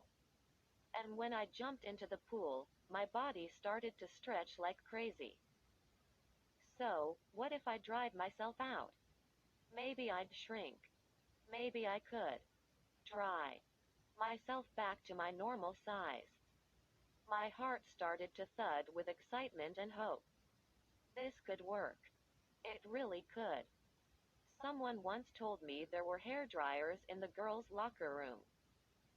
I fumbled with the towels around my waist. Made sure they were good and tight. Then I poked my head out into the hall. I heard shouts and cheers from the pool. No one in the hall. My huge bare feet slapped the floor as I darted to the girls' locker room. Carefully, I pulled the door open a crack and peeked in. Please be empty. Please be empty. Anyone in here? I called. I tried to whisper, but my big new voice boomed. Silence. No reply. Yes. I crept into the long, dark room. My first thought, it didn't smell sweaty and rank like the boys' locker room. The lockers were all shut. The room was neat and uncluttered, except for a blue backpack resting under one bench and a pair of red and white sneakers next to a wire trash can. Wow. I never thought I'd be in here. Dot. I kept glancing all around. What would I say if someone caught me? I hurried to the dressing room in the back. It had a row of sinks and a mirror that covered the wall. I saw two hair dryers hanging above the sinks. My hand trembled as I pulled one off its hook. I checked to make sure it was plugged in. Then I clicked it on. The hair dryer whirred to life. I felt the air grow hotter as it shot out of the nozzle. Would this work? Was I a genius? Or had I totally lost my mind? I turned the hot air blast onto my chest. I held it there until my skin started to burn. I aimed it at my arms and shoulders for a while. Then bent down and gave my legs a blast of hot air. Then back to my chest. Come on. Dry me. Dry me. I gazed into the mirror. No. Nothing changed. I was still a 9-foot giant holding a tiny hairdryer in my big paw. It has to work, I screamed into the mirror. I bent to dry my legs some more. That's when I heard the locker room door squeak open. Oh, no, I gasped and clicked off the hairdryer. I froze there with the dryer in one hand, the other hand gripping the towels around my waist, and heard girls' voices. I darted away from the mirror and pressed myself against the wall. Too late. A girl called, "Hey, what are you doing in there?" I pressed myself against the cold tile wall. I held my breath. "What are you doing?" the girl repeated. "I'm just getting my backpack," another girl answered. "I left it in here after gym class." "Well, hurry, Caitlin. We've already missed half the swim meet." I didn't breathe until I heard the door close behind them. Then I let out a long whoosh of air. A close call. I placed the hairdryer back on its hook. My big idea was a total flop. I tightened the towels around my waist. I had to get help. I had to get home and think. I crept through the school quickly and hurried out the back door. The sun had fallen behind the trees. The air was cool and damp. Maybe, I thought, if I keep low behind hedges and bushes. Ellipsis. Maybe I can get home without being seen. Yes. I made it home. I crept up to the kitchen door and peered through the window.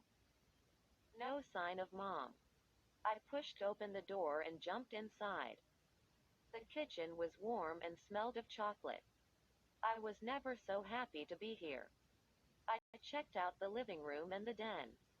No one there. I knew Livy was at her friend Martha's house.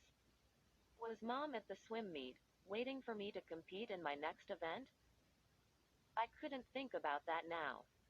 I had to think about only one thing, finding an antidote to the monster blood.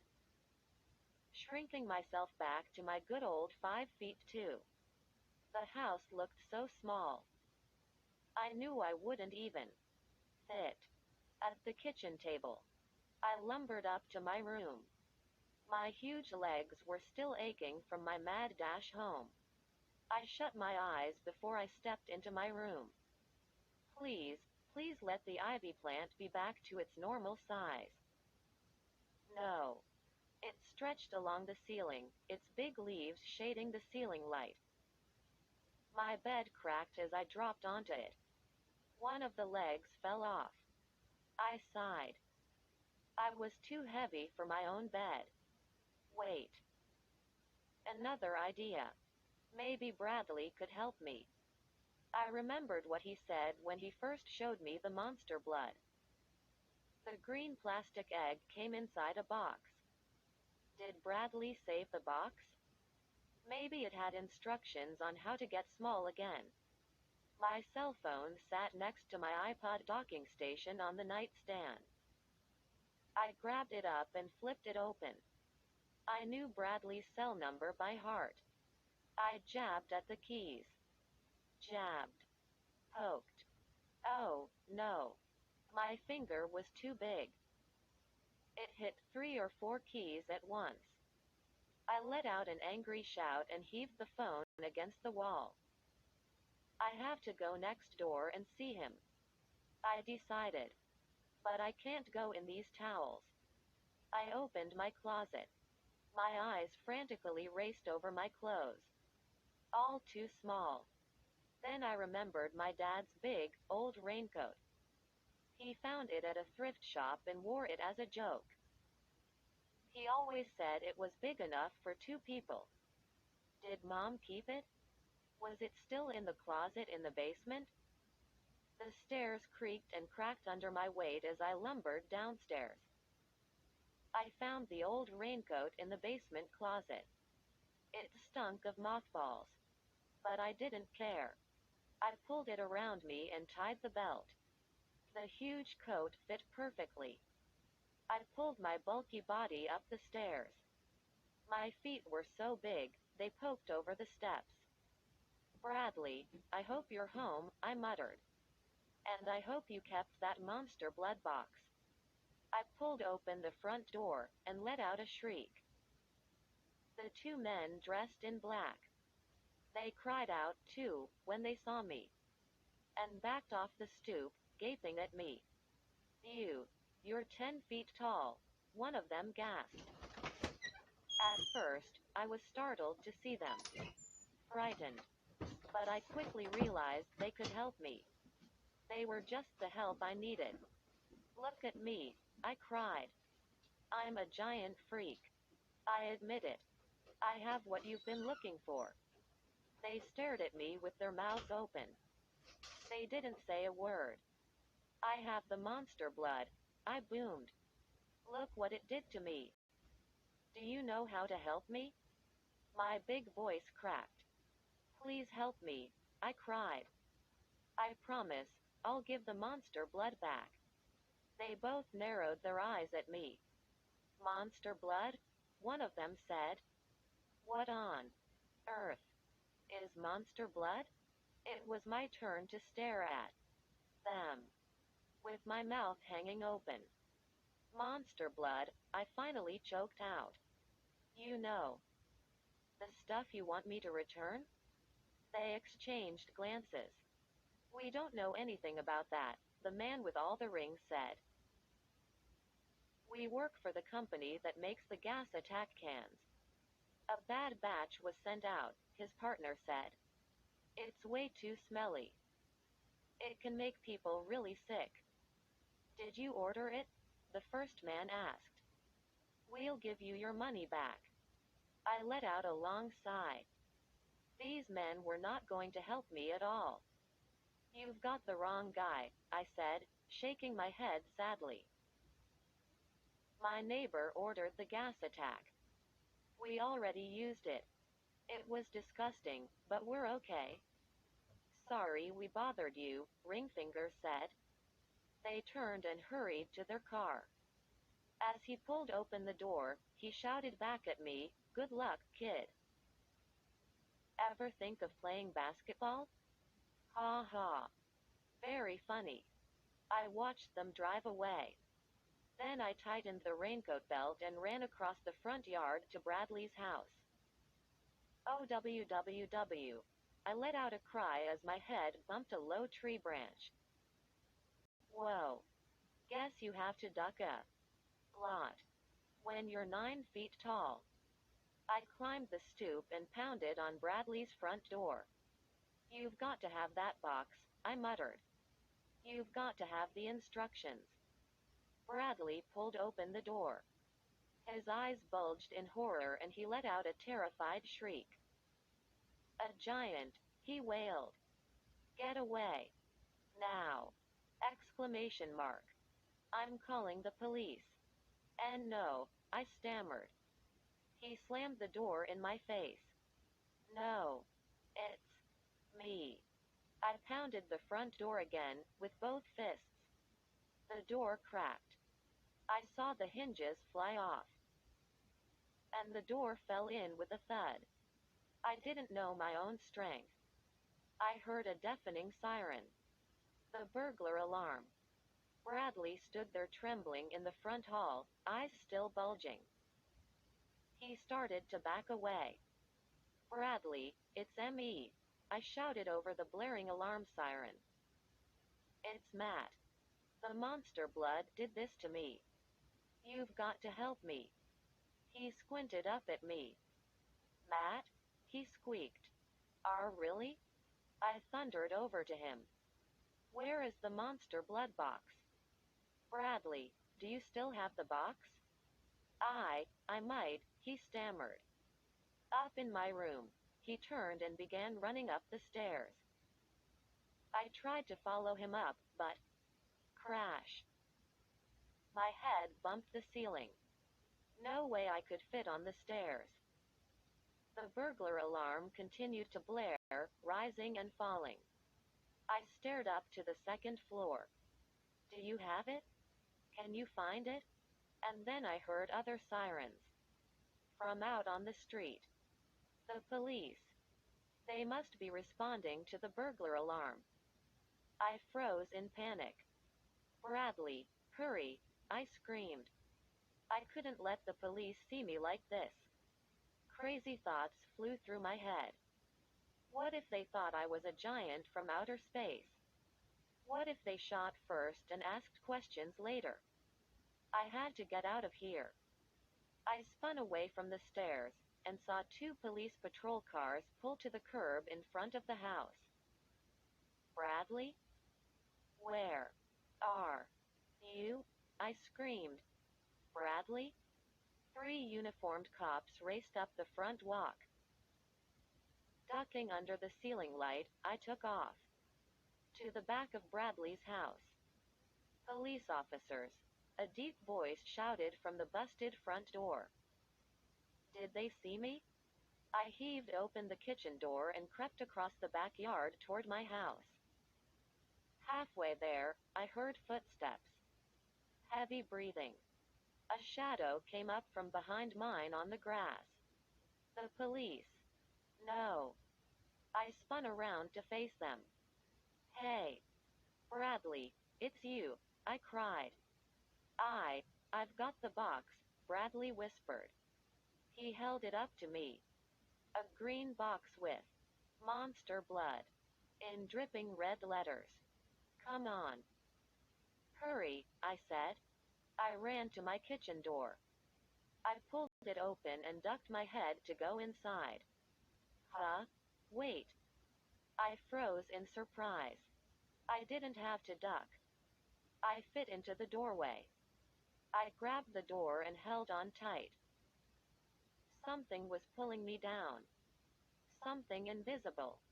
Tightening. Holding me down. Pressing me. Flattening. Me. My whole body ached. I let out groan after groan. I gasped when I realized I was shrinking. I watched my big hands grow smaller, like balloons losing their air. My arms pulled in. The floor seemed to rise up. But I knew I was sinking down. Folding in. Dropping. Dropping. In seconds, I would be just a few inches taller than Bradley. Still shrinking. Sinking into the huge raincoat. Disappearing. Disappearing? Yes. I was shrinking too fast. Shrinking too far. In a few seconds, I'd be the size of a bug. And then, gone. Help me. Help me, I screamed. I tried to pull myself upright. Tried to stand tall. Tried to stretch myself up. But I couldn't fight the wave pulling me down. I gripped the sides of the door. I tried to fight off the panic that swept over me. Tightened my throat. Kept me from taking a breath. Total, mind-numbing panic. I watched Bradley appear to grow taller, taller, and I knew I couldn't stop myself. In a few seconds, I would disappear forever. The floor swooped up beneath me. The kitchen lights suddenly seemed far away. I felt like a tiny mouse, peering up at the ceiling. Do something, I screamed at Bradley. I can't stop shrinking. He gaped at me, eyes rolling wildly in his head. Read the monster blood box, I shouted. What does it say? Read it. Bradley's hands were shaking as he pulled the box to his face. He twirled it between his hands, searching for instructions. He dropped it. The box hit the floor. He bent to pick it up, and stepped on it. Hurry, I pleaded. I could feel my bones pulling in. My skin tightening. Whoa, wait. I found something, Bradley said finally. He began reading from the side of the box. We hope you enjoy this sample 12-hour version of Monster Blood. But for more exciting results, use this coupon for 20% off on new, improved, long-lasting Monster Blood. It's just a sample, I cried happily. Yes, yes, just a sample, and it's wearing off. I ran to the hallway mirror. I gaped at my reflection. Yes, I was back to my normal height. Excellent, I turned and slapped Bradley a high five. Then we bumped knuckles. I'm back. I'm back, I cried. I hurried to the stairs. Let's check out my ivy plant, I said. I'll bet it's smaller, too. Bradley followed me upstairs. I could still hear the alarm siren wailing next door. Whoa! Bradley stopped short in the doorway to my room and let out a cry. The ivy plant still climbed over the ceiling. It hadn't shrunk like me. It's like something in the jungle. Bradley cried. I guess monster blood works differently on plants, I said. I didn't care. I was back to normal. We returned to the kitchen, and Mom came bursting in. Oh, thank goodness. You're both safe, she cried. There was a robbery next door. The robbers broke down the front door. But they didn't take anything. I know, I said. I went next door, Mom, and to help Bradley? Mom cried. You risked your life to help Bradley? Matt, that's so wonderful of you. She wrapped me in a hug. Should I tell her the truth? Should I tell her what really happened? No way. She'd never believe it. That night in my room, I cut back the leaves on my ivy plant so I could get to my work table. I felt great. No. I felt better than great. I was back to normal. I'd set the world's record in the 500-meter freestyle. And now I wanted to win Mr. Scotto Science Prize. I began fitting the sides of my birdhouse together. I already had the computer wiring ready to install. I knew I could build the winning project. No way. Bradley could build one as good as mine. The next morning, Mom drove me to school with my science project. I carried it carefully between my hands into the gym. Dozens of kids were already there. Long tables had been set up under one basketball net. The big room was quiet. Kids were busy setting up their projects. I carried the birdhouse down the first aisle, looking for a place to put it down. I stopped next to Shawn Deere, a brainy girl in our class one liked a lot. She was attaching a water hose to the back of a tall plastic box. I had to ask, Shawn, what is it? She didn't look up. She concentrated on the hose. It's a waterfall that flows up, she said. I'm trying to prove that gravity doesn't exist. Cool, I said. I moved down the table. Another kid was slipping batteries into a complicated metal contraption. It looked like an insect with a dozen legs. It's a self-destruction machine, he told me. When I turn it on, it totally destroys itself. Awesome, I said. I still thought my birdhouse had a good chance of winning. It was simple and useful, and it really worked. I set it up at the end of the table and checked out the computer functions. When I showed it off to Mr. Scoto, I wanted everything to work without a glitch. A short while later, Mr. Scoto came down the aisle.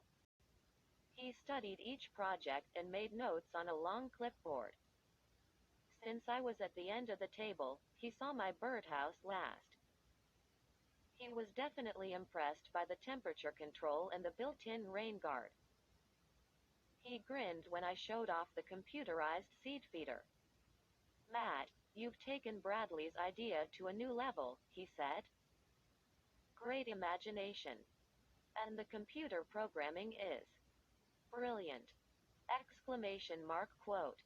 Thank you, I said. I could feel my heart start to race. I was excited. I have to give a few projects a second look, he whispered. And I'll need to see Bradley's birdhouse. But I think yours is the winner. He moved back up the aisle. I wanted to cheer and jump up and down in triumph. But I knew I had to wait for that. I gazed down the rows of tables. Whoa. Wait. Where was Bradley? I don't believe it, I muttered. Bradley hadn't even shown up.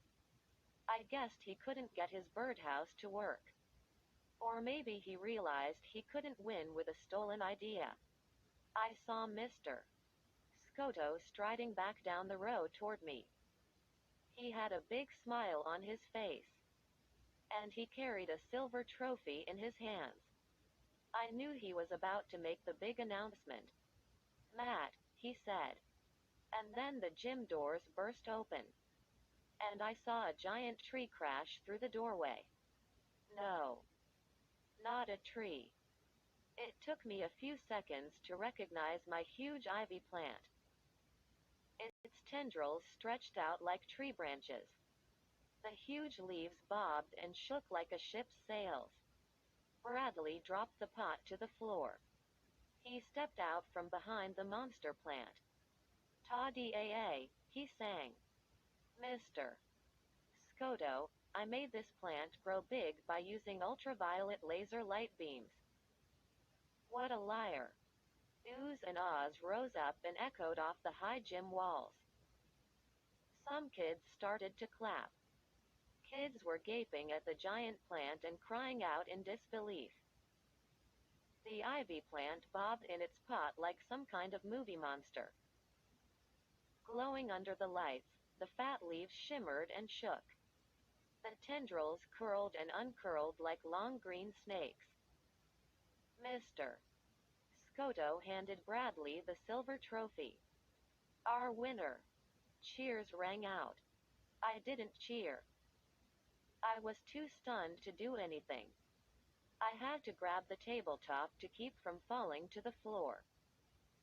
I can't let Bradley get away with this. I decided. I can't let him win with this lie. He's a total cheater. And it isn't even his ivy plant, it's mine. I started over to Bradley and Mr. Scoto. I had to tell Mr. Scoto the truth about Bradley's project. I had to stop this. But halfway across the gym, I looked down and saw one of the long snake-like tendrils curl around Bradley's ankle.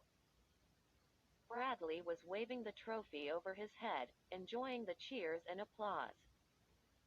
He didn't seem to notice. Another long tendril stretched, and wrapped itself around Bradley's knee. Bradley held the trophy in front of him and posed for pictures. Cameras flashed. Bradley's grin grew wider. I watched a thick tendril wrap itself around Bradley's waist. Another one curled around his thigh. Bradley was in major trouble and had no idea. Would he ever escape? I decided I'd better hurry. I pushed past the crowd of newspaper photographers and shook Bradley's hand. "Congratulations," I said. "You deserve it, Bradley. You really do." After his battle with Monster Blood, Matt was thrilled to receive a surprise invitation to Horrorland theme park. One of the horrors even gave him a special keycard that helped him win every game. Matt's luck was improving fast. Or so he thought. Matt soon met Billy and Sheena Deep. They found a cafe where they saw their missing friends, Brittany and Molly, behind a large window. Matt used his keycard to enter the mysterious cafe and gasped. Brittany and Molly were gone. And Sheena became invisible. What's next? Turn the page to join Matt in Horrorland. Kids who know me, Matt Daniels, know that I can handle things. I mean, if you grow to 9 feet tall in under an hour, you can pretty much handle anything. But here I was, staring into the mirror in this tiny cafe in the Horrorland Hotel.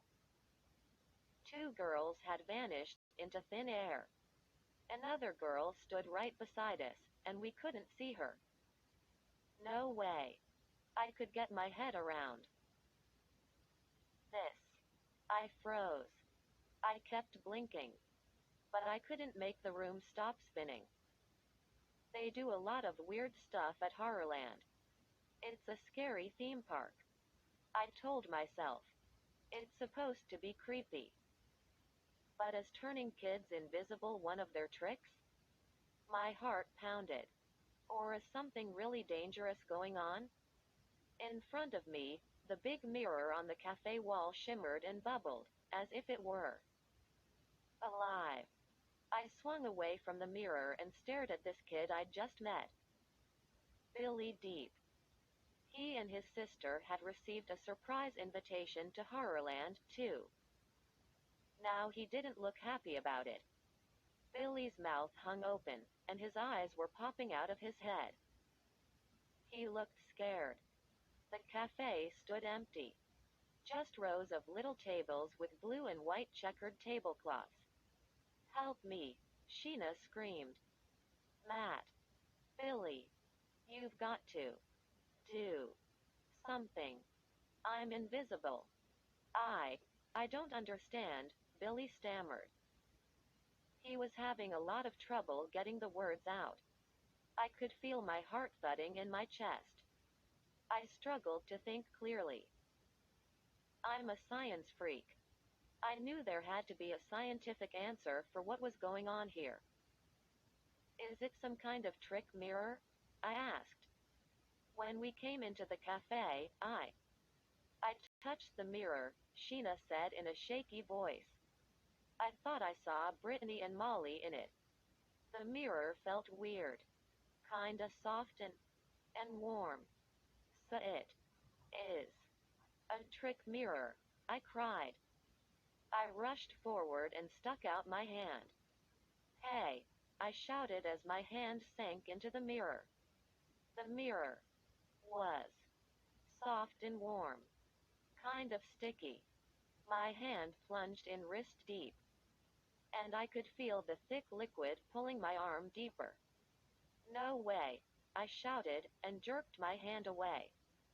Billy ran up beside me and pressed his hand to the mirror. He pounded it with his fist. We both pounded. "Solid glass now. This has to be a trick," I said.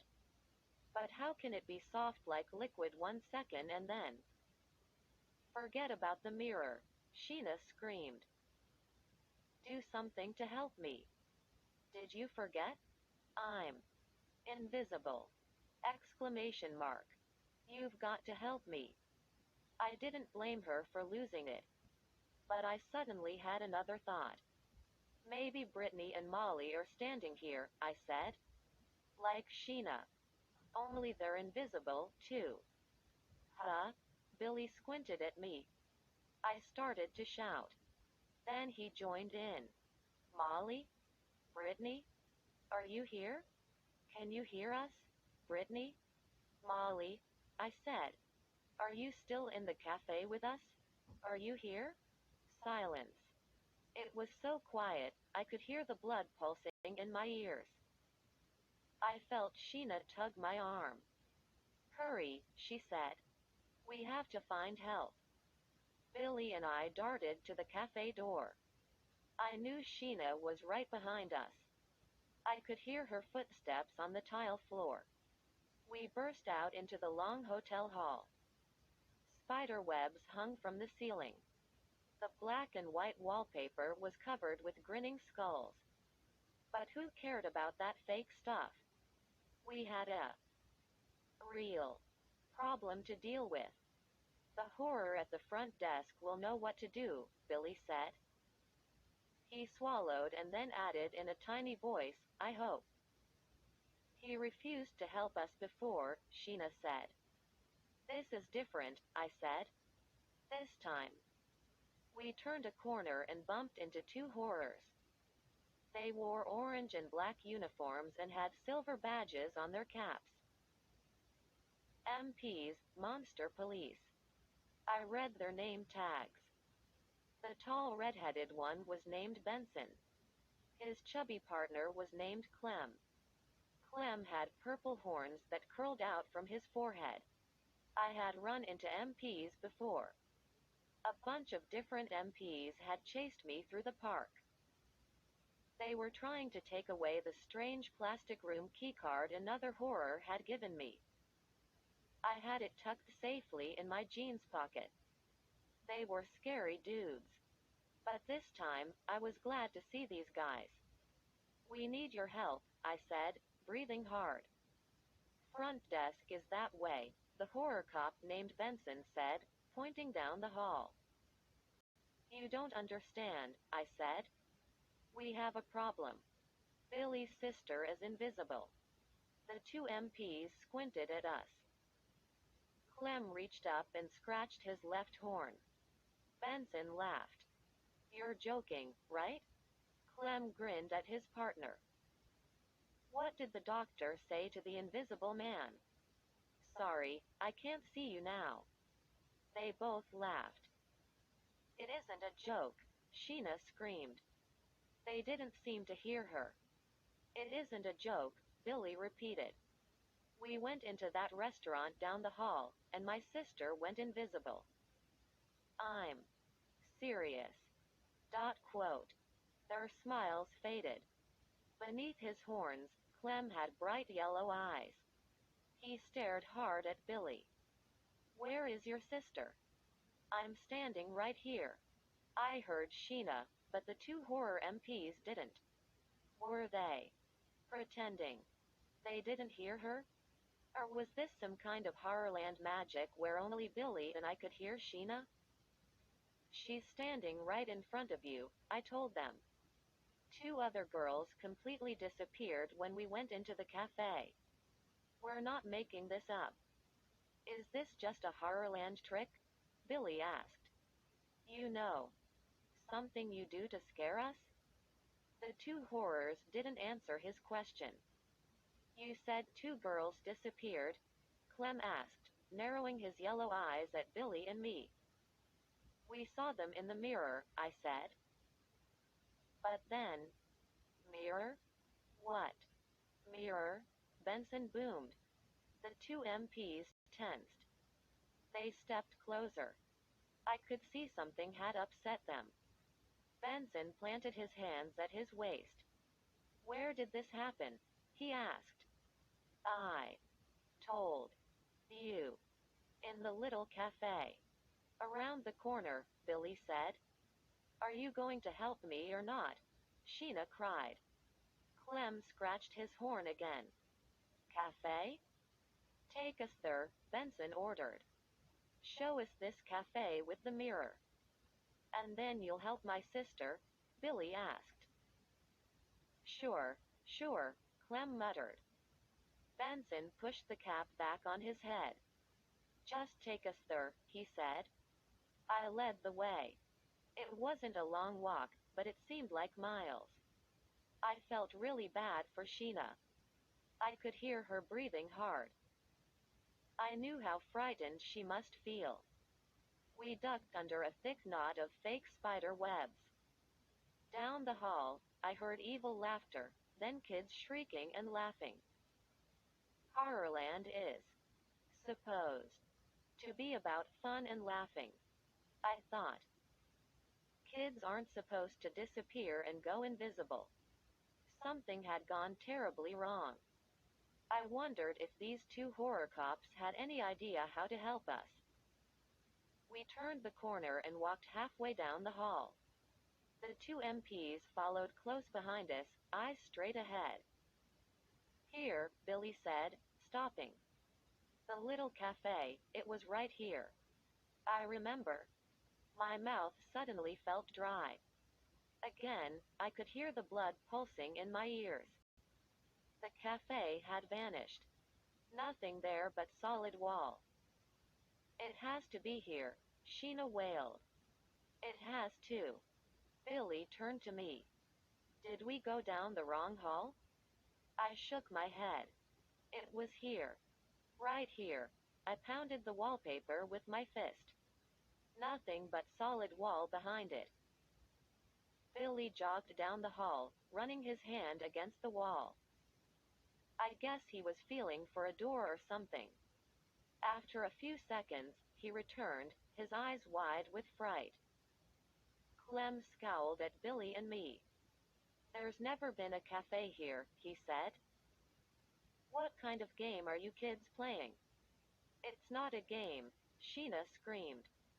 The cafe was right here. Can't you hear me? I decided to try to reason with them. Dudes, we're not making this up, I said. There really was a cafe here. Two girls really did disappear. And Billy's sister. She's standing right here, Billy told them. Are you going to help us or not? I demanded. The two MPs moved to the wall. They started whispering to each other. All the while, they kept their eyes on us. Finally, Benson waved us forward. Follow me, kids, he said. Sorry it took us so long. I think Sergeant Clem and I can help you. Come with us to the lab. Thank goodness, Billy cried. He pumped his fist in the air. Do you really think you can bring my sister back? Probably, Benson muttered. He and his partner began walking fast. Billy and I had to run to keep up with them. We turned a corner and hurried down another long, dark hall. I heard Sheena running between Billy and me. Are you sure we can trust them? She asked. Do we have a choice? Billy replied. Benson led us to the end of the hall. He stopped in front of wide double doors. A sign on the wall read, Detection Chamber. Clem slid a green key card into a slot and the door started to slide open. In here, he ordered, waving us through. I held back. Why are we going in here? I asked. We need to detect the invisible girl, Clem said. If we can't see or hear her, we can't make her visible again. It seemed to make sense. We followed them through the doorway. I let out a gasp as my eyes adjusted to the dim light. The huge room didn't look like a lab. It looked like a horror movie torture chamber. The first thing I saw was a tall chair with red and blue wires poking out of it, like an electric chair! Exclamation mark. Beside it stood a tall wooden frame with a blade across the top. A guillotine? A cone of light spilled over a long white table. Thick leather straps lay across the table. A cabinet beside it was loaded with shiny steel tools. Against the wall, dark machines hummed. A stack of metal cages, the size of dog crates, stood in the center of the room. A shrill hissing sound filled the air. I poked Billy in the side. "Let's get out of here," I said. I turned. The doors had already slid shut behind us. A chill shot down my back. "What is this place?" I shouted. "Why did you bring us here?" "To help you," Clem said. He pulled out a low metal table. Like a doctor's examining table. The table had red and black dials along one side. He began messing with wires underneath it.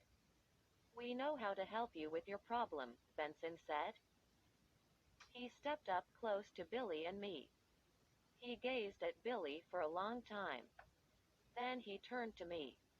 "We only want to help you," Benson said. Behind him, Clem pushed a plug into a socket. The dials on the metal table lit up. "We know why you're having problems," Benson said softly. "You have something that doesn't belong to you." Whoa. I knew. Instantly. What he was talking about. The room keycard. The strange card I had hidden in my pocket. "Hand it to us right now," Clem said. He stuck out his big hand. It was covered with red and purple warts. "Hand it to me, and your problems will be over. I swear." Why didn't I believe him? Because he was a terrible liar. He couldn't keep a grin off his face. "Trust us," Benson said. "We're here to help you. We want every guest to have a great time here in Horrorland." Billy and I didn't move. Clem tugged at one of his curly horns.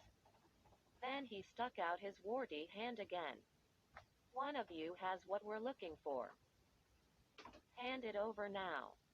Don't make us take it from you." No way. I was going to let them take the key card. I wasn't going to give it back until I knew why they wanted it so badly. No way. No way. But what could I do? My legs were shaking, but I stood very still. I stared back at the two MPs, trying to look tough. I could see Billy trembling beside me. He knew what the two horrors wanted. But he didn't say a word. Clem grabbed Billy by the shoulders. He was gentle, not rough. But he pushed Billy to the metal table. "Sorry we have to do it this way," he said. "It would be so much easier if you just hand it over."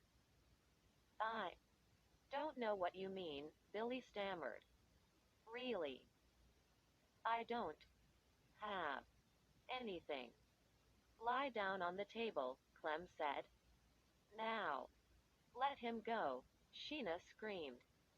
Again, the horrors didn't hear her. Clem had his big, warty hands under Billy's armpits.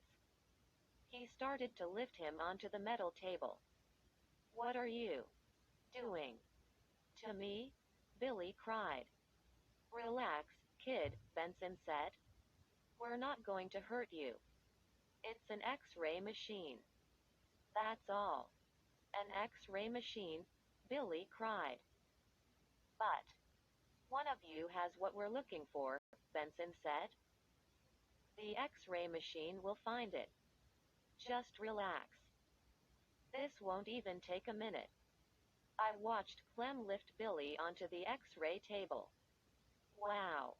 I thought. If they're going to all this trouble, my keycard must be something really special. Dot. My brain whirred. What could be so important about it? As Clem loomed over the table, Billy sprawled on his back, arms tight at his side. "Don't move a muscle," Clem ordered. Benson twirled some dials on the side of the table. He glanced at a video screen on the wall. I could see Billy's bones on the X-ray screen. And I could see a pack of chewing gum in one of his pockets. "He doesn't have it," Benson told his partner. Clem gently lifted Billy off the table and set him down on the floor. Thanks, kid, Clem said. Sorry if I scared you. Billy shook his head. He brushed back his dark hair. He looked at me, but he didn't say anything. Clem waved me to the table. You're next, pal. My legs were shaky and my heart was thumping like crazy. But no way. I'd let them know I was scared. No problem, I said. I didn't wait for them. I climbed onto the table. I lay flat on my back and pressed my hands against the cool metal. I couldn't see the video screen from here, but I knew the two MPs were studying it. The room grew silent. I could hear the hum of the machines behind me and the pop and hiss of steam across the room. This kid doesn't have it, either, Benson said finally. Let him up. Clem pulled me to my feet. I couldn't keep a smile off my face as I stepped beside Billy. These dudes were pretty easy to fool. Can we go now? Billy asked. Clem raised a warty paw. Not so fast, he said. Let's talk about this mirror you think you saw. I grabbed Billy's arm and tugged. Let's go. Our shoes clattered against the hard floor as we ran toward the double doors. I turned and saw the two MPs take off, lumbering after us. Hey! Clem let out a cry as he stumbled over something and toppled to the floor. Benson fell over him and hit his head on the X-ray table as he went down. I heard Sheena laugh. I tripped him, she cried. Quote, now, maybe he believes I'm here. The two horrors were scrambling to their feet. We didn't have much time. I tried the handles on the double doors. The doors wouldn't budge. Sheena, quick, I said. Give me back the keycard. Maybe it'll work. Yes, that's how I fooled the X-ray machine. I slipped the keycard to Sheena. She hid it in her fist, and it became invisible, too. Now it appeared to float toward me. I grabbed it and shoved it into a slot beside the doors. Great. The card worked again. The doors hummed loudly, then slid open with a whoosh.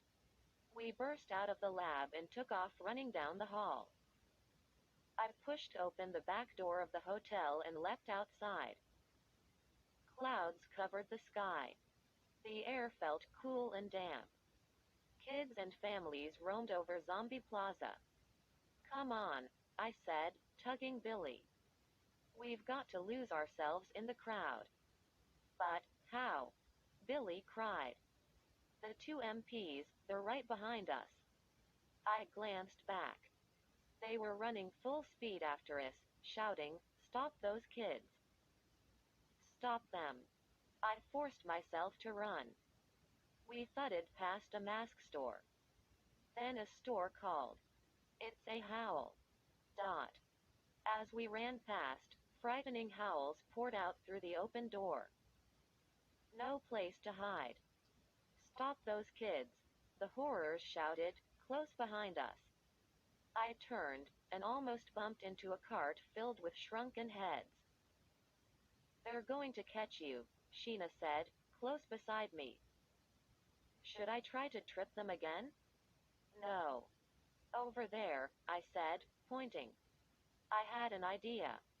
We darted through groups of kids in the center of the plaza. Up ahead, I saw a long line of people waiting to get into the haunted theater. Get in line. Hurry. Get in line, I cried. We stepped into the back of the line. I hoped the MPs wouldn't look for two guys standing in line for the theater. Billy and I were both gasping for breath. The line started to move forward. Look normal, I said. Don't look back. Don't look for those two horrors. But, Billy sputtered. He bumped my shoulder. I turned and saw Clem and Benson moving toward us. Their heads were lowered. Their eyes were locked on us. Okay, okay. So, every plan isn't brilliant. I never said I was perfect. The three of us took off running again. Across Zombie Plaza, I saw a narrow gray building with no windows. The letters on the sign above the entrance looked like dripping blood. It read, Doctor. Twisted Science Lab. Go, I whispered. We darted in through the narrow door. Dark inside. Silent and empty. I blinked hard, waiting for my eyes to adjust. We were standing in a long, narrow room with black walls. Red and green glass tubes twisted over our heads. A spotlight poured dim light down on a narrow lab table, complete with bubbling beakers and glowing test tubes. A skeleton in a white lab coat hunched over one end of the table. He was pouring green gas from one beaker to another. Welcome to my lab, he said in a tinny recorded voice. You're just in time for my latest experiment. In fact, you are my latest experiment. Ha ha ha ha. Whoa. We just escaped. A lab like this, Sheena said, still breathing hard. Only that one was real, I said. This one is all fake. We heard voices from outside. We ducked behind the table and dropped to our knees. I took a deep breath and held it. A few seconds later, I heard hard footsteps, then Clem's voice. Did they come in here? No. I told you. They ran into the theater, Benson answered. They shuffled away. I realized I was still holding my breath. I let it out slowly, then climbed to my feet. I leaned on the lab table, trying to steady myself. We lost them, I muttered. Welcome to my lab. You're just in time for my latest experiment. The skeleton's speech began to roll again. Now what? Billy asked softly. I just don't get it, Sheena said. Why won't the horrors help us? Why don't they believe us? We told them two girls are missing and that I'm invisible. And they didn't seem to care at all. All they cared about was taking Matt's keycard away. Hey, check this out, Billy said. He was staring at big glass jars on a low shelf. Are those real animal heads in those jars? Nothing is real in here, I said. It's all a joke. In fact, you are my latest experiment. Ha ha ha ha. The skeleton doctor repeated. Green gas floated from his beaker. We have to get out of here, I said. Billy picked up a box from the shelf. Weird, he whispered. It says, try me. I squinted at the big words on the green box with dripping red letters that spelled out monster blood. Billy started to pull up the lid. No, I screamed. Don't open it. My scream startled Billy. He dropped the box. It hit the floor hard, and the lid popped open. Oh, no. Billy and Sheena both cried out as the green goop bubbled up from the box. Making squishy sucking sounds, the monster blood spread across the floor at our feet. Then it started to grow, rising up quickly. Standing up as if alive. I jumped back in horror. My mind was spinning. How could there be monster blood in Horrorland? Billy bent down and frantically tried to shove the green gunk back into the box. But it had spread too quickly. It plopped over his shoes and started to climb his leg. Get it off me, he screamed, kicking and thrashing his legs. Just run, I said. I tugged him by the arm. It's growing too fast. Let's go! Exclamation mark quote. I can't. It's wrapping around my legs, Billy cried. Billy reached down and tried to pull it off with both hands, but his hands stuck in the thick, bubbling slime. In seconds, they disappeared into the monster blood. "Help me. Get it off," he wailed. And then I saw the outline of two hands shoot into the bubbling monster blood. Sheena's hands. Trying to rescue her brother. "It's too sticky. It won't come off," she said. She gasped as the thick green gel rolled around her arms. I couldn't see Sheena, but I could see her hands grappling with the goo. And I could see her struggling to pull her arms free. I froze, staring in horror as the monster blood covered both of them, popping and bubbling. It's swallowing us," Billy cried. "Matt, help. It's swallowing us both. How could this happen? How could monster blood follow me here?" I wanted to help my friends, but I knew if I grabbed the stuff, it would stick to me and pull me in, too. What could I do? My hands tensed at my sides.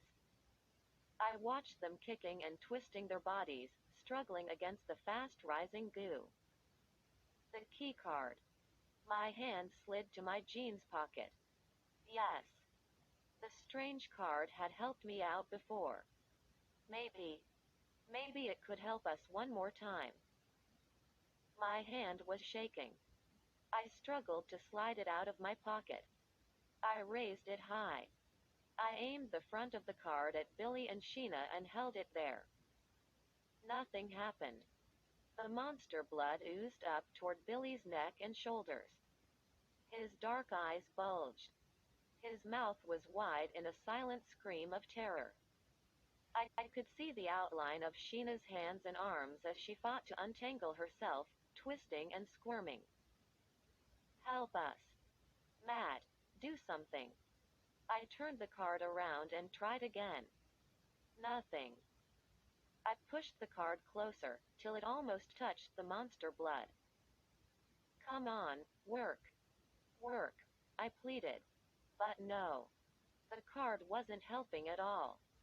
"Matt, it's up to my chin," Billy wailed. "So sticky. Can't breathe." Sheena's voice came out in a choked whisper. I still had the key card raised in front of me when a loud voice boomed from the lab entrance. "What's going on in here?" Huh? Startled, I spun around hard and almost fell. A tall giant of a horror burst into the lab, big hairy hands balled into fists. He had short yellow horns on his head, with wavy green hair falling over his boulder-like forehead. He had bright blue eyes under thick brown eyebrows. I recognized him. Yes. As he tromped closer, I read the brass name tag on his purple and green uniform. Byron. Byron was the horror who came up to me when I first arrived. He was the horror who slipped me the key card. "What is this? What have you done?" he shouted in his booming deep voice. I pointed to my struggling friends. Billy and Sheena were almost buried under the throbbing green mound of monster blood. "Can you help them? Can you do something?" I cried. Byron frowned. His eyes studied the pulsing green goo. Then he turned back to me. "Sorry," he said softly. "Better say goodbye." "It's too late for them." I gasped. My breath caught in my throat. Byron blinked. His blue eyes narrowed. He snapped his hairy fingers. "Oh, wait," he said. "I think I might have something that should help." He reached into his uniform and pulled out a small square object. At first, I thought it was another key card. But then I saw the light bounce off it, and I knew what it was. A mirror. A small pocket mirror. "This should do it," Byron said to me. He turned the little mirror and aimed it at the throbbing mound of monster blood. I heard a loud pop. The pile of green goop stopped oozing and bubbling. And as I gaped in amazement, the monster blood spilled away from Billy and Sheena and began to pour over the mirror. It took a few seconds for me to realize that the stuff was being sucked into the mirror. But, yes, yes, it came rolling off Billy and Sheena, like an ocean wave sweeping away. My heart pounding, I watched it pour into the mirror in a steady green stream. Seconds later, Billy stood in front of us, pulling a few sticky gobs of monster blood off his t-shirt. He turned and gazed all around. Sheena, he called. Sheena? Where are you? Sheena? No answer. Wait, he screamed at Byron. My sister. Where is my sister? Byron held the mirror steady till the last drip of monster blood disappeared into it. You're not safe here, he said, glancing to the lab door. But Sheena, Billy started. Shush. Listen to me, Byron snapped. You're in real danger in Horrorland.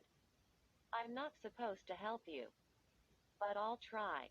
I'm going to help you escape. Escape? I can't escape without Sheena, Billy said. Listen to me, Byron said. Before he could finish, two angry-looking horror MPs, guys we'd never seen before, stepped into the doorway. One of them pulled a slender black club from a holster at his waist. He moved forward quickly, eyes locked on Billy and me. His partner blocked the exit. I let out a long sigh. No escape this time. We were trapped. What did we do? I cried. Why are you after us? Let's go, Byron, the MP said. He bumped past me and grabbed Byron by the shoulder. Don't make a fuss, Byron, the horror cop at the doorway called. Just come along quietly. I held my breath. What was happening here? They weren't after us? They had come for Byron? Let go of me, Byron boomed. He jerked his shoulder free and lurched away from the MP. The little mirror fell from his hand. It hit the floor and shattered into a dozen pieces. Help me, the horror cop yelled to his partner. He grabbed Byron again and held him with both hands. The other cop dropped to the floor and began frantically picking up mirror pieces. Weird. I let out a cry as I saw what was happening to the mirror. The jagged pieces on the floor, they were melting. Turning to liquid under the MP's fingers. They gleamed like little silver petals. Grunting to himself, the big MP scooped up the mirror droplets. He climbed to his feet. Ready to roll, he told his partner. Byron struggled to free himself from the MP's grasp. You can't do this, he insisted. Don't you know who I am? Shut up and walk, the horror snapped. They dragged Byron out of the lab. He screamed and struggled the whole way. I felt dazed. Too confused to think clearly. I turned to Billy. He looked very upset. He had trickles of sweat rolling down the sides of his face. And I heard him calling in a soft whisper. Sheena? Are you okay? Sheena? Are you here? Answer me.